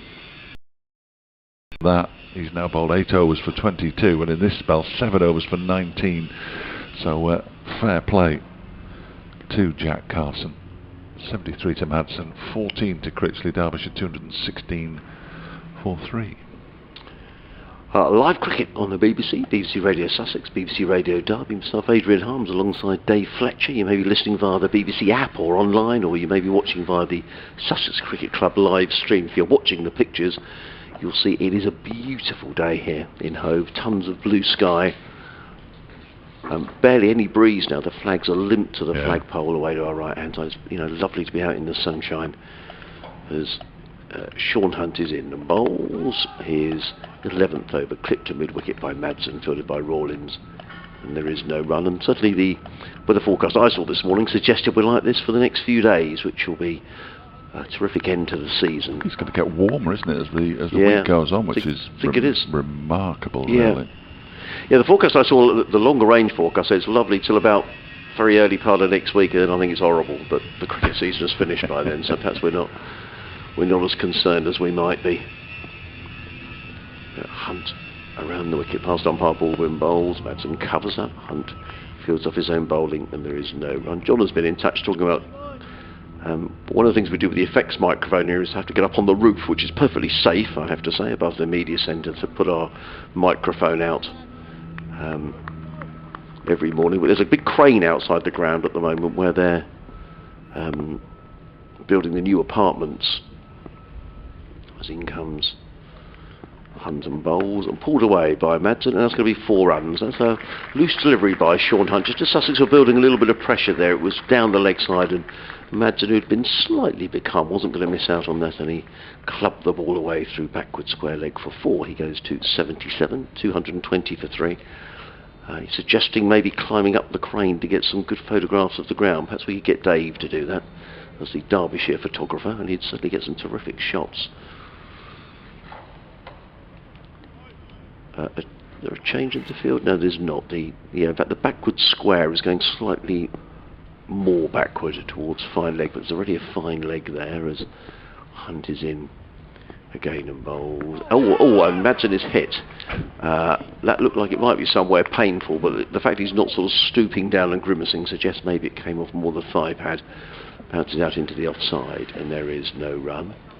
Total remains on 220 for 3. First boundary for 10 overs. Interesting. They've great stat, Fletch. It's a good effort by the bowlers, isn't it? For a team who is just 3 down and with 220 on the board. Hunt in and bowls, and that's some forward ball. Good length. Played to mid on, and there is no run. You're dead right. Even the balls, as soon as it's bowled, pretty much we're lucky here that we have a running sort of total of what's happened in a particular over. So the green dots are denoting dot balls, and that green dot was up pretty much as the ball was delivered. It's remarkable. It appears on the computer straight away as well. Hunt in bowls. This one's clipped away by Madsen through mid-wicket. There's going to be at least 1 and possibly 2, although Ali Orr is very quick in the outfield and gets to the ball very quickly, gets in the throw. Not before Madsen has gone through for his 78th run. So end of the over, Derbyshire are 221 for 3. Madsen 78, he's faced 104 balls. Matt Critchley is on 14. Sean Hunt, 11 overs, 1 maiden, no wicket for 46. And we've had 55 overs in the day, so we've got another 41 to go, Fletch. 9 until tea. Ed's suggesting that that's a circular saw. He was watching the feed last week, I think, after Derbyshire's game against Leicestershire, or even during it. Who knows? They did have some rain. I think you played pretty much through last week. There was no rain. No rain at all. No, we were rained off 1 day at Leicester last week. We had a whole day of rain at Leicester last week. Oh, okay. It was the week before, possibly. You over from Carson, first delivery of which is pushed out into the offside by Wayne Madsen for a single. Yeah, we had so the week before was Middlesex, so that was uninterrupted. Then Leicester last week we were washed out on the 3rd day. Yes, I think it was. Yes, we were washed out at Derby on the 3rd day. Increasing the possibility of a draw at both grounds. Of course, that never happened at either of them. Carson is in, and this one is driven straight back to him, but again not timed by Matt Critchley, who I think you were quite correct in your observation. Will be getting frustrated out there now because he likes to get on with it. He's actually faced 48 deliveries for his 14 balls. This next delivery is turned into the leg side. Ed says that you had a dental debate on the back of the drill sound, did you? Yeah, we did. Excellent. Yeah. So he was listening. Well done, Ed. Good to see that you were listening. I'm going to have to nip next door. We talk about Darren Stevens at Kent. An update on how he's performing today, having performed so well at finals day at the weekend. In comes Carson over the wicket bowls, and Critchley drives firmly. That's a lovely looking shot through the covers. Ibrahim is in hot pursuit and very nearly drags the ball back, but doesn't do so. It's a very short boundary on that offside. And Critchley punches that through the covers for 4. He goes to 18. Derbyshire 226 for 3. Darren Stevens has now taken 4 for 21 in 15 overs, including 8 maidens for Kent, who have reduced Middlesex to 134 for 7. In comes Cast again, bowls. Critchley drives firmly into the covers, fielded by Ibrahim, and there is no run. Robbie White he made a good 100 here against Sussex, rather holding things together. He's on 25. Earlier Mark Stoneman making 59. Carson in again, bowls. Critchley forward, plays firmly to mid-on. Crocombe is very quickly in, but that was a good, well-run, well-judged single by Matt Critchley, who played the ball to mid-on, and as soon as he played the ball, he set off for the single. Well, although Crocombe was very much on his toes, there wasn't anything he could do to cut that off. And Critchley goes to 19 at the end of the over. Derbyshire 227 for 3. Jack Carson 9 overs, no maidens, no wicket for 28. A nice partnership building between these two, worth 15 plus 27, that's 42. After Billy Godderman was caught by Ollie Carter after bowling of Jamie Atkins for 52. For those just joining us, Derbyshire winning the toss, batting first. Opening partnership of 89 between Harry Kame and Billy Godderman. Kame the first out for 45. Louis Duploy out for a duck without an addition to the score, so 89 for 0 became 89 for 2. Sean Hunt is in, bowls. Short pulled away by Critchley down to deep backward square, and a very good piece of fielding down there by Ali Orr. And Sean Hunt probably owes him a pint for that, because that was a really good bit of fielding. It was down the leg side, and Critchley would have thought that was going for a boundary. But a very good bit of fielding by Orr, diving away. I meant it was just a single. But Wayne Madsen, coming in at number 4, has batted very nicely. He's on 79, and he's about to face the next delivery from Hunt, who's running in from the Cromwell Road end of the ground. He's in and bowls, and leaning forward is Madsen, plays into the offside, fielded by Ward, and there is no run. Elsewhere in the Championship, in the First Division, Hampshire won 20 for 8 now at Liverpool. That game played in Liverpool. I understand there's a concert at Old Trafford this week, which seems slightly odd timing really, but the last round of matches.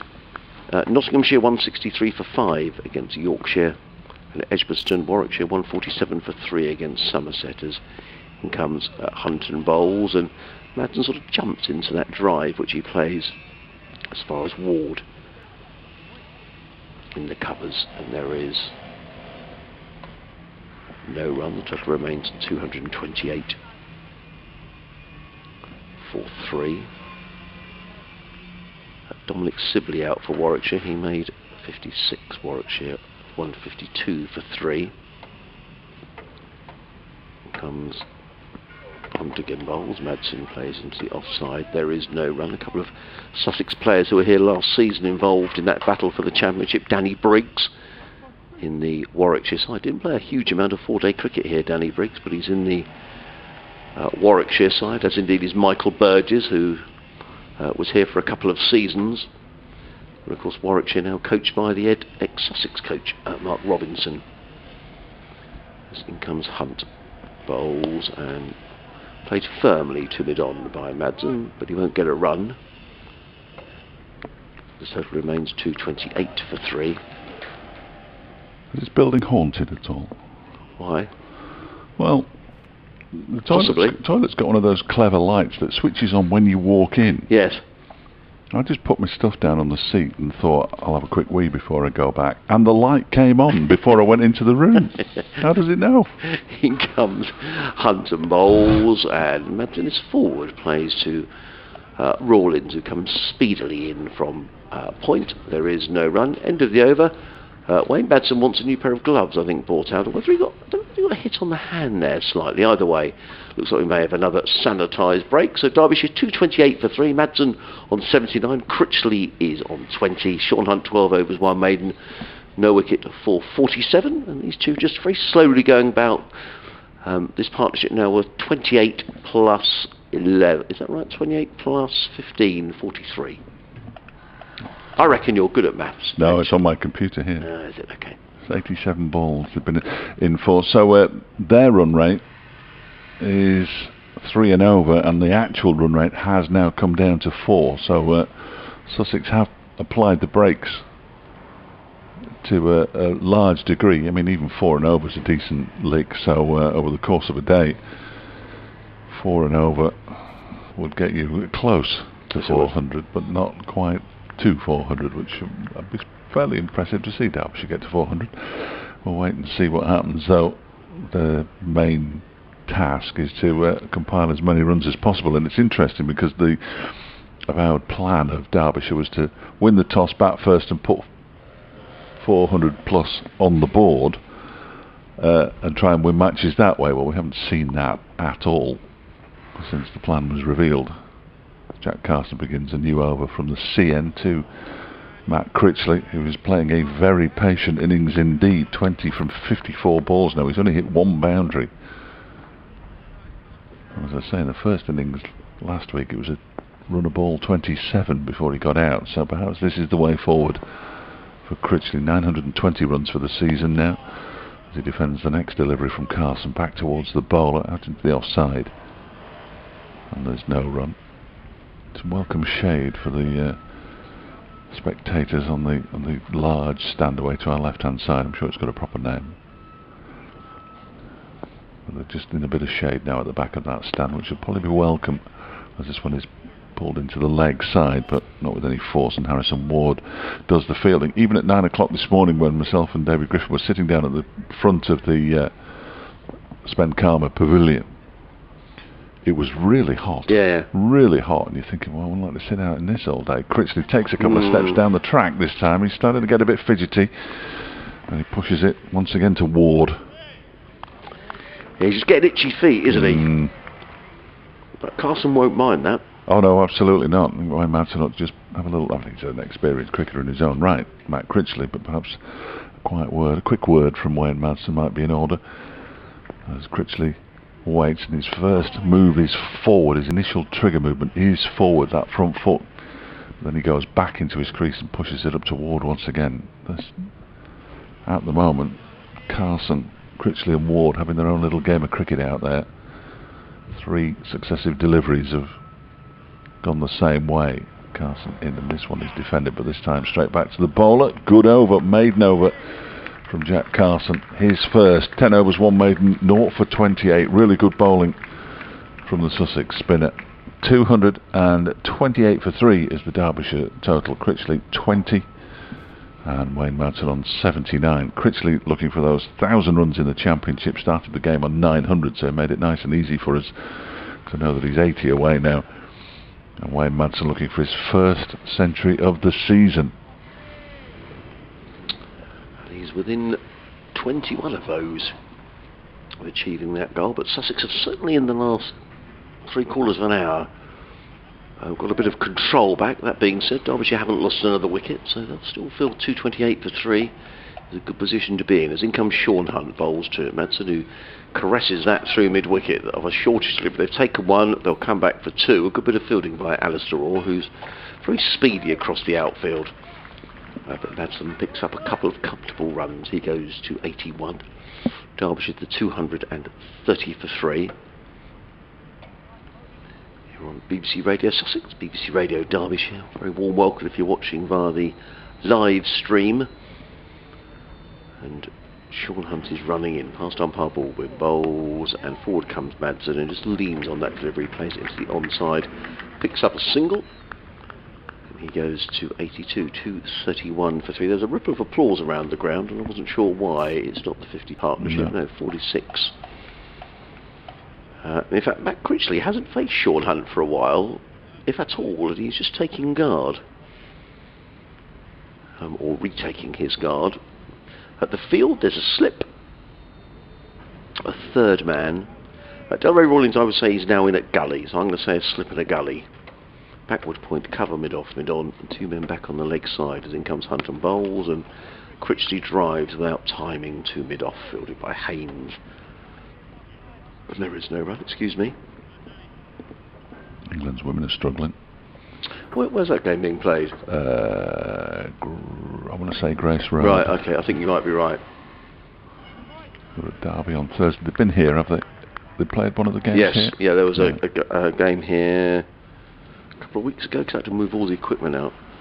As in comes Hunt around the wicket, bowls and driven away. That's a lovely looking shot by Critchley. Now I don't think this will go for 4.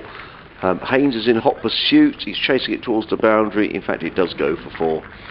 So just about had the legs. It was going to the furthest part of the ground, and I thought for a moment Tom Haynes was gaining on the ball, but there we are, half-century partnership in 97 balls in 57 minutes between Madsen and Critchley, who have shown a lot of patience, because Sussex have bowled a lot better in this session. Kept things very tight. These two have been very patient. They've picked off the bad ball. Derbyshire going along very nicely. 235 for 3. We're in the 59th over. So we've got another, 5 overs to go until tea.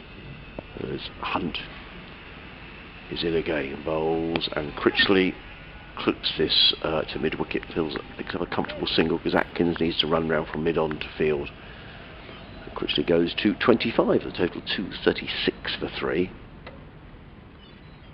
Yeah, 101 for 8 from 30 of their 50 overs at Grace Road, the England women. Their series with New Zealand. Hunt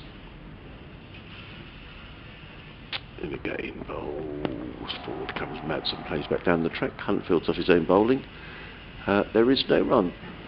No, which he conceded 8 runs. Sean Hunt, 13 overs, 1 maiden, no wicket for 55.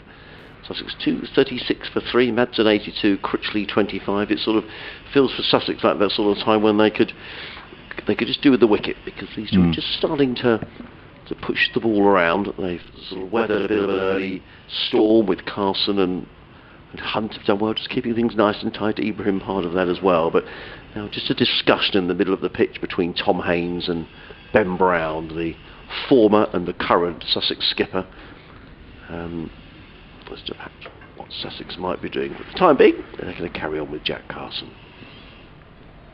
Yeah, 10 overs for 28 in total, 9 overs for 25 in this spell. Bowled 1 spell, 1 over rather, from the Cromwell Road end before lunch. He's bowled from the sea end in this spell, and he's on his way in to bowl to Matt Critchley, who's struck on the pad.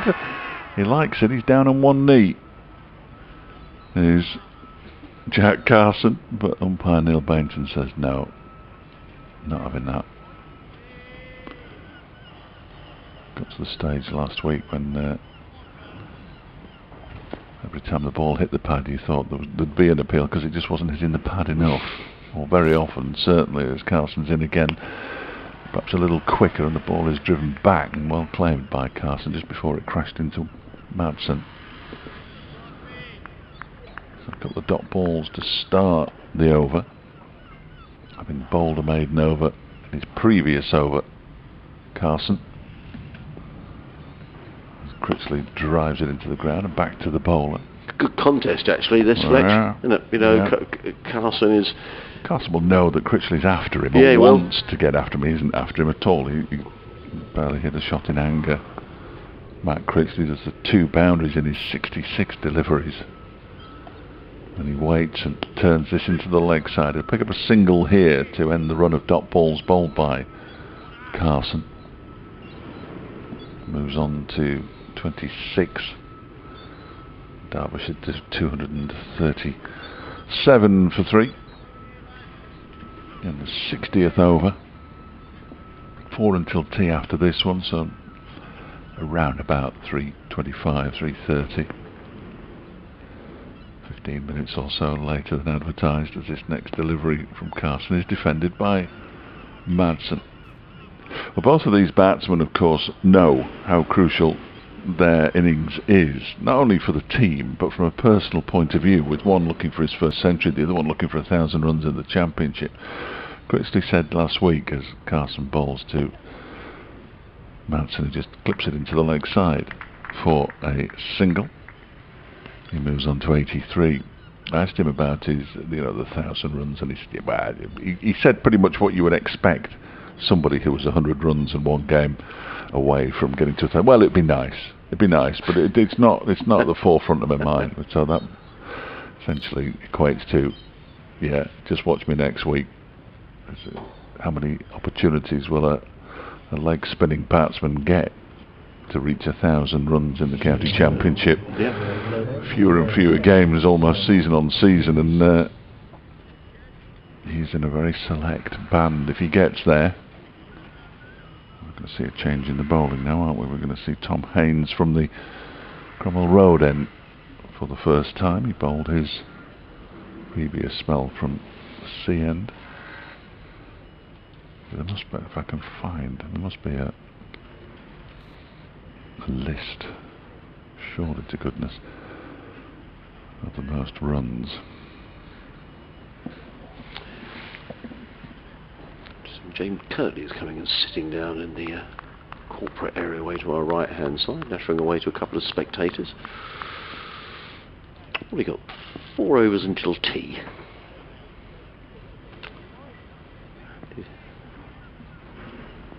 Here's the skipper, who's in over the wicket bowls to Madsen, who works this to mid-wicket, fielded by Rawlins, and there is no run. 238 for 3. Derbyshire winning the toss on a lovely day on the south coast. Bit of high-level cloud, but it's cotton wool stuff, and certainly not threatening any rain. Haynes runs towards us, past umpire Baldwin and bowls, and good length delivery that Madsen is forward to and plays down the onside. There is no run. I think these two will know with tea just around the corner. They'll want to be there and come out after tea, yeah. Maybe against a perhaps what by that stage might be a sort of a slightly tiring Sussex attack. And a new ball after tea will be only 16 overs away, so lots of variables to bring into play as Haynes is in bowls, Madsen forward, punches to mid-off, fielded by, I think that's Atkins up there. Let's just wait for him to turn round. Whoever it is busily shining the ball on his trousers. No, it's not Jamie Atkins, he's at mid-on. Sean Hunt. Haynes. In again, bowls, driven by Madsen. There's a cry of wait, and a good bit of fielding by Ibrahim, who's done well in the field today. He fielded it. There was a hint of just, was there a chance to take a run, and was slightly misfielded, which would be harsh because it was a very good stop. Anyway, no run. Haynes again in and bowls, repeat performance, fielded by Ibrahim again. There is no run. 5 dot balls bowled by the skipper. The Sussex over 8 has improved actually this afternoon. They were quite slow this morning. The over 8 is still showing as -1. And Haynes one ball away from a maiden over as he's in and bowled and cut away by Madsen, fielded by Ward, who'd come up from sweeping on the boundary to cover. Tom Haynes maiden over, 3 overs at 1 maiden, no wicket for 4. Derbyshire 238 for 3, with 3 overs remaining until tea. Madsen on 83, Critchley is on 26. Found a table that you can actually sort by runs, so obviously Tom Haynes he's going to finish top of the run scorers this season. You would have thought 1,132 runs. Sam Robson of Middlesex 1,015 going into this round of matches, of course. David Beddingham up at Durham, having played 1 game fewer than everybody else. In fact, Haynes has only played 12 rather than 13 as well. He's got 1,002. Then Jake Libby on 995. Well, you'd expect him to get 5 runs, wouldn't you? Then Lewis Hill of Leicestershire on 902, and Matt Critchley on 900, with Kieran Carlson on 859, and Ricardo Vasconcelos on 842. So it's going to be a fairly select group of players, 4, 5, possibly 6 at most, you would have thought, unless Kieran Carlson has a particularly good game, which I assume he's playing for Glamorgan in this round of matches. It's a change of bowling. It's Delray Rawlins,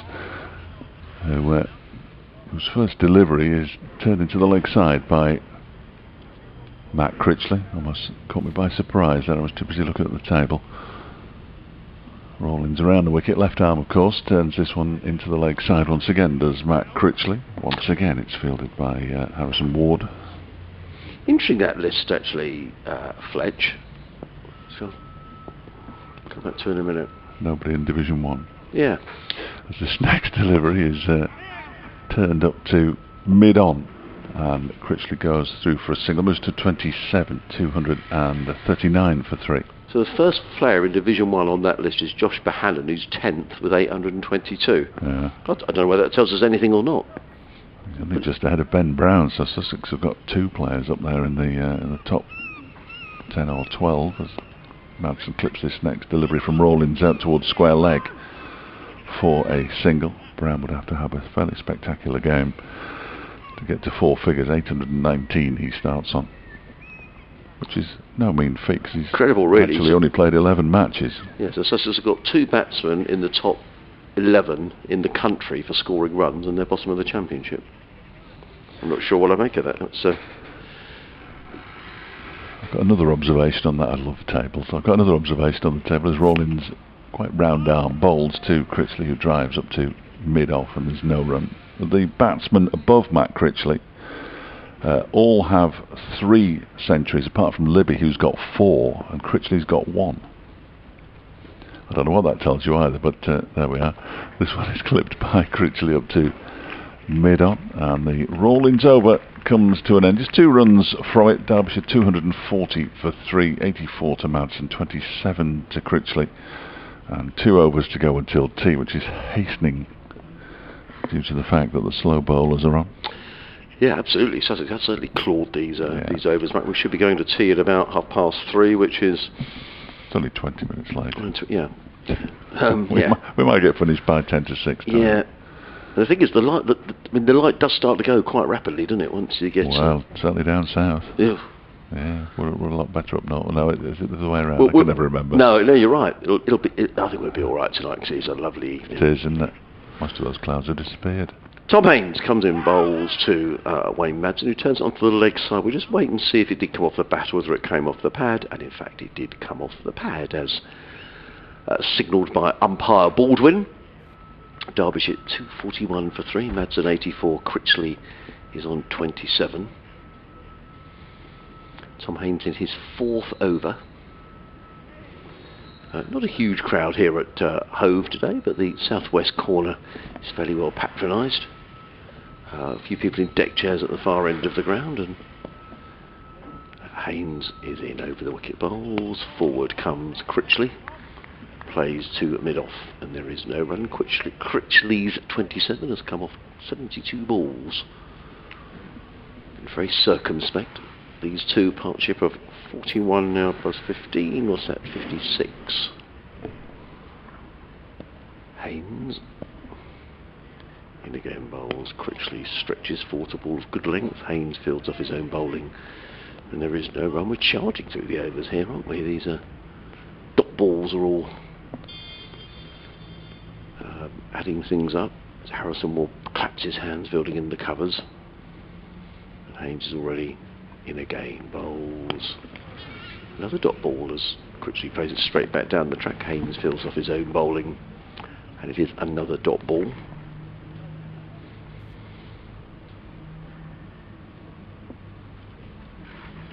In fact, I think that might be Alistair All's dad over there that James Kirtley's talking to. I'm not sure. In comes Haynes again, clipped to mid-wicket by Critchley. And again, is no run, fielded by Delray Rawlins. Derbyshire total remains on 241 for 3. There's a bit of a hush around the ground. Sussex will bring up the sweeper on the cover boundary. It's a 1 saving position as Haynes is in again, bowls and cut away, and perhaps they shouldn't have done, because he's going to get runs here through the covers. Ward is in hot pursuit. Good bit of fielding, and it's a very good bit of fielding actually by Harrison Ward, who chased that back and got the throw in really quickly. He's a good athlete. But Madsen picks up a couple of runs off the last ball of the over, so he goes to 84. Derbyshire 243 for 3.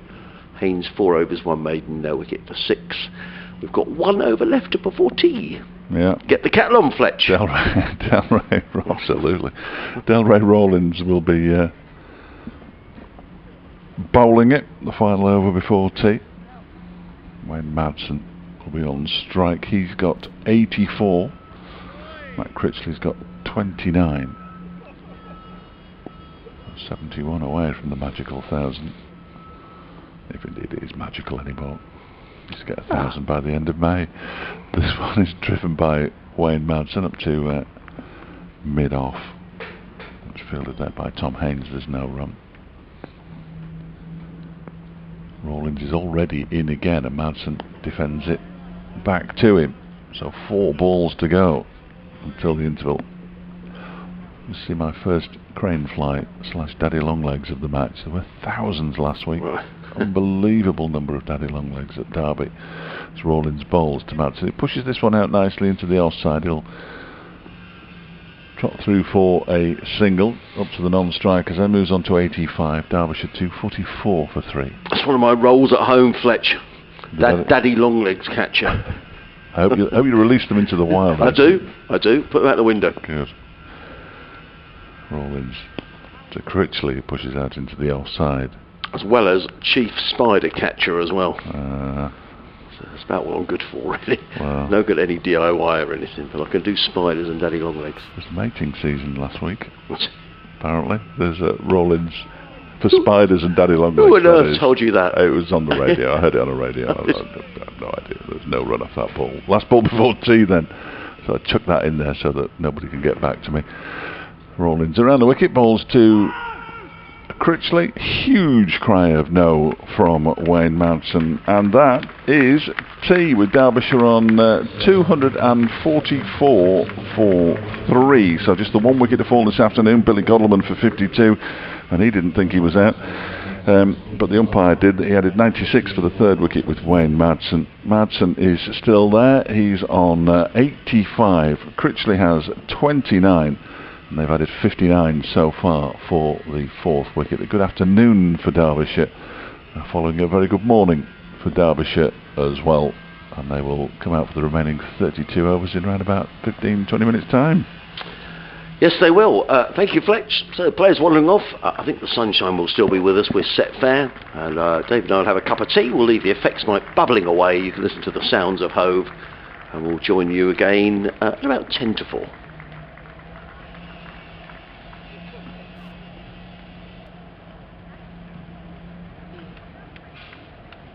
Just a quick reminder of the wide range of refreshments available at the Breaks Cafe under the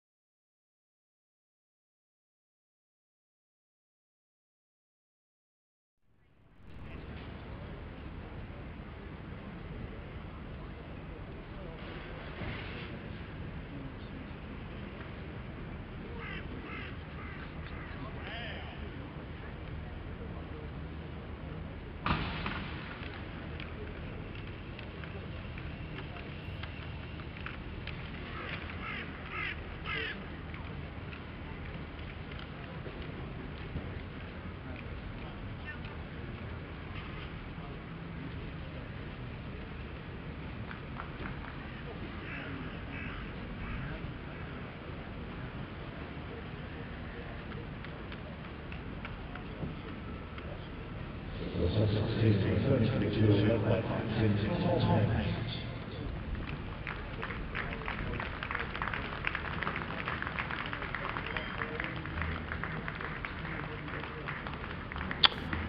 Well, a very good afternoon and welcome back to Hove for the final session on the opening day of the final county championship match of the season. It's the battle between the two sides who are at the bottom of the county championship as they players make their way out to the middle, and I'm sure both sides, Dave Fletcher, who will be joining me in a few moments' time with both sides have had bright spots during the season, but I guess you're where you are for a reason. But both will be very keen to win this game, because no one actually wants to finish at the bottom of the pile, do they, at the end of the season? So, although it's an end-of-season game, there's plenty to play for. I was just trying to work out where Derbyshire's bright spot had been, actually, in all honesty. There'd have been a couple. No, I can't think of any off the top of my head. In fact, today's been their best day of county cricket by some considerable distance. Right, oh yeah. So yeah, no, they will be desperate to avoid finishing bottom, no question about it, both teams. I don't think there's any doubt about that. We're just looking actually in terms of the table itself. Worcestershire are probably too far ahead of both, aren't they? So it is a battle between these two. But the good news is we're going to get 4 days of uninterrupted cricket because the weather is going to hold, which is great news, and I'm sure once we get to the end of this week, and then we'll all be looking ahead to the next April, 6 months before it all comes round again. But it's going to be Tom Haynes who's going to start the bowling after lunch, over-described by Dave Fletcher. Thank you very much. He's going to be bowling to Wayne Madsen, who drives of a fashion up towards mid-off. And there's no run. Madsen 15 shy of his first century of the season. Matt Critchley 71 runs shy of 1,000 in the championship in 2021. So plenty for these two to play for, in addition to Derbyshire's overall total, as Madsen goes back into his crease, pushes it out into the offside where it's fielded by Daniel Ibrahim. He's in the covers. Delray Rawlins has now found himself at mid-wicket. Was bowling before tea, of course. 2 overs for 3 runs. As Haynes is in, and Madsen very carefully plays it back to him. Derbyshire less likely to get to 400, given that the run rate is now down to 3 3/4. It was up at 4.5 at one point earlier on in the innings, but Sussex have at least put the brakes on as Haynes bowls, and it's driven by Madsen, but straight to Ibrahim at cover. Remains 244 for 3. Yet to see a run in the evening session. Glorious weather down on the south coast. Gulls are gathering. As Haynes bowls, and it's pushed out into the offside by Wayne Madsen once again. Having a little look before they get going. Both sides have picked up one bonus point apiece so far. Could come down to that in a drawn game, of course. As Haynes bowls, it's turned into the leg side by Madsen for the first run of the evening session. He moves to 86, and Derbyshire at the end of the over with Matt Critchley on 29 are 245 for 3 now. 1 or 2 shadows just starting to move across the playing surface, notably from the 2 floodlight pylons away to our left-hand side, and the TV gantry away to our left. No doubt they'll get longer and longer as the afternoon goes on. Club release actually from Sussex. Sussex Cricket would like to thank supporters for their outstanding generosity in the club's recent T20 shirt auction. The auction raised a total of £2,200 for the Sussex Cricket Foundation money, which will be put towards the Champions Fund, which supports cricketers of all ages, abilities, genders and backgrounds across the county. Each of the signed shirts of the 19 Sussex players that appeared for the Sharks in the last received a bid 12 shirts attracted bids of £100 or more, with Ravi Bopara's shirt attracting the highest bid of £210. So well done everyone who contributed. Nice amount of money raised for Sussex from the shirt auction. So thank you very much to the club for letting us know. So well done everybody, and a great cause as well. So I just wonder what the Derbyshire tactic will be hereafter. See, 15 overs until the new ball. I guess, you know, with a good weather forecast, they'll just keep ploughing on here. Yeah, just keep batting. It takes 2 days to get to 600. Well, Jack Carson's going to bowl the opening over after tea from the C end. There's already been one over bowled, as Dave commentated on, and Carson's first ball is just played into the offside by Madsen, who's on 86, 245 for 3. A slip is the only close fielder, but Ben Brown is in very tight at mid-wicket. Carson is in around the wicket, bowls and played by Madsen, and indeed it is Ben Brown who's very quickly into the action, chasing back from that short mid-wicket to field. And Madsen goes through for his 87th run, 246 for 3. Derbyshire closing in on their second batting bonus point. Who's this at long on? Oh, man with no number or no name. That's a very good point. I don't know. So on the spot. He's a big man. He is a big. Now this might be Tom Hindley, who was played last week. I know he's in the squad. So someone's off the field down the leg side from Carlton. Glanced around down towards fine leg. Atkins in hot pursuit down towards the boundary. Overhauls the ball just in front of the rope and prevents a third run being taken. So Critchley goes to 31 and Derbyshire to 248 for 3. Let's see if he turns round. I'm not saying I'm going to recognise him. Looks like a butterfly swimmer from here. The size of his shoulders. Yeah.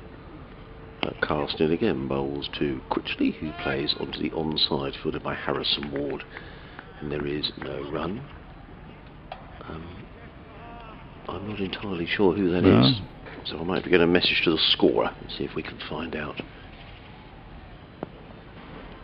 Carson in again, bowls and played firmly by Critchley to the fielder at short leg. In fact, it hit Ben Brown as it rolled onto the stumps, I think. Did the bails come off? No. Either way, there is no run. Carson, final ball of the over. In his 12th over, figures of 0 for 33. He's in the bowls and forward comes Critchley, stoutly plays down the onside, fielded by Carson. There is no run. End of the over.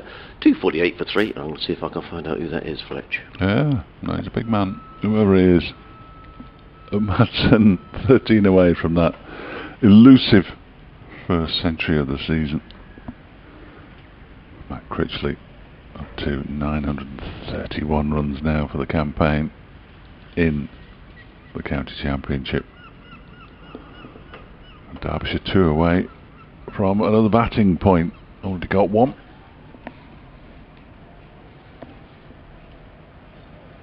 And it's going to be Tom Haynes to continue from the Cromwell Road end here at Hove.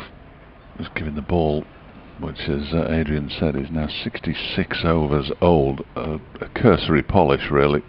Desperate to get the last bit out of it before the new ball is available as this next delivery, or the first delivery of a new over, is defended pretty much by Madsen up to mid-on. I just got distracted there because one of the shadows started moving really quickly, and of course it's a crane from the building work away to our left-hand side. It just swung right round and there was a very fast-moving shadow, which is unusual as Haynes bowls, and it's cut by Madsen out towards the cover boundary. They'll pick up a single as it's fielded there by Harrison Ward. Overshoots the wicketkeeper by some distance, and they decide against an overthrow because it goes straight to Ali Orr in the end, who was backing up, coming in off the mid-wicket boundary. So Madsen's moved to 88. 136 balls he's faced, 9 fours. Very circumspect innings from Matt Critchley, 83 deliveries for his 31. Just a couple of boundaries so far as Tom Haynes is in, and that one is pushed up towards mid-on by Critchley. There's no run as it's picked up by Delray Rawlins. Moving around to his left from mid-wicket.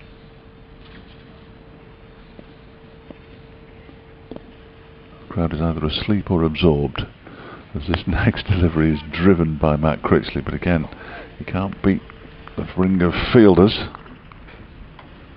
And he remains on 31.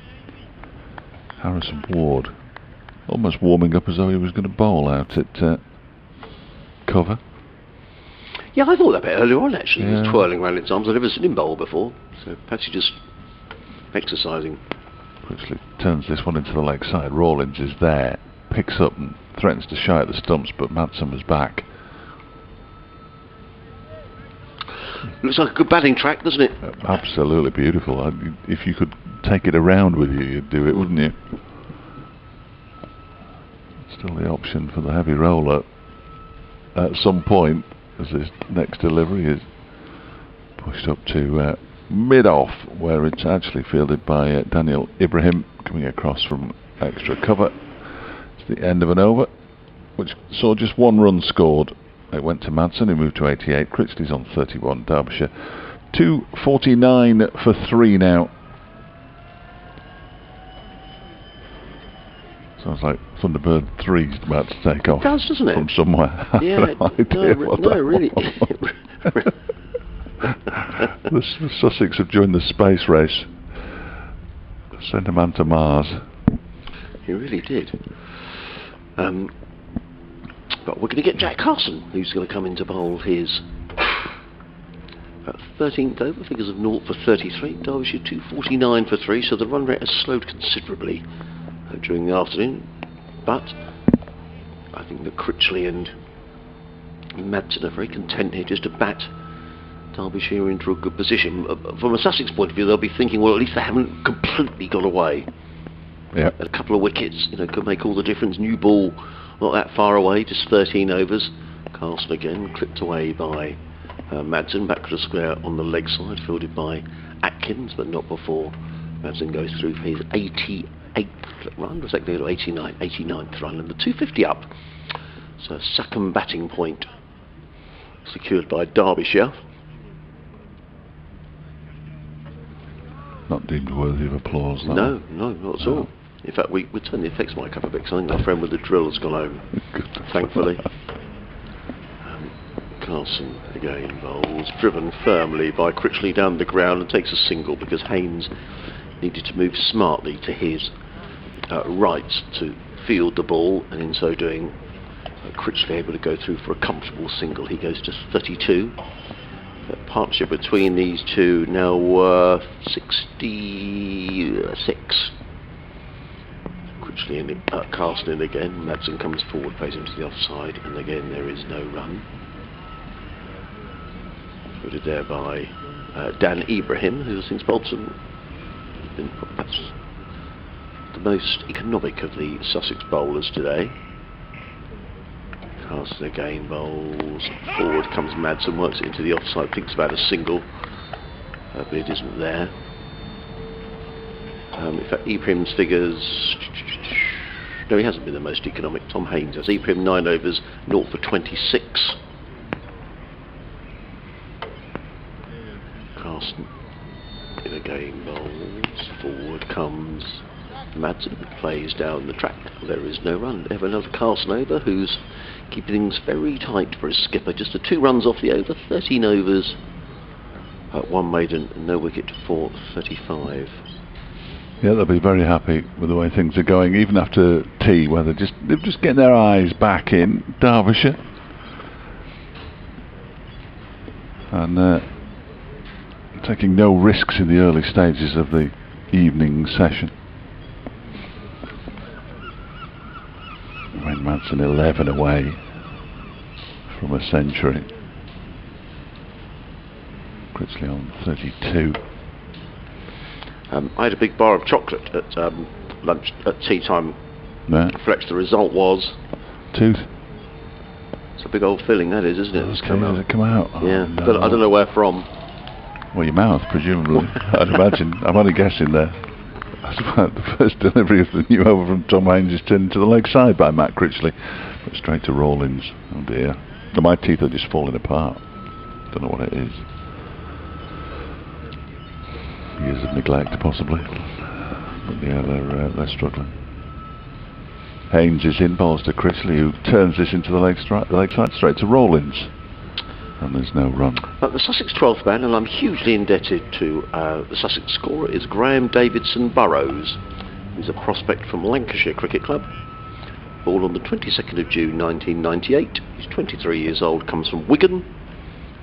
He's a right-arm fast bowler and a right-handed bat.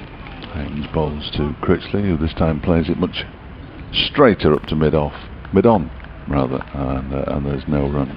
So a young lad from Wigan, eh? Ooh. It's your neck of the woods, isn't it? Oh, very much so, yeah, about 6-7 miles from Bolton. Fierce rivalry between the two towns. Haynes bowls, pushed up to mid-on again by Matt Critchley. Playing a bit of Russian roulette with the next update, but it's always my bottle that goes first. Well, what's the time? Just gone 4. Right, okay. So Fletcher's going to nip off and hopes he makes it in time. I'm sure he will. Haynes is in, played down the ground in not quite orthodox fashion by Critchley. Nonetheless, he picks up a single down to mid-on. And he goes to 33, 252 for 3.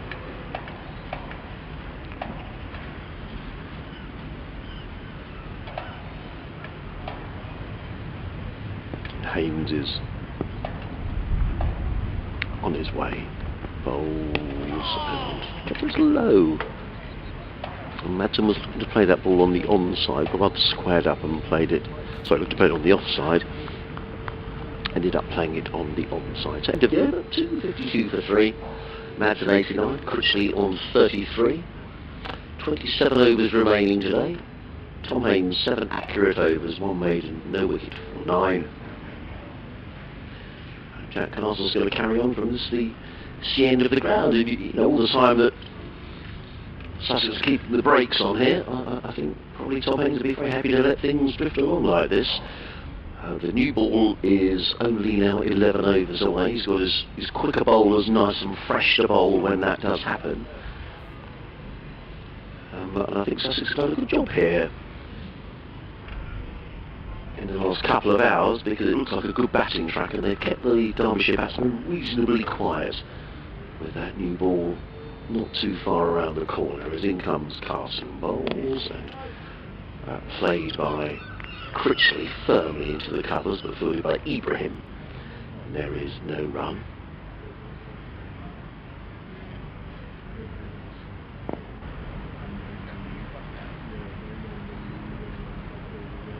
Carson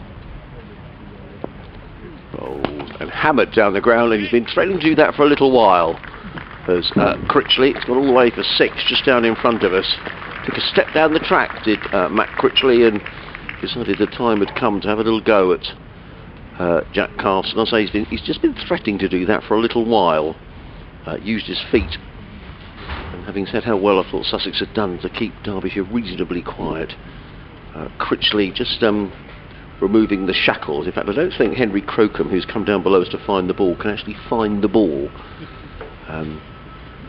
So he's going to be helped now by Harrison Ward. I think Tom Haynes is going to come and help as well. So we're still looking for it. I just saw it bounce over the. Well, I was waiting for the catch, in all honesty, because it was heading straight for me. Yeah. It just bounced, what, about a foot and a half over the boundary rope, and then jumped over the. We had this last time we were here, or the time before. Certainly, players struggling to find the ball. Looking for the ball. I reckon it might have gone underneath the sort of the pod away to our right hand side, where. That's now 4 players who are looking for it. 3 this side of the advertising boards. Yeah.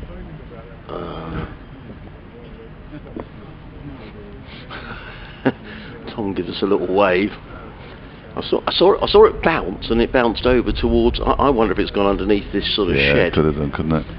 Or has it bounced into one of the tyres that they put on the covers? That'd be great if it had gone into one of the tyres. I think the umpires might need to get another ball there. Yeah, I think so. Now the players have given up. They've given up. Yeah. Which is a clever move, in all honesty, from Sussex, given that the ball is currently almost 70 overs old. I know in the very lowly standard of cricket that I played, Dave, the club funds were such that you'd all be searching in the long grass forever to find a cricket ball. Oh, yeah. and after play, someone said, "Well, come on, we've got to go and find that ball." You just you can't sort of give it up. Can't just leave one there, can you? No. So now we have got a bit of a delay. Critchley hits that for 6. He goes to 39. That big shadow, look, the crane moving. It's brilliant. The shadow just comes. Oh yes, yeah. It's almost like there's something in the air, but the crane to the left is just turning around. It's remarkable. So, umpire Bainton has been dispatched to get a ball. I'd imagine he'd want to show this to the batsmen, don't they? I think they'd like to see it, certainly. They'd probably like to think, well, hang on a minute. As you say, Fletcher, the ball is 70 overs old. No, he's not showing it to her. Madsen might just go for a little. No, he's not even going to get a look. Although if it is a little bit harder, it won't be too bad for the batsmen, really. They might have to just get used to the ball, but. Funny game cricket, isn't it, really? A lot of debate over the ball. Anyway, if we could get some cricket in a minute. Critchley's on 39. We had about 5 ball changes last week against them. Must have been a dodgy batch that would have been knocked square or cubed. Carson is in. Bowls, and Critchley is solidly forward. To a ball of good length, played set down the track. Carson feels of his own bowling, and there is no run. Update on the update, it didn't happen. Oh. So I didn't. It didn't happen at all? No, I didn't miss it, but it didn't happen. Right. In comes Casting and bowls, and Critchley's down. That's an even bigger 6. Using his feet. Now let's watch it this time. There we are. This time it's hit the advertising balls and bounces back in. And we did say that we thought that Matt Critchley was getting itchy feet before tea. And now he's lofted Jack Carson for 2 big 6s in the same over. Right out the middle of the bat, both of them as well, weren't they? Yeah. He's a powerful man anyway, Matt Critchley, but when he times it correctly as well, glorious from Critch. He goes to 45. Comes Carson again. Bowls. Critchley forward solidly, punches down the offside of the track. Carson picked up all sort of snatches at the ball. His figures had looked very good before this over. They're still very decent figures, but he's gone for 12 in this over. He's coming around the wicket now. The pattern of the over would suggest that this next one will go for 6. It's gone .6 so far. What will he do? I think he was thinking about it, but he's played it firmly to short extra cover, fielded by Ibrahim, and there is no run. So 264 for 3. Madsen on 89, Critchley on 45. Live cricket here on the BBC Radio Derby, BBC Radio Sussex. You may be watching via the live stream provided by Sussex County Cricket Club, with the guys doing a good job bringing the pictures for our lovely sunny home, Hove even. My name's Adrian Harms, Dave Fletcher from BBC Radio Derby. A bit of a natter going on between Ben Brown, the former skipper, and Tom Haynes, the current skipper. And we're waiting, I'm not sure. So that seems slightly ridiculous. We had a long delay for the ball hit for 6, and now we're having a sanitiser break. Yeah, that does seem a bit of a waste of time, really. Not the sanitiser break, the fact it wasn't done during the delay. Now we've got a further delay. There's more chats are going on about who's going to bowl the next over and all the rest of it. But I think it's going to be... Is Tom Haynes going to bowl the next over? He's looking around the field. He's bowled 3 overs for 3 runs, hasn't he, since tea? But I think he just made a sign there to Jack Carson to say, thanks very much, Jack. I think. I might be wrong. 3 overs for 17, Carson, with those 2 6s in the last over in his current spell. I think Jack Carson is desperately pleased about that. He's got his hands on his hips, and I think I saw Jamie Atkins starting to warm up, who you'd have thought might take the new ball. We shall see. Anyway, I think he gave Jack the thanks, Jack, for the time being. There it is. Haynes in and bowls, and Madsen, I'm not sure what he was trying to do there. Dab it down towards third man. He managed to just basically play it straight into the ground outside the off stump. Certainly the player at mid-on is warming up. That's Atkins. That's Atkins. Yeah. Yeah, he's definitely warming up. As Haynes is in again and bowls to Madsen, who again tries that cut shot and again plays it straight into the ground and up out into the offside. As a result, there's no run. 264 for 3. These two have added 79 so far for the fourth wicket. We saw a 96 run partnership for the third wicket between Madsen and Godalming. Madsen does cut one, manages to get it out towards the cover boundary where Harrison Ward does the fielding, and the score moves up to 265 for 3 with that single. Madsen moves on to 90, 10 away. The people sitting in the same positions they've been sitting in for a while, watching him as Critchley defends this next delivery from Haynes out into the onside. Rawlins does the fielding.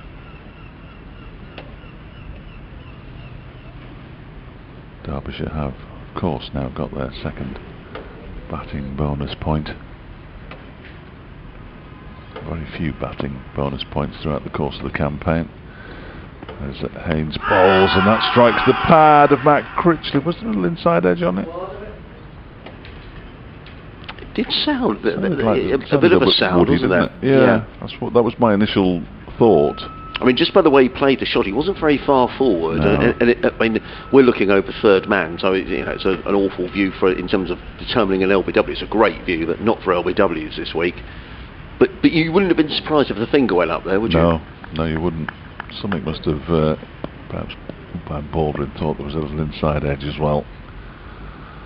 This time Critchley gets forward and defends up towards Jamie Atkins at mid-off, who removes his cap because that's the final ball of the over, and he is indeed going to come on to bowl from the C end with another 9 overs until the new ball can be taken. Derbyshire 265 for 3, Critchley 45, Madsen 90. And to give an indication, despite hitting those 2 sixes, Critchley's 45 has come off 101 balls. Madsen's got twice as many runs off 145 balls. That's how circumspect Matt Critchley's been in this innings. It's most un-Matt Critchley-like, but a means to an end, because he's just 55 away from 1,000 runs in the championship this season. Hugh Johnson's been in touch on Twitter. Hello Hugh. He says, I feel the problem Sussex have is we don't have a bowler who can bowl out the opposition. Even Carson is less effective than he was initially. To back that up, we still have fragile batting apart from Haynes and Brown. Need 2 good overseas for full season and 2 top senior pros, says Hugh, who's enjoying the internet coverage. Finding those 2 overseas is so tricky, really given tricky. the amount of cricket that's played worldwide in all sorts. To get a top overseas player is virtually impossible, isn't it? No, I agree. Very, very difficult. Sussex are taking an age to bowl their overs again now. We've got 25 overs left to be bowled, but Jamie Atkins is ready to bowl, but they're still rearranging the field. Quite a debate going on about where the fielders are going to be, and now Sussex are really on the defensive. This is a huge change, isn't it? We've got 1, 2, 3, 4, 5 players on the boundary. Is it me or they? Me, I think. In comes Atkins, bowls, pacey delivery, which is left outside the off stump by Madsen, who is on 90, 65-3. So the field now, there's a fine leg, a deep backward square, a deep mid wicket. So they are all on the boundary. Then the other fielders on the leg side, there's a square leg and a mid-on. On the off-side, there's a mid-off and a cover. And the 2 other fielders are the sweeper on the cover point boundary and a third man. So no one straight. Perhaps a feeling here that Atkins is going to bowl slightly short of a length, we'll see. But he's racing in around the wicket, coming into bowl to Madsen, and that is short, and the ball sails over Madsen's shoulder into the gloves of Carter, and there is no run. So still 8 overs after this until the new ball is available. The fact that Atkins is bowling now suggests that the new ball will probably be taken by Hunt and Crocombe, I would imagine. A bit harsh on Atkins. It's been a little expensive, but he has picked up a wicket. Renan Steenkamp from South Africa will be watching in South Africa. Loving this batting display today. He says, imagine we start next season off the same way. We're clearly looking to end this one. In comes Atkins, bowls, and I thought for a moment that Madsen had nudged that behind. Good delivery, pacey delivery by Atkins, who's racing in here. Madsen looked like he was looking to maybe force or work that one down towards third man, but he was beaten for pace, I think. Really good delivery, wasn't it? Yeah, really good delivery. Yeah. I'd have preferred them to have started this season the way they're ending this season, if I'm entirely honest with you, Renan. Yeah. He's given themselves a chance. In comes Atkins getting bowls, and up on his toes is Madsen, and another. Is that a no ball? No, that's 2 left in the over. That's his 2 left in the over signal that time. Yeah, I'm just looking at the scoreboard, which hasn't changed. So some drinks or something being brought down the pavilion steps by. Excellent, another delay. Yeah. They coordinate everything that comes off the. A drink being brought out for Jack Carson, I think, who's fielding over on that side of the field. Atkins in bowls, or what's about so. Now that is a no ball. Now, was that a no ball? That's a no ball. Where his foot landed, or the fact that it was way over? He couldn't reach it, but it's a wide, really, isn't it? Yes, it's not it is. I don't know no, why. I agree. I don't know why they've suddenly become no balls, but they have, haven't they? Because it penalises the. I know it penalises the bowling side with 2 runs rather than 1. Atkins over the wicket in bowls, cut away by Madsen, and that's going to go for brilliant bit of fielding actually by Carson. It was hammered away, a wide delivery, and Sussex had chased hard in the field today. Carson went diving away to his left. I'm not sure he hasn't winded himself, but he stopped the ball going for 4 at deep backward point. Good bit of fielding by Carson. Brilliant stop. In his white sun hat, Madsen goes to 92, 269 for 3. A little bit too wide on that occasion from Jamie Atkins, who's running away from us now in his 12th over. He's in and bowls, and Madsen works as another no ball, worked away down to third man, and that must have been a front foot no ball. So 2 no balls in the over. Derbyshire 272 for 3. This over's a bit messy, isn't it, really? Yep. Started off nicely with 4 dot balls. Now we've had 2 no balls, a 2, and a single taken off that last no ball as well by Wayne Madsen, who moves to 93. As Atkins is in again, bowls, and Critchley forces firmly down the ground. Atkins tumbles over in trying to make the shot. Looks like he might have grazed his elbow, but he's a big fella. He looks okay, and he gets up and finishes his over. 12 overs, no maidens, 1 for 62 for Jamie Atkins. Picked up the wicket of Billy Gottelman some time ago now, when Derbyshire were 185 for 2. He picked up that wicket. Gottelman out for 52. The other men out today, Harry Kame, who was out for 45, and Louis Deploy, who was out for a duck. But these 2 have batted very sensibly, very well. They've waited for the bad balls. In fairness, they haven't looked in an awful lot of trouble on what looks a good batting surface here at Hove. Yeah, not really. There was a couple of moments after lunch when Madsen played a couple of false shots. Can't really remember Matt Critchley playing a false shot, in all honesty. And certainly Madsen hasn't since Critchley joined him. So they're just going along serenely, really. 3 3/4 and over at the run rate. More more than adequate. Tom Haynes is in and bowls from the Cromwell Road end. It's played off the back foot up to mid-off by Wayne Madsen. Might just be the commentary box, but it feels very muggy, doesn't it? Yes. You'd have thought that perhaps the ball would swing a bit, but we haven't seen an awful lot of evidence of. We're not right behind the bowler's arm, but from the way the batsmen have played, it doesn't appear that the ball has moved too much in the air. Haynes bowls, and that's cut away by Wayne Madsen. I don't think he's going to get 4. He's not going to get 4. In fact, he's just going to get a couple of runs here as it's fielded nicely out in deep by Harrison Ward, moving around from the cover boundary to do the fielding at backward point. Madsen moves to 95 now. Derbyshire to 274 for 3.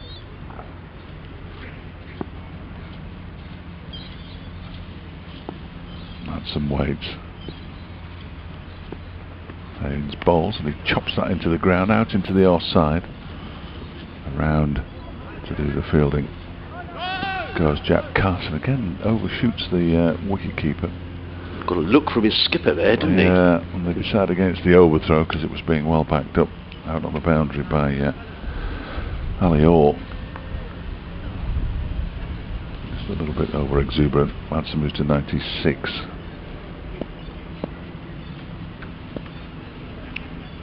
As Haynes is in to bowl to Matt Critchley, who drives, and he's going to take a quick single here, and that's a well taken single by Matt Critchley. He moves on to 46, 276 for 3. The impression is Sussex just started a little weary in the field. They spent a lot of time in the field in the last week. It's going to get to you eventually, though, hasn't it? I mean, they are a young side. You know, you think they'd be fit young players, but I mean, they spent a long time in the field against Middlesex. When Middlesex scored 676 for 6. Long time in the field last week at Leicester.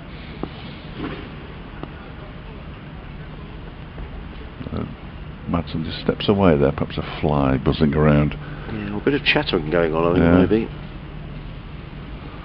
And this is another factor to take into account, that, you know, a lot of these bowlers have, I mean, I know they're young and they're fit and they should be able to bowl overs, but they've had a lot of time in the field, a lot of overs bowled. Absolutely. Next delivery is defended by Madsen. He sets off for a single and screams no, which almost catches Matt Critchley on the hop. And no damage done. The one who hasn't bowled very much is Jamie Atkins. We're saying he hasn't played much since July. But certainly Henry Crocombe has done a lot of work. I would imagine Crocombe's going to take the new ball, having picked up a couple of wickets already. Next delivery from Haynes is defended off the back foot by Wayne Madsen. You probably heard that they're not running. The ball is dabbed out into the offside. End of the over. 276 for 3. 96 to Wayne Madsen. 46 to Matt Critchley.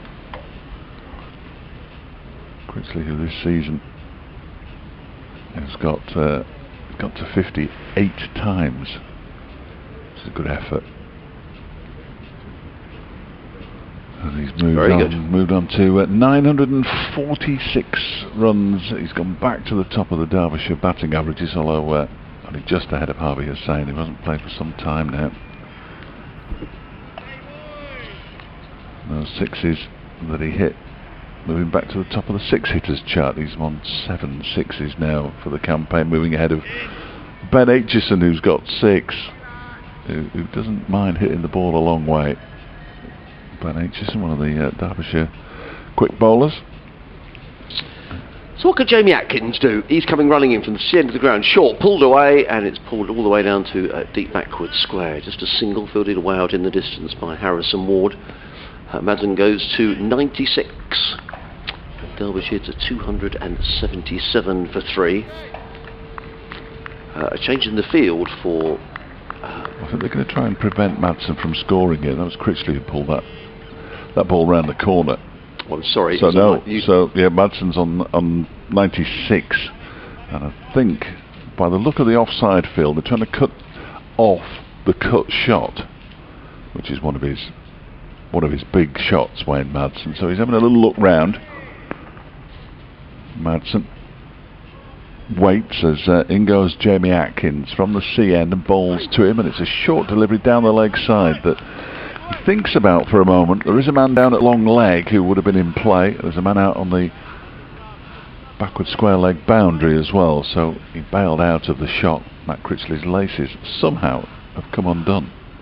Oh no, his bottom strap, is it the bottom strap of his pad? No, it is his laces, his right laces have come undone. There's a race between my update at 4:30 and Wayne Madsen getting to his century here. It's about evens at the moment. As this next delivery short down the offside, and he has nothing to do with it. Two very ordinary deliveries from Jamie Atkins, I'm afraid. 3 balls left in the over. Just noticed Matty McKenna will be playing in his first game of Championship cricket this season. I hadn't realised that. He's been included in the Derbyshire side. Been involved in the white ball stuff, and always seems to be around the first team squad in the Championship, but this is his first match of the season. In goes Atkins again. Over the wicket and bowls to Wayne Madsen, who defends it back towards him. And we're down to 2 balls left in the over. The 4:30 update is a little delayed because it's in the sports desk. That's good. Well, this ball, Fletch. You think? Yeah. It's going to be pulled. I'm going to go for the nice cover drive. Madsen waits 4 away from a century. Atkins is in and bowls to him, and he defends it, pushes it up to mid-on, and he'll scamper through for a single, which takes him up to 97. Critchley's only 3 away from a half century. I would imagine a campaigner as experienced as Madsen. I mean, hundreds don't come along every day, do they? I'm sure he's thinking, oh, I've got this far, I'm not giving this up. I'd say he got 6 in 2016 and has got 5 since, and none this season. He will be desperate for these next 3 runs, but it's Matt Critchley on strike at the moment. As Atkins goes in and bowls to him, and he defends this one. It was a strange defensive shot really, because the ball looped into the air up towards Crocombe at mid-on. It landed a long way short of him, and it's the end of the over, so Madsen will keep the strike. Oh, it's going to be close. Madsen will keep the strike, and he's on 97. He'll be bowling to Tom, receiving the ball from Tom Haynes, who's in his will be in his 6th over unless there's a bowling change. And the suggestion is that there won't be, because Haynes has just removed his sleeveless sweater and is going to continue from the Cromwell Road end. You keep going, Fletch, if you can. I'm on a knife edge. I'm on a knife edge, Adrian. I'm refusing to panic. No. Haynes then bowls to Wayne Madsen, who defends it out into the offside, and there is no run. Ibrahim does the fielding at extra cover. I guess if the worst comes to the worst, you'd be, if you were on air during the 100, that'd be quite nice in your sports bulletin, but yes. It might not happen. Yeah, they'll either get it or they won't they? Essentially. Can't be helped. Madsen waits, Haynes bowls, he pushes this out into the offside, and this scamper through for a single. That might help me. Madsen moves to 98. Critchley's on 47. And Derbyshire 279 for 3. The partnership is 94. I've just been told I'm at the top of the sports bulletin as well, so I'm going. Okay. Well, let's hope Wayne Madsen waits until Fletch gets back, because it's been a fine innings. Haynes on his way. Bowls to Critchley, who plays firmly to mid-on, fielded by Sean Hunt, who was very quickly in. And there is no run. 279 for 3. 21 overs left in the day after this one. Tom Haynes in his 10th over,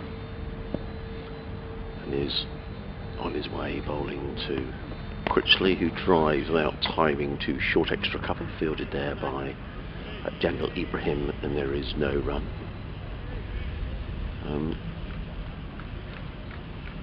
day of 16 wickets at Chelmsford. Northamptonshire bowled out for 81, Essex won 34 for 6 in reply. 13 wickets at Bristol, Durham bowled out for 140, Gloucester 76 for 3 in reply. Haynes in bowls. Oh, is that out? He clipped that away on the leg side or looked to it. Sounded as if he may have got a little nick on that again. Haynes looks disappointed.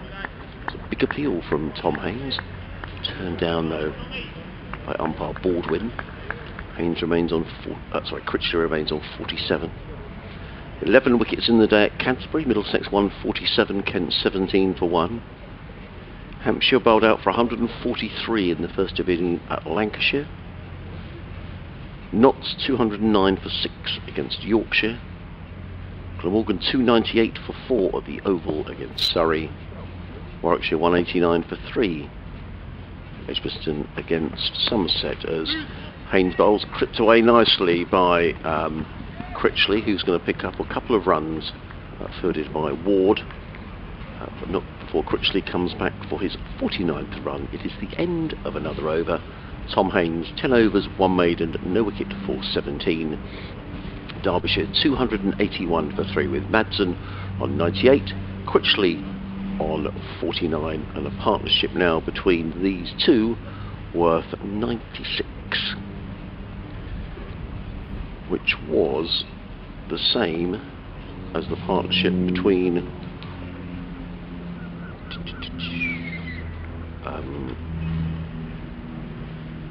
Godleman and Madsen. So Jamie Atkins, what can he do? Can he break this very fine partnership between these two? Sussex completely on the defensive. The new ball 5 overs away.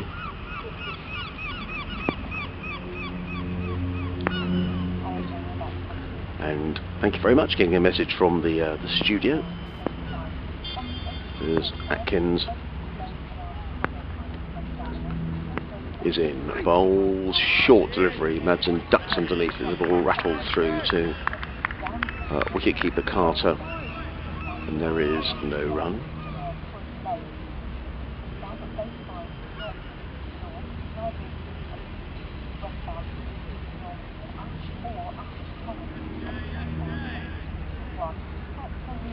Third man, sweeper on the cover point boundary. 3 men saving, 1 on the offside now. A backward point, cover, a mid off, a mid on, forward square, well, a square leg almost mid wicket as Atkins in and bowls. Down the leg side, and a very good take by Carter to a wide swinging delivery down the leg side. And there is no run. The leg side field, there's a fine leg and a deep backward square. Total remains on 281 for 3.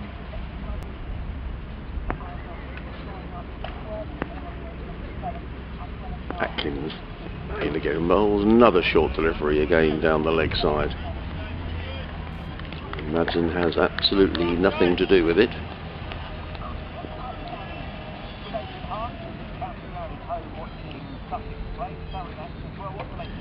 Well, Derbyshire continuing to pile on the runs here at Hove, Danny. 281 for 3. Wayne Madsen on the verge of a century. He's on 98. Matt Critchley is on 49. These two have so far added 96 for the 4th Derbyshire wicket. The wickets for Sussex, 2 of them to Henry Crocombe, the other taken by Jamie Atkins. Meanwhile, at the Oval, Glamorgan having a very good day against Surrey. They're 300 for 4.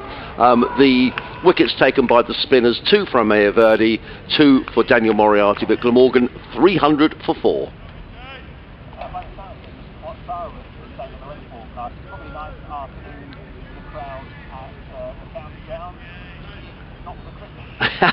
Well, it's beautiful cricket. Well, I mean, we had so much poor weather this summer, Danny. It's a delight to be here with lots of blue sky. But no, I agree. I mean, Sussex have had a really tough time in these last 4 championship matches. They've lost 3 on the bounce. And from a position of this, Derbyshire will be thinking they're in a strong position as well. These two are the bottom 2 sides in the championship, and they'll both be desperate to win to avoid this sort of ignominy of finishing bottom of the table.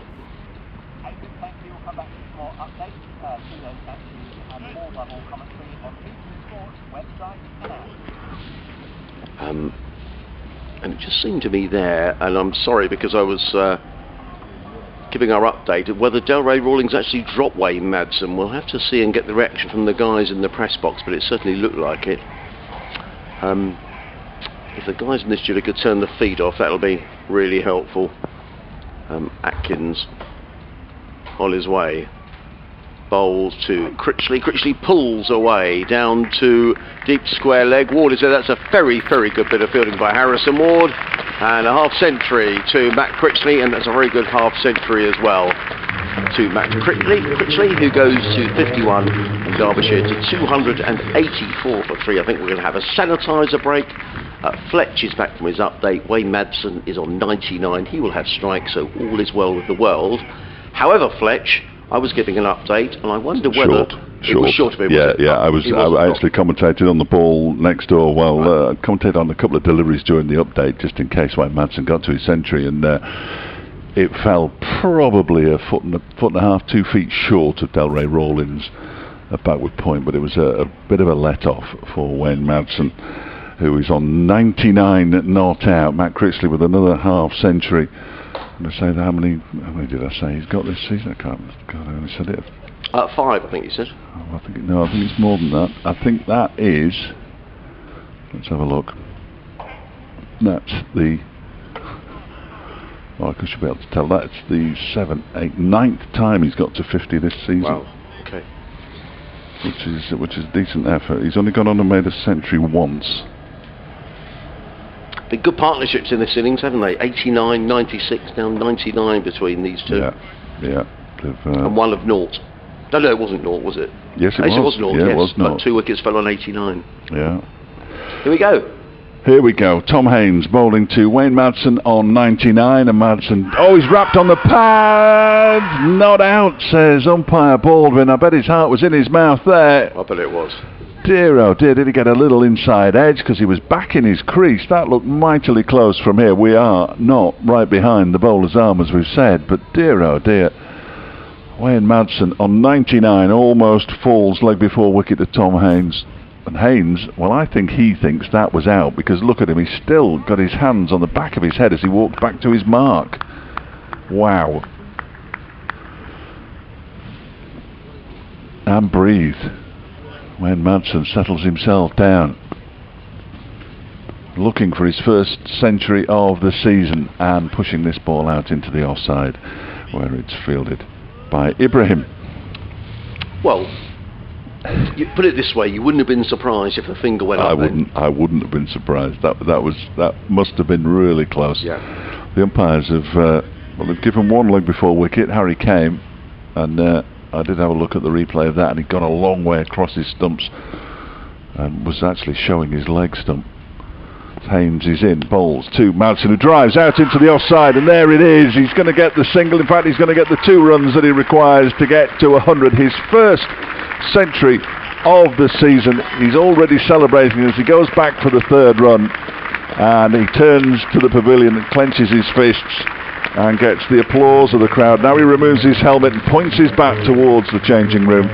It's the 32nd century of Wayne Madsen's career, and he gets a big hug from Matt Critchley as well. He moves to 171 balls, 9 fours.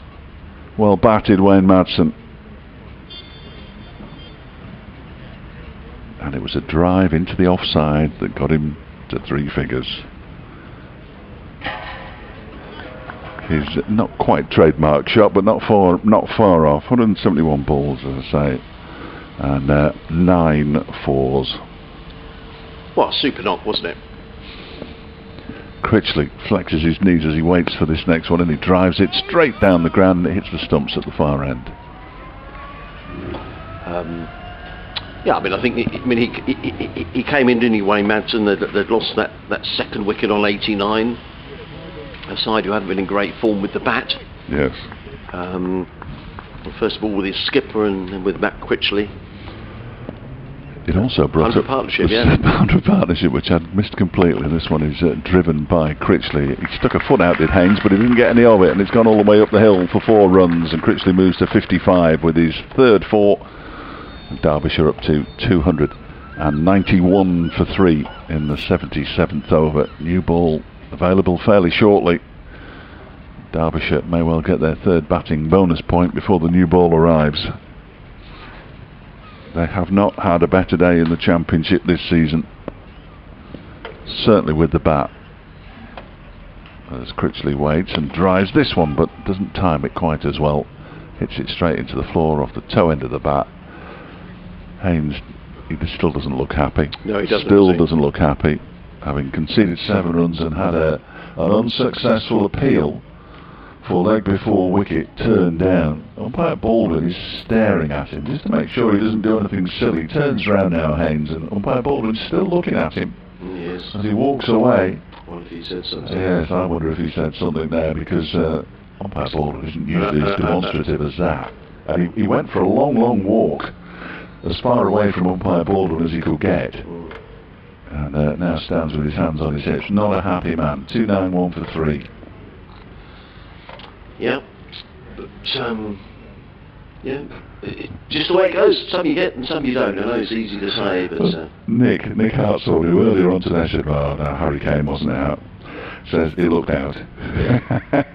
Well, certainly from here, Nick, we wouldn't have been a bit surprised. We're looking over third man at that decision, so we're in no position to give. But you just look from the angle of the delivery, the shot that Madsen was playing, where it hit him, how far forward he was, that it had to be a very, very good shout. However, it's not been given, and Sussex have got to keep toiling away. 291 for 3 as Jamie Atkins races it from the end of the ground bowls to Madsen, who plays firmly to mid-on. Fielded there by Crocombe, and there is no run. That's a light aircraft or a helicopter. Doesn't look like a helicopter, so it's away. Across the ground, right over our reflex microphone.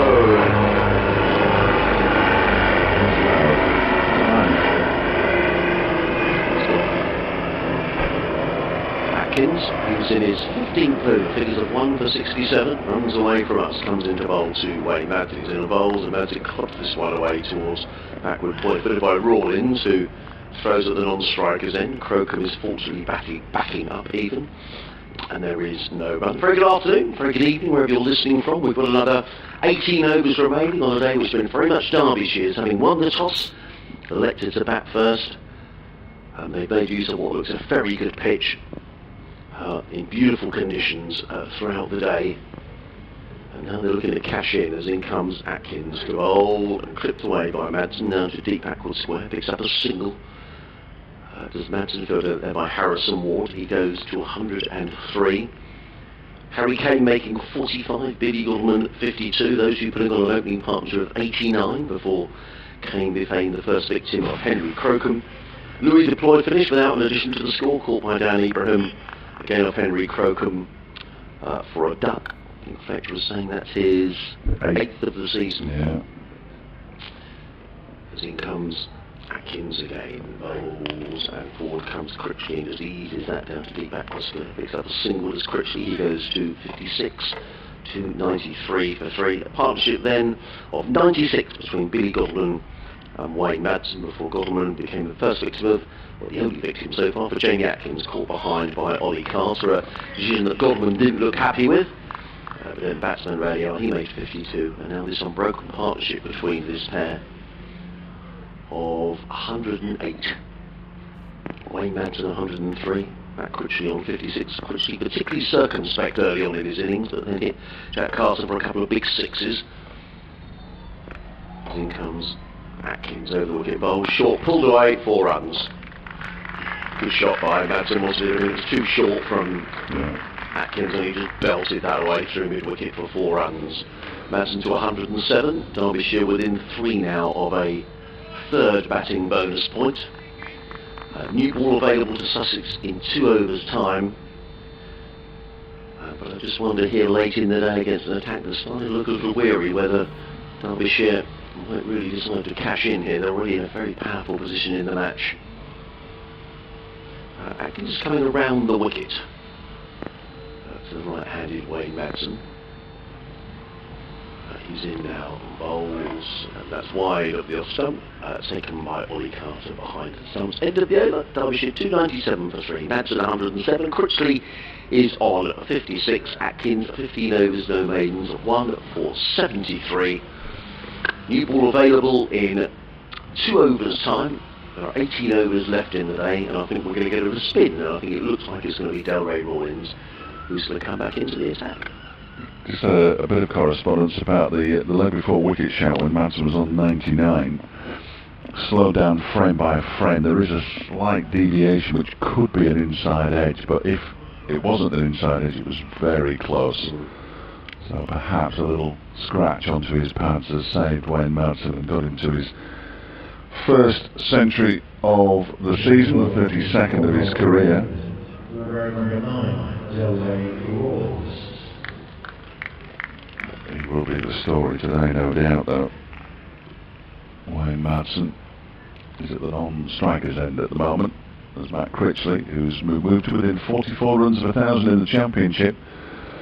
So he won't necessarily celebrate 1,000 runs in the championship in this innings, because he'll be celebrating a century, and he steps away because the fielder at mid-on was just still moving. Anyway, Rawlins around the wicket in bowls to Critchley, who pushes it out into the offside. And there's no run. Beautiful evening in Hove. Shadows from the Sven Karma Pavilion just starting to creep onto the pitch. As this one is driven out towards the cover boundary for a single. The driller is back. I don't suppose he ever really went away. Nicely fielded out there in the deep by Harrison Ward. It wasn't the same one who was in Raiders of the Lost Ark, of course. And Rawlins is in, and that's a full toss, a horrible, horrible delivery from Rawlins that Wayne Madsen misses out on, really, just punches it into the offside where it's further by Ben Brown. Of all the people who are doing the laps of the ground, there's only Fran Clarkson left now. She's a solitary figure as she walks around the boundary in front of us, and Madsen picks up another single, cutting this out into the offside. He moves on to 108. Derbyshire to 299 for 3. What does the rest of the Derbyshire batting lineup look like, Dave? Are there runs there? Well, Geston Dahl, as his next delivery, is pulled into the leg side by Matt Critchley. That's a horrible delivery from Delray Rawlins, and he's just pulled. It's very straight as well, the pull shot from Matt Critchley. He moves on to 61 now. Derbyshire to 303 for 3. I was just going to say there, last week Brooke Guest and Anders Dahl shared in a 7th wicket stand of 226. So they're in nick. Yeah. Rawlins bowls again. It's a short delivery, and this time it's just pushed out into the offside. I'm not guaranteeing another double century stand, of course. Critchley picks up another single to 62. Madsen to 108. Derbyshire 304 for 3 now. But they did bat very, very nicely, the pair of them last week. Yeah. Came in at something along the lines of 72 for 4, and went on to a record stand against anybody in first class cricket for Derbyshire, beating a record that had stood since the 1930s. Wow. So, well, I guess I was looking for a little bit of comfort. Sorry. Now we're going to get. Now, in fact, we're going to see some Harrison Ward, who's going to bowl the last over, I suspect, with this old ball. I've not seen Harrison Ward bowl before. In fact, I'm not sure he's ever bowled in first-class cricket. It wasn't last week; it was the week before. What am I talking about? It was against Leicestershire, wasn't it? Of course, it was. So, what have we got? 56 for 5 to 283 for 6. Wow, good stuff. So decent 6-wicket stand. So, can Sussex get a sort of a bonus wicket here in the last over before the new ball? I see no reason why they wouldn't take the new ball. 304 for 3 are Derbyshire. It's going to be Ward. I think this is his first bowl in first-class cricket. So in he comes and bowls, and it's short, so it's punched away down the ground by Matt Critchley, who goes to 63. Derbyshire 305 for 3. Comes our friend the helicopter, I think, or is that a light aircraft? That sounds more like an aircraft. Yeah, it does actually. Ward in again, bowls. Swept by Madsen. The ball ricochets behind, and there is no run. Ward pitching the ball up. In comes Ward again, bowls. That's a full toss. And that's pulled away. He's rather lucky to get away with that, in all honesty. Pulls it to deep backward square, fielded there by Hunt, who gets in the throw. One more to the total. Madsen to 109, 306 for 3. I can't see any of the quick bowlers warming up, which makes me wonder whether they are going to take the new ball. I mean, I thought you would, wouldn't you? Yeah, Derbyshire didn't the other week when they were in this similar position. Ward in again, bowls. Crinchley works down into the offside. There is no run fielded by Brown. I guess Working on the theory that the old ball's harder to get away. yes. But perhaps go at it first thing in the morning, or just have a few overs tonight and then keep it relatively new for the morning as well. Ward in, bowls. Forward comes Critchley, plays it back to Ward. Tidy enough over, one more ball remaining. Just 2 runs off of it. But Sussex really need wickets here if they're going to get themselves back into this game. Ward in again, bowls. Forward comes Critchley, plays to mid-wicket, there is no run. So end of the over.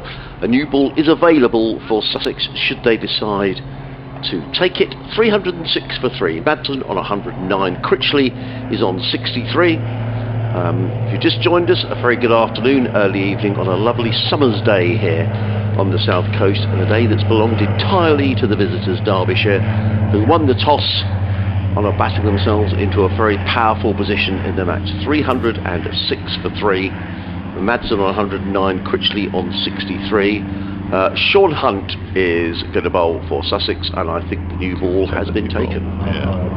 And I see no reason why it wouldn't. I don't see much point Sussex just trying to contain. They need wickets if they're going to get themselves back into this game. And I wonder if Sean Hunt is the man. I guess we'll find out fairly shortly. Some deep in conversation with his skipper, Wayne Madsen, on strike on 13 overs for 55. His previous spell he bowled 4 overs for 14.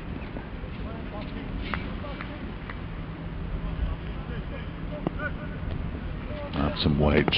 Well, you sort of feel if Sussex don't pick up a couple of wickets here before the close, they are seriously under the pump. They've got 2 slips in place for the new ball, and Madsen clips it away for a couple of runs. That is a fine piece of fielding down to our left-hand side by Jamie Atkins. Tumbling stop, and he gets the applause of not only the crowd but most of his teammates as well, and so he should. Madsen moves on to 111. Derbyshire to 308 for 3. Well, that's the sort of stop that can sort of lift the spirits of the side when you're under pressure and you see your quick bowler charging around the boundary like that. That makes everyone think, come on, you know, add 2 wickets to the scoreboard and we're not out of this. The last thing you want is the first ball with the new ball to go for 4, really, isn't it? As Hunt bowls, that one is whipped away out to the leg side, and it's been caught on the square leg boundary, and Madsen can't believe it. He looks down, hands on hips, stands at the crease, and eventually drags himself away. And a very fine knock from Wayne Madsen comes to an end with a relatively routine catch out on the square leg boundary, as it turns out. He's dismissed for 111, and Derbyshire are 308 for 4. The new ball strikes. Yeah, I think Madsen's furious with himself, isn't he? That he's always given that away. He's batted so well. Again, we haven't got a great view here of where that delivery, but it looked to me like it was another delivery down the leg side, and Madsen helped it on its way straight into the hands of Ali Orr, but deep backward square. But Wayne Madsen getting a good hand from this sporting Hove crowd. We'll just listen to that.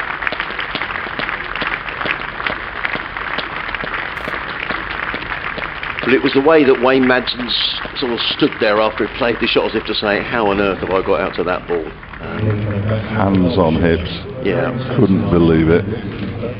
Got out he has. That was a partnership of... Oh, that's a terrific question. 185. 185 for 15 plus 8. Is that 123? I'm going to have to use my calculator. I can't do maths like that. 185. Just 308. 123. Ah. Is that what you said? I did. Excellent. So partnerships of 89, 96 and 123 so far for Derbyshire. So Sussex with the breakthrough with the new ball. And actually, we were just talking about that stop by Jamie Atkins. I'm not saying that was the reason, because I think, to be honest with you, Madsen just picked out a man at deep backward square. You know, Hunter's taken the wicket and fair play. But it's just the sort of thing. All of a sudden, a wicket's taken, a good stop, and the fielders might think, "Come on, boys, we got the new ball. If Sussex pick up a couple of 3 wickets here tonight, then it's not been an awful day." No, no, absolutely. And it's funny how things can change, really. In comes Hunt, the ball to the new batsman, who's guessing it's outside the off stump, and there is no run. 308 for 4. He's had a good season, Brooke Guest. I'm not sure the numbers necessarily tell you. He's got, it's only his 19th innings. He did play as an out-and-out batsman. He's batted at number 1. He's batted at number 3. He's got the gloves since Harvey Hussein's issues with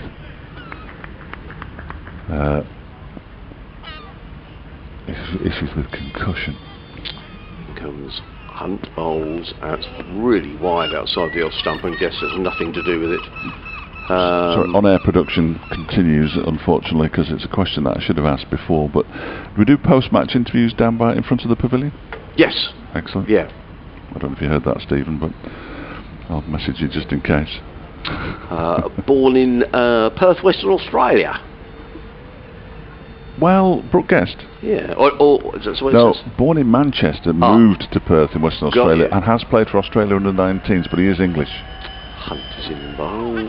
That's down the leg side. They're appealing for a catch behind. Umpire Baldwin says not out. I think there's a bit of kidology going on there. And there is no run. Yeah, you're quite right, sorry. Born Whitworth Park, Manchester. Thank goodness for that. 14th of May 1977. Yeah, learned his cricket in Western Australia, in Perth, on the bouncy pitches there. Yeah. And as I say, played for Australia under 19s. There's just a hint of a twang, just a hint, but he's nearly lost it now, I'm delighted to say. Comes Hunt and bowls, and he's going to get his first runs, and they're going to be a couple of runs, I think, down to third man, where Henry Crocombe has to make ground to his right to field, and Guest comes back for a second run. Well, he's picked up a wicket in that over as Sean Hunt, and he'll be pleased about that. I don't think it was the greatest over ever been bowled with a new ball, but nonetheless he's done the job, and he gets a nice round of applause from the Sussex faithful. 310 for 4 are Derbyshire. Critchley 93, Guest on 2. I'm sure they're having a natter. I'm sure Matt Critchley is probably got his eyes on that 1,000 runs, and probably important as well here for Derbyshire that he doesn't get out. Yeah. With the new ball now having been taken. Yeah, they don't necessarily want Guest and Dahl together, but both more than capable batsmen, of course. Prior to the Leicester game, the Leicestershire game, which was 2 weeks ago, Derbyshire had 1 Centurion in the county championship this season. That was Matt Critchley. Since then, Wayne Madsen, Billy Godleman, Anuj Dahl and Brooke Guest have all got centuries. Right, okay. 3 of them in that game, and now Wayne Madsen. So they'll be feeling a little happier with life, I would imagine. Important little spell this now, isn't it? As I said, if Sussex could whip a couple of out with the new ball, they'll think, yeah, we're still in this. But if Derbyshire can get through to the close without losing another wicket, they would have had an exceptionally good day. So important sort of hour coming up. Henry Crocombe from the CN bowls to Matt Critchley, pushes it up to mid-on, where it's fielded by Jamie Atkins, and there's no run. There's no hope in the world that I'm going to get to the end of this over before my 5 o'clock update. No? No. No. You keep busy, Fletch, running to and fro next door. Yeah. I'm busy. This one, it's a sort of check, drive, defensive shot from Matt Critchley to the next delivery from Henry Crocombe. Crocombe, yeah. It's a strange old shot, that. Fletcher's going to disappear. 310 for 4 are Derbyshire. Critchley on 63, and he just some movement behind the bowler's arm, which I don't quite understand, because there's a couple of stewards there. I don't understand why people are sort of moving behind the bowler's arm. I think it's actually the steward he wants to move. Matt Critchley just says, would you mind moving? And that has happened. 2 slips, third man, sweeper on the cover point boundary, cover mid-off, mid-on, mid-wicket and a fine leg. Crocombe in bowls, Critchley drives handsomely, shot. 4 runs over the pitch by Henry Crocombe, and that was a quality shot by Matt Critchley, just driven away beautifully through extra cover for 4. Probably one of the shots of the day, in all honesty. Bit too much width from Henry Crocombe. Critchley, who has been very circumspect throughout this innings, when the ball's been there to hit, he hasn't missed out. He goes to 67. Crocombe in again, bowls, and Critchley drives. Well pitched up by Crocombe, right in the block hole, and Critchley had to play that. Played it down the ground, fielded by Tom Haines, and there is no run. Jamie Atkins claps his hands at mid-on. You've probably heard that in our effects microphone. And Crocombe in again, bowls. Critchley in behind that, plays it into the offside. It's a well-judged single, because Carson, well, a rather weary-looking Jack Carson, in all fairness, had to move to his left to field, and Critchley goes through for a single. He goes to 68. Derbyshire to 315 for 4. Live cricket here on BBC Radio Sussex, BBC Radio Derby. Myself, Adrian Harms, alongside Dave Fletcher. You may be watching via the Sussex Cricket Club live stream as well. Seeing what a lovely day it is here at Hove, as in his Crocombe bowls, and that's a good delivery by Henry Crocombe, and it beats Brooke Guest. All ends up a bit of extra bounce and lift there for Henry Crocombe, taken by wicketkeeper Carter. So a moral victory for the bowler Henry Crocombe, who's picked up a couple of wickets so far today, and I think he's bowled well. 15 overs, 3 maidens, 2 for 51. Derbyshire are 315 for 4. Critchley on a 68. Guest is on 2. We've got another 14 overs remaining tonight. The first of those is going to be bowled by Sean Hunt. So we should have been done here by 5:30 today, but I don't think that's going to happen. Probably going to be nearer 6 o'clock, but I don't think there should be too many issues with light. Although, of course, at this time of year the light does fade fairly quickly. Henry Crocombe, having bowled that over, now takes up his fielding position down just in front of the third man and puts his cap on to shield his eyes against the sun. As in comes Sean Hunt, bustling in down the hill from the Cromwell Road in, bowls to Critchley, who just plays that easily into the offside and picks up a single. Again, it's just an observation that with the new ball, I know Critchley's on 69, but I just wonder whether that was a rather easy single for him to take, or maybe Tom Haines is happy for him to have the single and bring the new man Brooke Guest on to strike. Either way, the sweeper on the cover boundary has now come up to a 1 saving position at backward point. That's Harrison Water. 3 men now saving 1 on that offside, as in comes Hunt again, bowls, and lovely looking shot by, I guess that's going to be 4 runs. That was just eased away, and hasn't really got his lines and lengths right today, Sean Hunt. I know he picked up a wicket in that previous over, but that was a little too wide of the off stump, and having brought the man up inside the circle to prevent the single, there was too much width, and Guest was very happy just to steer the ball away without thrashing the ball through the covers for 4 runs. He goes to 6, Derbyshire to 320 for 4. And I suppose from a Derbyshire perspective, there's 13 overs to go. If they could score even 3 in over 13 threes or whatever they are, 39, 40, they could be around 360 at the close of play. Yeah, I'd be happy with that. Hunt on his way again over the wicket, bowls and Guest forward, and that's the benefit of having the man up on the 1 at backward square at points, that it just means that they can't take a single. So good field placement there by Tom Haines. Just have to remains 3:20 for 4. The sun's slowly going down, shadows across the ground. The southwest stand, which is the open stand away to our left-hand side, is now completely in shade. The deck chair's still in bright light or reflection from the... In comes Hunt bowls, taken by... Oh, no ball against Sean Hunt. Taken down the leg side by Carter. Sorry, Can you see that? No, from the Spen Karma Pavilion to the sort of right of the middle. Oh yes. There's something reflecting. Yeah, there is. Very brightly. Oh, that is there. bright. Yeah. Yeah. The sun is just glinting off that. Coming in through the window at the back. Sussex has bowled a lot of no balls today. 3:22 for 4. As in comes Hunt again. Bowls forward is Gaston just plays to mid off, and there is no. I'm going to suggest they might have bowled at least half a dozen. 8. Right. Yeah, 8. Which is too many, really, isn't it? Yeah. It is too many. Well, it's another 16 runs, isn't it? Yeah. And another 8 balls, so it's effectively another over. I know it's a 4-day game, but Hunt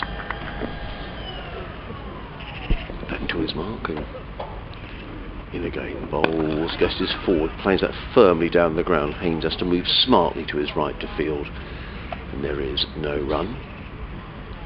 Total remains on 3:22 for 4. We've got another 13 overs remaining in the day after this one.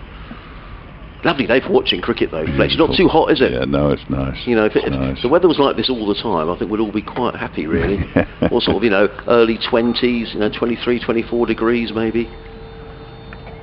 In comes Hunt and bowls, and that's a good delivery by Sean Hunt. But looking from here, looked like it just maybe might have cut back into the right-handed Brooke Guest. However, there's a stifled appeal. There is no run. End of the over. 3:22 for 4. Guest on 6. Critchley on 69. Hunt 15 overs, 1 maiden, 1 for 66. And we've got another 13 overs to go tonight. So when Madsen was out, how disappointed he looked. I think it probably flashed through his mind, oh no, I'll have to stay a bit later and do the post-match interview as well. I would imagine he's most disappointed about that. Not necessarily getting out on 111, because he'd be delighted to have got his first century of the season. Is he contracted for next season, Fletch? He is. Right, okay. Yeah, he is. He and Billy Goldman are contracted to next season, but obviously if you go into a season and your contract's about to run out, as Henry Crocombe begins a new over from the C end and bowls to Critchley, who drives it imperiously out to the extra cover boundary for 4, all the way along the floor. That's as good a shot as we've seen all day. Well, I was just going to say, Fletch, in the previous over he played a very similar shot to that, and that's twice now. And they are, he's a quality batsman, isn't he? I mean, that was a beautiful shot. I mean, it's overpitched by Henry Crocombe, but do you know what? He's just dispatched that magnificent shot. It was his 6th 4, and he's 73 not out from 130 deliveries as he edges ever closer to 4 figures in the championship this season. And he waits now as Crocombe is in, bowls to him, and this time he just goes onto the back foot, pushes it out into the offside, and there's no run. Quite often, if you get to the final year of your contract, you might be looking to negotiate your next contract, but of course all contract negotiations are pretty much on hold pending the appointment of a new head coach at Derbyshire, so we'll wait and see on that front, but they are both contracted for next season. Crocombe is in, and this one is defended out into the offside.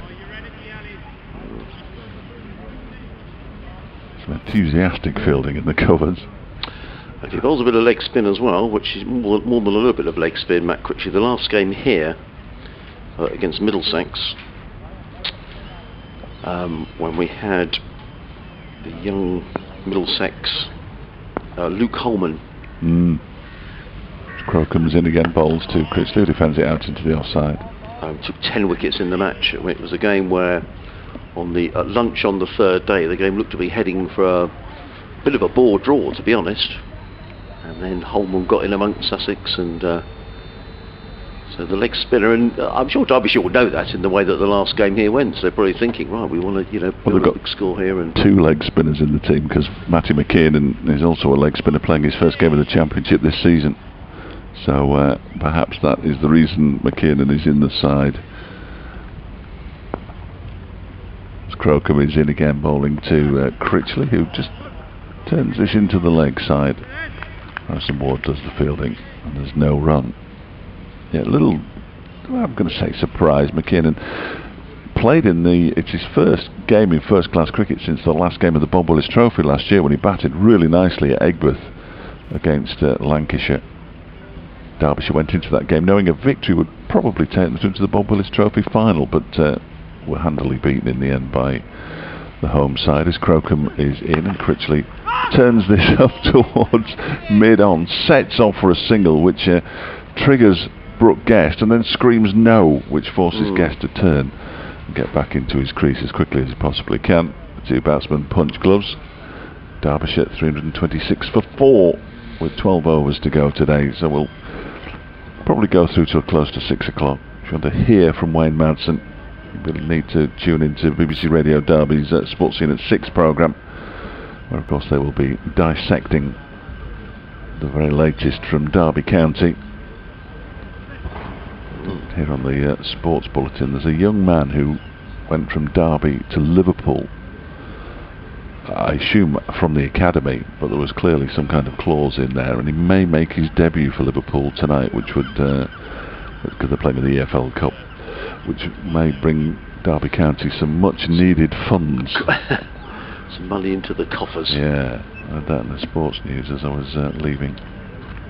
In comes Sean Hunt, comes in and bowls to Brooke Guest, who plays that firmly to mid-off. Tom Haynes gets in the throw. Good bit of fielding by Haynes, well backed up by Ali Orr, and one to Brooke Guest, who goes to 7. The total 327 for 4. Elsewhere, 19 wickets have fallen at Chelmsford today. Northampton all out for 81, Essex 162 for 9, so that one looks unlikely to go the 4 days. 14 wickets at Bristol, Durham making 140, Gloucestershire 120 for 4 in reply. 12 wickets at Canterbury, Middlesex bowled out for 147, Kent 57 for 2. 12 wickets at Aigburth, as in comes Hunt over the wicket bowls and run by Critchley. Good diving stop by Rawlins in the gully, and there is no run. Hampshire 143, Lancashire in reply 9 for 2, Luke Wells out for a duck. LBW to Keith Barker as the championship season comes to a climax. Good day for Nottinghamshire at Trent Bridge against Yorkshire, 263 for 6, a century there for Joe Clark. He's 104 not out as Hunt is in, bowls to Critchley. Critchley plays it straight back down the track. Hunt fields off his own bowling, and there is no run. Good day for Glamorgan at the Oval, 251 for 4, century for David Lloyd, he made 121. Kieran Carlson is not out, 29, he made 200s against Sussex in the same match earlier on this season. And Warwickshire are the contenders for the title in the county championship. Good day for them, 241 for 3 against Somerset at Edgbaston. Hunt in bowls, and I think Critchley pulled the bat inside the line at the last minute. And there is no one. The ball goes through to keeper Carter. And down at New Road in this division, the other game in this division, Leicestershire making 222 with 71 from Louis Kimber. And in reply, Worcestershire are 3 without loss.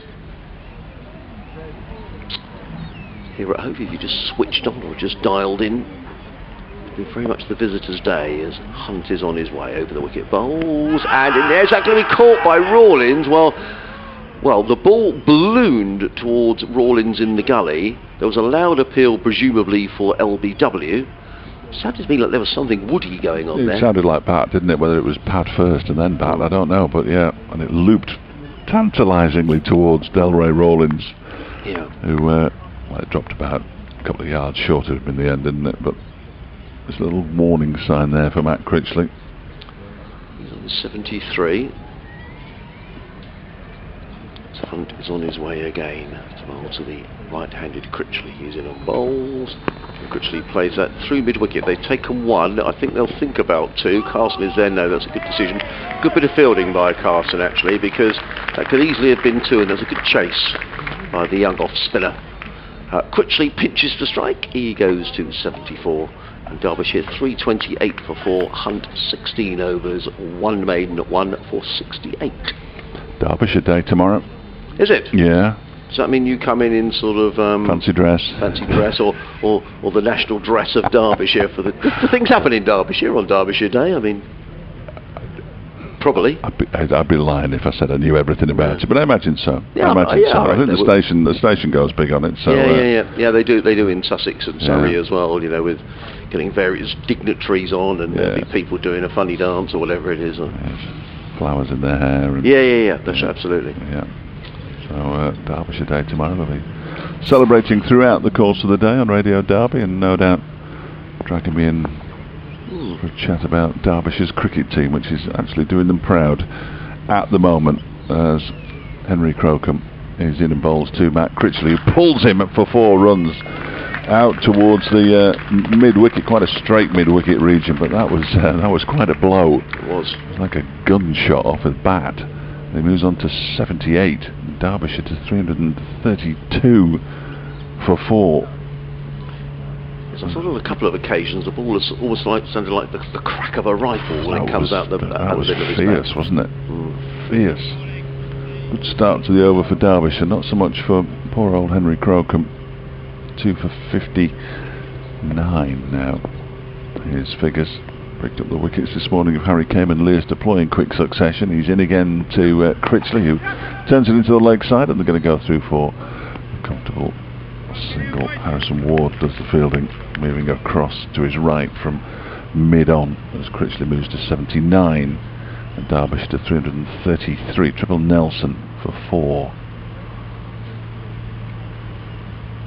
To have looked to see what the most runs they've scored in the innings this season, because they won't be far away from it, Derbyshire. They haven't scored heavily this campaign. Crocombe bowls, and it's left alone outside the off stump by Brooke Guest, but they would have come early in the season, I fancy. A game that they should have beaten Worcestershire in. I think they scored a few runs in that one. They did go 475. Oh no, that's Durham. That was embarrassing. 267 against Durham, so that won't be amongst on the highlights reel anytime soon. 390 all out in the game against Worcestershire, game 2 of the campaign. And that was pretty much the highlight, as Crocombe is in and Guest defends out into the offside. 2 balls of the over remain. 333 for 4. Well, from this position, you'd have thought they'd be very disappointed if they don't overhaul that, Fletch. Yes. Yeah, they'll be looking for 5 batting bonus points here. That's the likes of which has not been seen this season, I can tell you. A century for Critchley, 98 for deploy in that match as Guest defends this next delivery out into the offside. And there's no run. That was one of Billy Godolman's half centuries this season. 83 not out for Harvey Hussain as well. But there was quite an alarming collapse in that match, because at one stage, what are we now, 333 for 4, they were 338 for 4 and collapsed to 390 all out, so they've got one in them. Yeah. And that's really what Sussex have got to hold on to, really. As Crocombe is in, and that one is left alone outside the off stump by Guest. Go through to the keeper end of the over. 10 to go today. 333 for 4 Derbyshire. Critchley on 79 and Guest on 7. Well, a glorious day down on the south coast. In fact, I think this weather is pretty much replicated across the country. That's disappointing though, don't you think? But the rest of the country's also enjoying this. Yeah, they are. It'd be nice if it was just us. Just us. But it's not. I think it might be a little cloudier up north. Yeah, I'd imagine. Yeah, up in Bolton there might be a few clouds. It was warm there yesterday when I left. Yeah. No, it's been strange. I think it's going to be nice that Sunday was a miserable day down there. You know, it rained and typical September day. But this is good weather to finish the season, and I think it's great that the county championship itself is going to be decided, properly on the field and not by. Yeah, no, absolutely. Not by someone winning it because it's rained elsewhere. Anyway, it's going to be Sean Hunt who's going to come into bowl to Matt Critchley. Critchley drives without timing down the ground, fielded by Hames, and Critchley goes to his 80th run, 80 off 143 balls. Derbyshire 334 for 4. Sean Hunt in his 17th over, figures of 1 for 69. Picked up the wicket of Wayne Madsen, who is the centurion for Derbyshire today, finishing out for 111, caught at deep backward square by Alior. Madsen was furious with himself for picking out a field on the leg side boundary, the second ball that was bowled with the new ball. Here comes Hunt, bowls, and Guest just waits and tucks that one onto the leg side, backward of square, and all needs to trot in from the boundary to field. One more to Guest, he goes to 8. Derbyshire 335 for 4. There's another 8 overs, sorry, another 9 overs remaining after this one. Be about 25 minutes late, I think, tonight, won't we? Yeah. As Hunt is in, bowls is driven firmly by Critchley to mid-off, and there is no run. I'm sure Matt Critchley would like, if he could, to get through to his 100 tonight. It's quite possible with 9 overs remaining. And as Dave was saying, he'd scored 900 runs. Will that take, if he gets to 1,000, will that take him to the second highest run scorer behind Tom Haynes? No, there's already 3. There were already 3. 3 had got to the 1,000. Yeah, I've still got that one here. Hunt in again, bowls, and Critchley just places that wide of Delray Rawlins at backward point. Rawlins needed to run to his right, and being a left-handed thrower, there was always a comfortable single. You talk about daddy long legs, there's 2 of them now outside our commentary box, Fletch, on the window, one static and one... That one there was one on the window in front of us in the last match at Derby, and it looked for all money like it was dead, but it just sort of moved imperceptibly down the window. It was remarkable. In comes Hunt and bowls, and driven by Brooke Guest. Ibrahim was very quickly onto that. It was a good bit of fielding late in the day by Daniel Ibrahim. It was to his right at cover, and he got the throw in. He noticed that Critchley was backing up quite a long way to the broad stumps. Missed, but still good intent by Daniel Ibrahim. Hunt is back to his mark as the shadows lengthen across the ground, and that Sean Hunt is in, bowls, and Guest is forward, plays solidly into the offside, fielded by Ibrahim. The end of another Sean Hunt over. 17 overs, 1 maiden, 1 for 71, 3 singles conceded off that over. Derbyshire 336 for 4. Guest is on 8. Critchley is on 81. Now this is strange, because Henry Crocombe took off his cap and left it by the boundary edge, expecting to bowl. And I'm presuming he's going to bowl. I think he presumes he's going to bowl as well. But there's now a long chat going on between Tom Haynes and Ben Brown, who are discussing something out in the middle. I'm not entirely sure how the over 8 can be level, to be perfectly honest. No. I mean, how can that be the case? Because we should be finishing, if Sussex were on time, we should be finishing at 5:30. Yes. And we are 25 past 5, and there are 9 overs remaining in the day. So they sort of work things. I mean, there's been a delay. There was a delay when the ball was lost. Yeah. Hi-ho. As Crocombe goes in to begin a new over, bowls to Critchley, who turns that one into the leg side up towards the man at mid wicket, and there is no run. I was just going through the batsmen. I've got one to go. I can find the Middlesex game. There it is.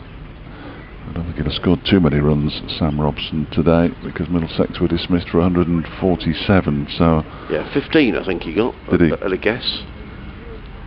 Excellent. That's good news for Matt Critchley. You're right, 13 in fact. Right.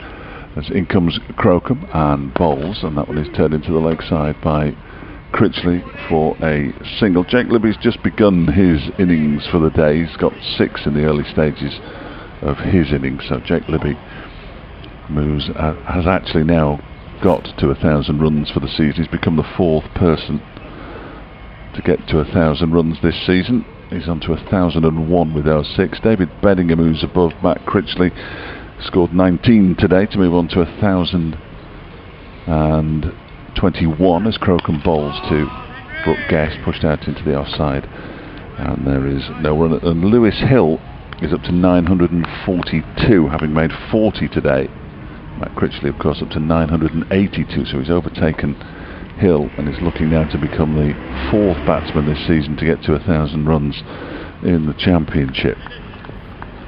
A lot of maths involved there, so I hope I've got it all right. Here is Crocombe from the C end, bowling to Brooke Guest, who defends this one back towards the bowler. And as Kieran Carlson scored 141 today, we can count him out. I don't think he has for Glamorgan. No, he was 20 odd not out when I just last looked. Sorry, 41 not out. Yeah, so he's got a little way to go, but he will have those thoughts in his mind, I'm sure. Guest on 8. Waits as Crocombe bowls a short delivery, too many ducks underneath it. 1 for the over, says Neil Bainton, the umpire.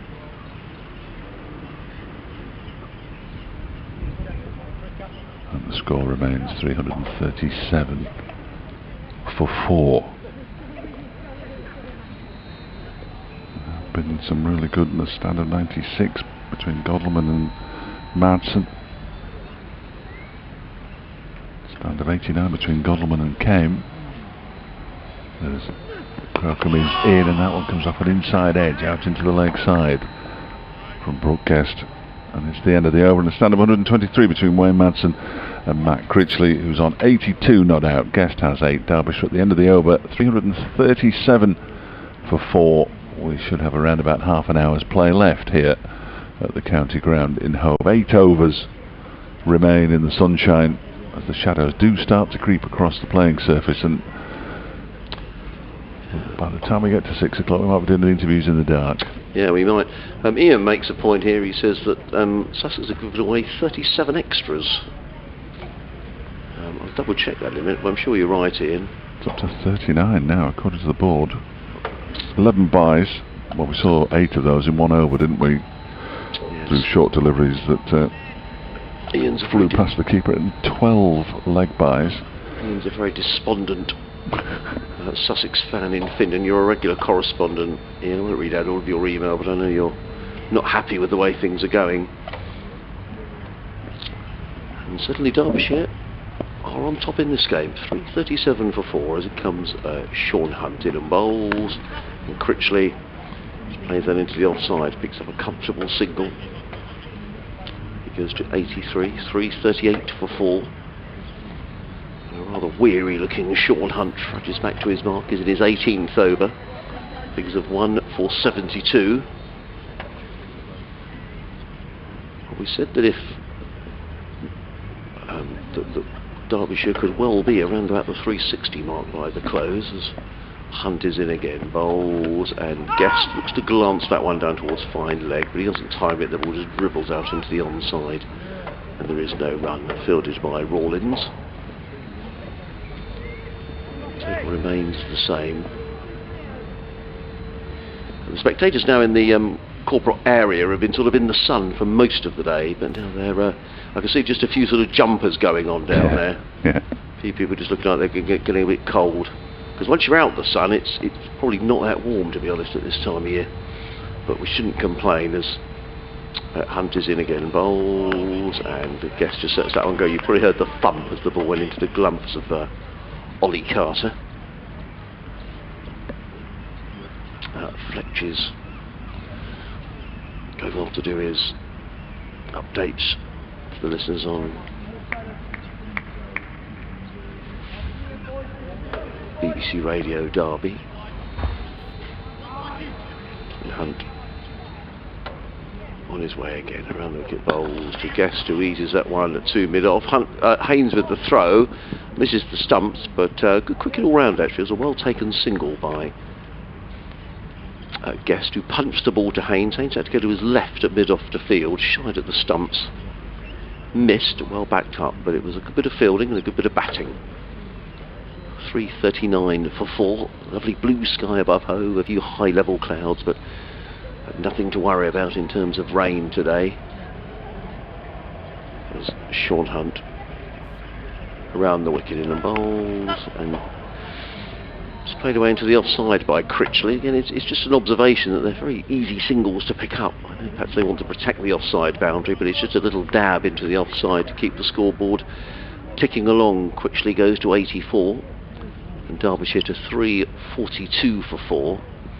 But the field does change for the newer of the two batsmen, who is Brooke Guest. He's on 9, in that Harrison Ward comes up to point to save exactly that signal. Hunt in again, bowls, and good length delivery, which Guest just plays onto the onside, fielded at mid-on by Jack Carson, and again there is no run.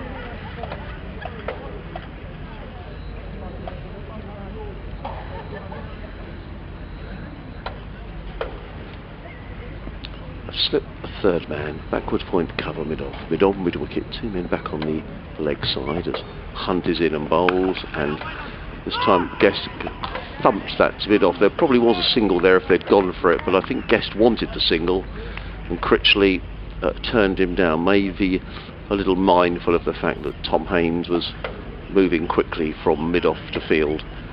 However, there is no run. It is the end of the over. 342 for 4. Guest is on 9. Critchley is on 84. Sean Hunt, 18 overs, 1 maiden, 1 for 76. But the next over is going to be bowled by Henry Crocombe. 2 slips. Third man, extra cover mid-off, mid-on, 2 men back on the leg side as in comes Crocombe and bowls, and up on his toes is Critchley, punches that into the offside, fielded by Alistair Raw, and there is no run. Critchley remains on 84, Derbyshire 342 for 4. If you're just joining us, the news that Derbyshire won the toss. The opening stand of 89 between Harry Kane and Billy Goldman before Kane was LBW to Henry Crocombe for 45. Louis Deploy was caught at mid-wicket by Daniel Ibrahim off of Crocombe for a duck. Crocombe bowls and Critchley punches that out into the offside to point and picks up for another single. Critchley goes to 85. 343 for 4.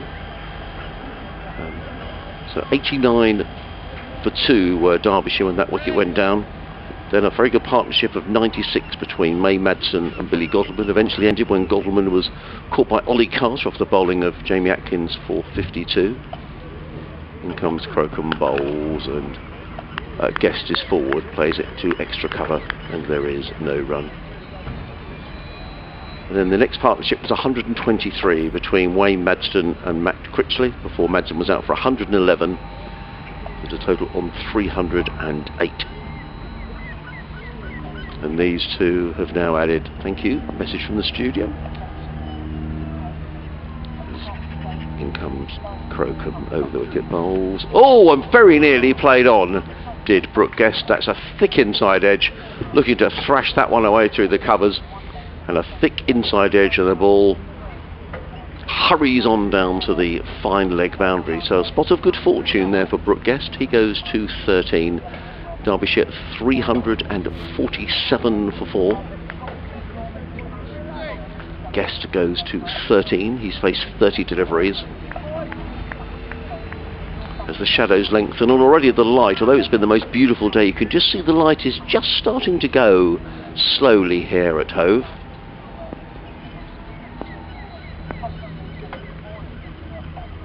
Crocombe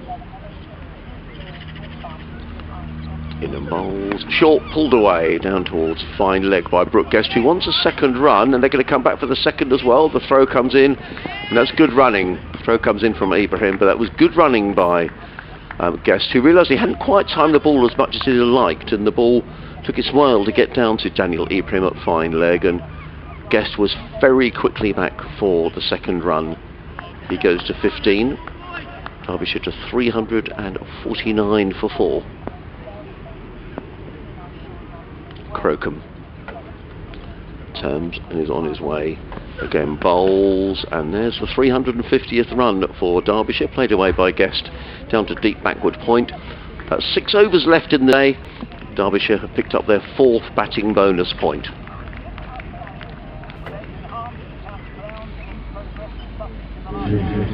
Well, they have taken another wicket, Danny, which is the good news. Wayne Madsen was caught by Alistair Orr off the bowling of Hunt for 111, but Derbyshire in complete control here, Danny.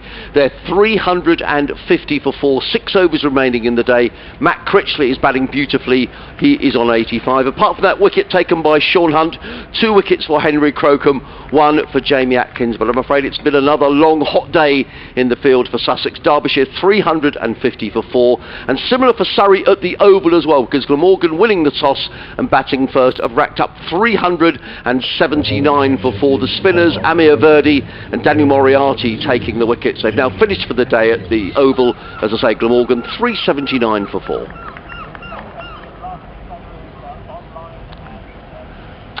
So 6 overs to go in the day, and it's Jamie Atkins who's going to come back into the Sussex attack from the Cromwell Road end of the ground. If they were enjoying the music in the headphones, but perhaps we could, if they could turn it off, that would be great. I left my scorecard in there, but never mind. So Jamie Atkins then from the Cromwell Road end of the ground. It's gone, the music, so you push that. Yeah, oh, beautiful. Silence. 350 for 4 Derbyshire. 4 batting bonus points. As the first delivery of the Atkins over is driven very nicely by Brooke Guest out towards the point boundary. They're going to come back. They might for not 2. Actually, because Harrison's a good thrower and it's a good running. Come back for 3. Yeah. Yeah. They're quick. They're quick, these two.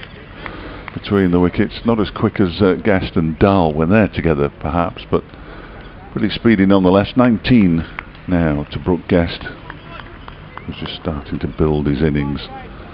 Yep. And 85 to Matt Critchley. There's a nice shot from Guest as well. He's a very fine young cricketer. Signed on loan last season from Lancashire and then made that move permanent over the course of the winter. There's Atkins bowls Critchley.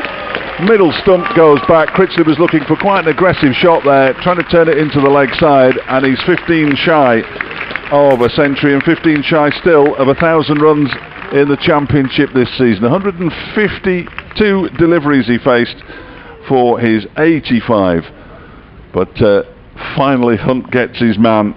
He was delighted as well, Sean Hunt, and why not? It was a terrific delivery that just knocked back the middle stump. Critchley goes, and Derbyshire are 353 for 5 now. Well, that's just it was a change of bowling, wasn't it? And he's come roaring in down the hill, and he did celebrate in style. So, success for Sussex. Fine innings by Matt Critchley, who looks really disappointed as he wanders off. He probably thought 100 was there for the taking. Nonetheless, that's not the case. And just an awkward little period of time now for Dahl to come in and face, because Atkins will have his tail up after taking that wicket. He's picked up a couple of wickets. As Jamie Atkins just sort of coming in to bowl down the hill, and well, he'll be pleased about that. Critchley on his way. 2 wickets for Atkins, 2 wickets for Crocombe. If Sussex will pick up another 1 or 2 tonight, he might not seem quite as a tougher day at the office. As Dahl comes out to join Brooke Guest, who was part of that incredible 7th wicket partnership a couple of weeks ago against Leicestershire, 227 or something like that. Matt Critchley will be disappointed in all those calculations. Well, he's still 15 shy of 1,000 runs in the Championship. He'll almost certainly, you would have thought, get another go, but he might not. If Derbyshire get enough runs here, and that could leave him stranded, which will be slightly disappointing for him, no question about it. 5 overs and 4 balls remain in the day's play. Derbyshire are 353 for 5, and Anuj Dahl gets ready to face his first delivery as Atkins is in, and it's a full delivery, and he does well to get his bat down on that, clip it into the leg side, and there is no run. 3 wicket dot the first 3 balls of this over.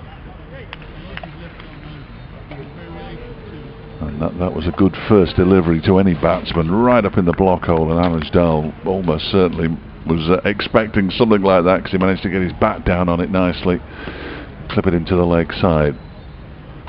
What will Atkins produce second ball? He's gone length this time, and it's pushed out into the offside by Dal. He got a half century last week against Kent in the last home game in the championship. Just trying to see exactly how many he did get, 'cause I can't remember. 58 not out he made in the second innings. As in comes Atkins again, and that strikes the pad of Anuj Dal as he tries to turn it into the leg side, and there's no run. So in his last few innings he's got 58. He only made 5 in the first innings in a disappointing 156 all out by Derbyshire. In the previous game against Leicestershire, he just had the 1 innings of 106, and then down at Middlesex in the first innings he made 48 before being run out rather unfortunately for 19 in the second when he was batting with Matt Critchley. As Atkins bowls, that's wide of the off stump and goes through to the keeper end of the over. A successful one that began with the concession of a 3, followed that with a wicket and 4 dot balls. Derbyshire 353 for 5 after 91 overs, 5 to go in the day. Guest has 19. Dal yet to get off the mark. 21 wickets have now gone down at Essex today, and Ricardo Vasconcelos has been out twice in the day. No, that's never a good thing, is it? Yeah. I've never seen Lockie Ferguson stick him on his backside with a Yorker that sent stumps flying in all directions. I like Ricardo though. They seem to be playing everywhere apart from at the Oval where they finished for the day. Glamorgan 379 for 4. Lancashire in trouble at Liverpool against Hampshire. If Hampshire were to win that game, they haven't picked up any batting bonus points. If they were to win that game, and they've got Lancashire 18 for 3, having made 143, they could take 19 points. I think it's going to be mighty close, you know, this run for the championship. Hampshire fighting back. It's going to be Daniel Ibrahim who's going to take over for the final 3 overs, presumably from this end of the ground. He's coming into bowl to the right-handed Brooke Guest, who's on 19. In and bowls, and Guest plays that to mid-on and picks up a single. Just keen to keep the scoreboard ticking along here are Derbyshire, 354 for 5, I'm sorry. Ibrahim in his 10th over, respectable figures of 0 for 27, just going at 3 and over.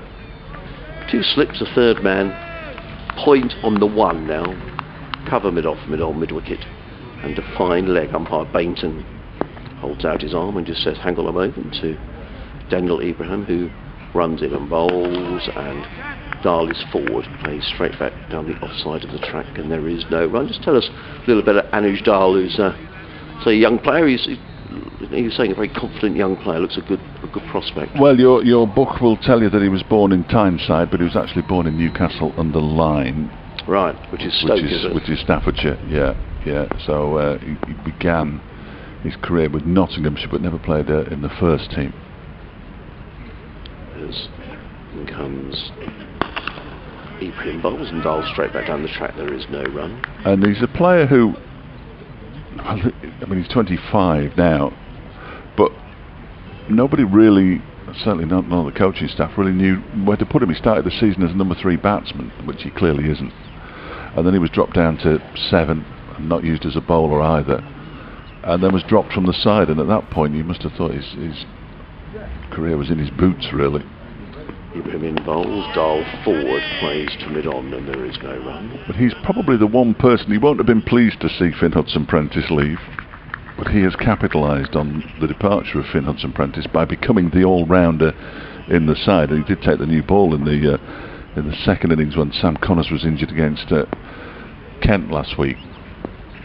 Quicker than he looks when he's bowling, terrific fielder, and he's been scoring some runs in this 3rd division, certainly. In comes Ibrahim. He's a little late on that. I don't know if that kept a little low. Certainly the impression he's giving. I'm not sure if he did or not, but he was late on it, wasn't he? So, yes, he was late on it. Wow. So yeah, he's sort of been told, right, you're the number 7. Yeah. Get yourself in there. You will be bowling, and he will undoubtedly bowl because he's one of only 3 seamers in this Derbyshire side. So he'll get through his fair share of bowling. Pin and bowls, driven beautifully. Well, I thought it was beautifully. The shot belied the fact that the ball rather dribbled out into the offside, but it certainly looked good from Dahl. There is no run. Over 354 for 5. Guest on 20. Dahl yet to score. Very much Derbyshire's day. Sussex will feel at least they're not totally out of the game. If they could pick up a couple, perhaps another wicket tonight and a couple early tomorrow morning, they might feel that they can bat well, they can bat their way back into this game. So it looks a blameless track, looks a good batting wicket. No, absolutely. And the other thing about Dahl, of course, is that I'm fairly certain he was Derbyshire's first concussion substitute when he played here as a concussion substitute, replacing Ben Slater, who got hit on the head. So Ben Slater's last match for Derbyshire before he went off to Nottinghamshire. Here comes Atkins bowling to Brooke Guest from the Cromwell Road end. He drives it out into the offside where it's fielded by Daniel Ibrahim, and there's no run. Blimey. So keep watching all these wickets tumble. 22 wickets in the day at Chelmsford. That's a lot of wickets, isn't it? What kind of pitch is that? Northants 4 for 2 in their second innings. Dear, oh dear, it'll be over tonight. Next to claim the extra half hour. Strikes the pad of Brooke Guest. It's too high though, surely. It's too high. Yeah, I agree. And the ball bounces out into the offside. It never looked a convincing appeal, in all honesty, from Jeremy Atkins. But just looking at the race for the county championship, with Hampshire not picking up any bonus points batting wise, but I think even if Nottinghamshire were to win with maximum points, I don't think they could win the championship now if Hampshire win, because I think they're too far behind. They're 287 for 8, so they need a bit of a miracle. We'll see how that works out, but all very close. Atkins' ball pushed into the leg side off an inside half of the bat by Brooke Guest. He moves to 21. That single was on. By the time I looked up, the single was already on the scoreboard. Terrific effort. 350. Oh, it was rapid there. 355 for 5. So it looks like Warwickshire have had much the best of the first day of all the contenders, really. It's going to be very close. One of the 2 teams who can't win, it's Somerset. Just sort of collapsed in a big heap over the last few weeks, haven't they? They have. Remarkably. Sun's just disappearing for the first time today as Dahl drives this next delivery from Atkins out into the offside. Ibrahim does the fielding. A feather in the cap of Mark Robinson, the former Sussex coach, if he were to win the championship at his first attempt at Warwickshire. But much cricket to be played, and as I say, mercifully the weather looks good across the country, so yeah, that is important. Oh, it is. Yeah, don't sort of sit in the pavilion winning it in the rain. When Derbyshire lost the entire third day against Kent, people were saying, well, they might get a draw now. This next one is pushed out into the offside by Dahl. I said, well, yeah, but somebody on the radio station accused me of hoping for rain, which is something I've never done, because I just don't. I think Derbyshire, well, I think any side, they should either win a match or save a match by their own batting. I agree. It's a very unsatisfactory way to end any game of cricket, watching the rain fall. Come Friday, we could be the only game still going, that given the number of wickets we could well be. Left alone outside the off stump as Atkins falls to the ground with the effort of bowling that final delivery. Hove is over. He's got a big patch of dust on his backside now. He was left alone by Dahl. He's still to get off the mark, having faced 12 deliveries now. Guest has 21. There are 3 overs left in the day and 11 minutes until 6 o'clock, which is going to be pretty much perfect timing for the 6 o'clock update and a little walk around the boundary to speak to Wayne Madsen about his first century of the season, his 32nd of his career that he scored earlier on today to help Derbyshire into this very decent position they find themselves in now at 355 for 5. Yeah, and I think these two, if they bat through these final 3 overs, Derbyshire have had a good day, whatever but they'll feel they've had a really good day if they can start tomorrow morning. I mean, the Sussex bowlers have, they've worked really hard. I mean, Atkins is still charging in, isn't he, down the hill? Absolutely. But the visitors will be very pleased as Ibrahim comes running in away from us and bowls and played away by Guest into the offside, picks up a single as Carson runs around from points to field. We were speculating that Derbyshire may be around 360, 370 at the close of play. I don't think we're going to be a million miles out. Plenty of time for them to bat through and make sure they get 5 batting bonus points, which, as Fletch was saying, hasn't happened this season. No. And this looks a good batting surface. 2 slips, the sun has now disappeared completely, and a few jumpers being put on around the ground as in comes Ibrahim bowls, and that's cut away nicely. That's going to be 4 runs. That was a very high class shot from Anuj Dahl. It was outside of the off stump and steered with good timing away through backward point by Dahl for his first runs. Lovely looking shot, 360 for 5. He's a classy operator when he gets going. Nice shot.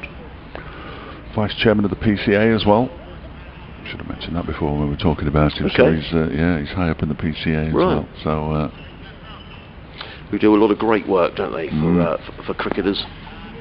Runs his own coaching business too. Coaches one of the teams in the Staffordshire League, I think, as well. Ibrahim in and bowls. Dahl forward, head right over the ball, plays the ball straight back down the track. There is no run up. But just sort of having a look around suspiciously at the light, which does all go of a quickly. sudden, all of a sudden, once the sun disappears, all of a sudden it's not as bright as you might hope for batting, is it? So these two will just be hoping that they can cling on for the remainder of the day. Just at 2.5 overs left. It goes to prove, I mean, it's only 5 to 6, but in comes Ibrahim bowls. Dahl back on his stumps and just plays away into the offside. And again, there is no run. And it takes a bit of preparation in the morning as well to get the 10:30 start, because there was an awful lot of dew on the outfield. They were running a rope around the outfield at 10 o'clock. Yeah, trying to get the outfield dry. So it's quite a challenge in September to get cricket on in this country, I always think.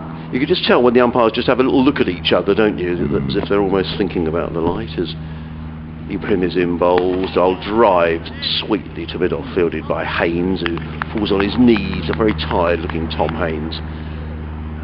And there is no run. Dahl on 4, Derbyshire 360 for 5. And if to make Dave's point, you can see the numbers on the scoreboard, the clock tower scoreboard, now starting to stand out.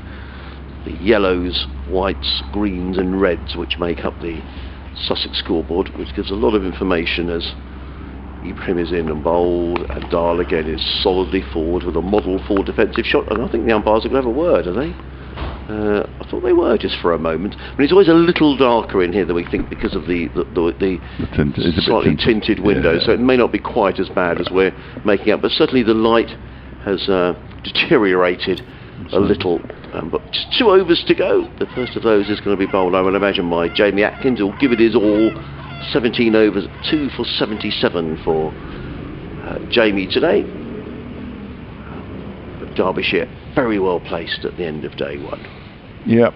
Unless there's a clatter of wicket. It'll have to be in this over, because if they come in the over after this, the first wicket to fall, that'll be stumps, which I've never quite understood. No.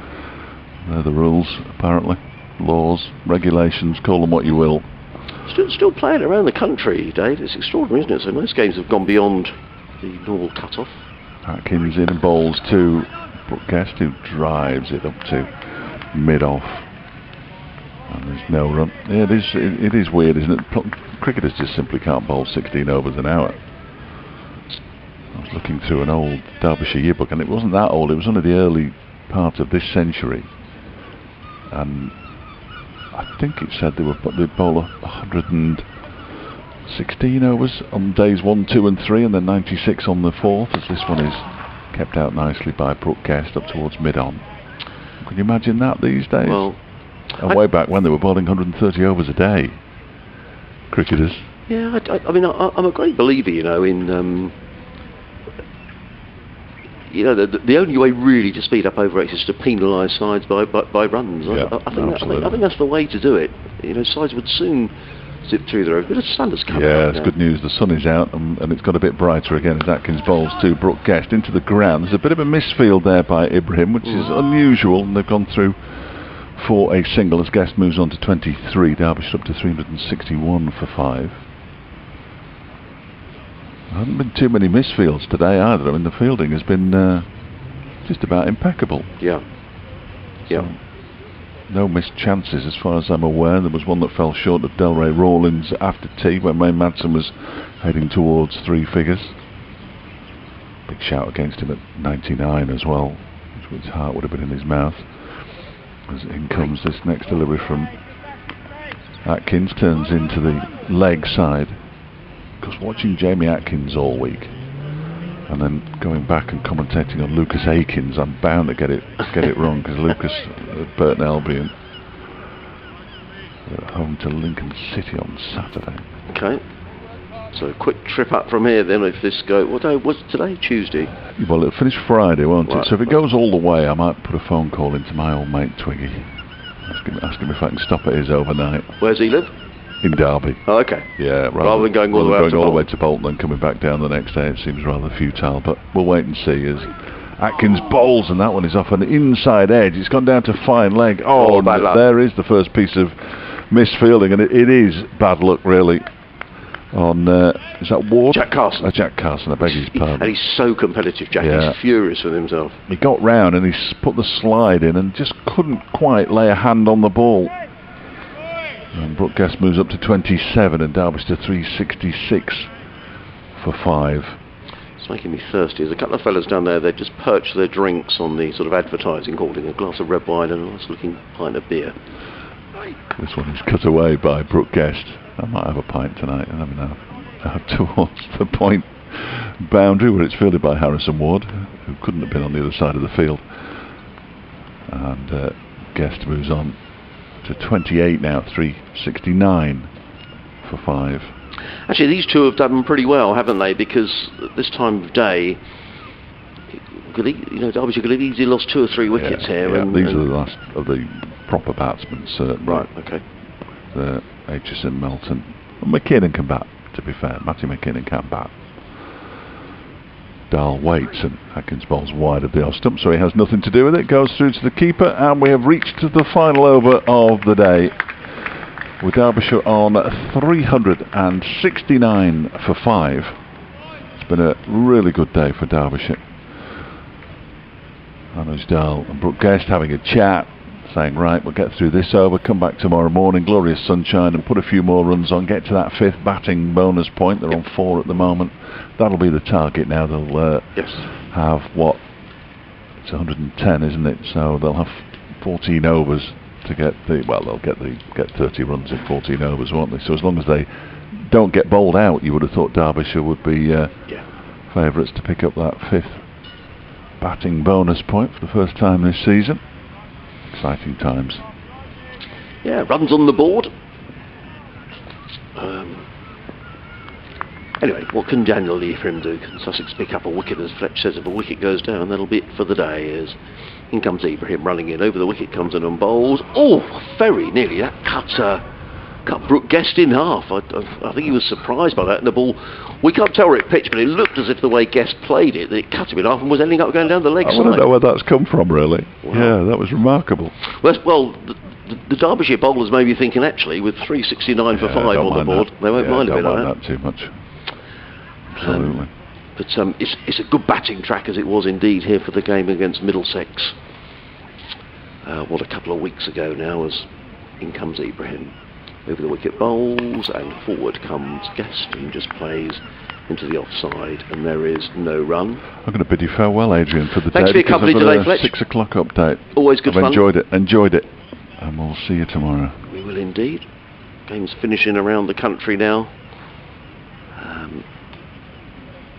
Finish for the day at Frankbridge, Nottinghamshire 292 for 9 against Yorkshire. I think Nottinghamshire need every bonus point they're going to get if they're going to make a run for the championship. As in comes Ibrahim bowls, driven away, not where he intended by Guest. He was looking to play that through mid-off, but he picks up a couple of runs as the ball goes through square leg.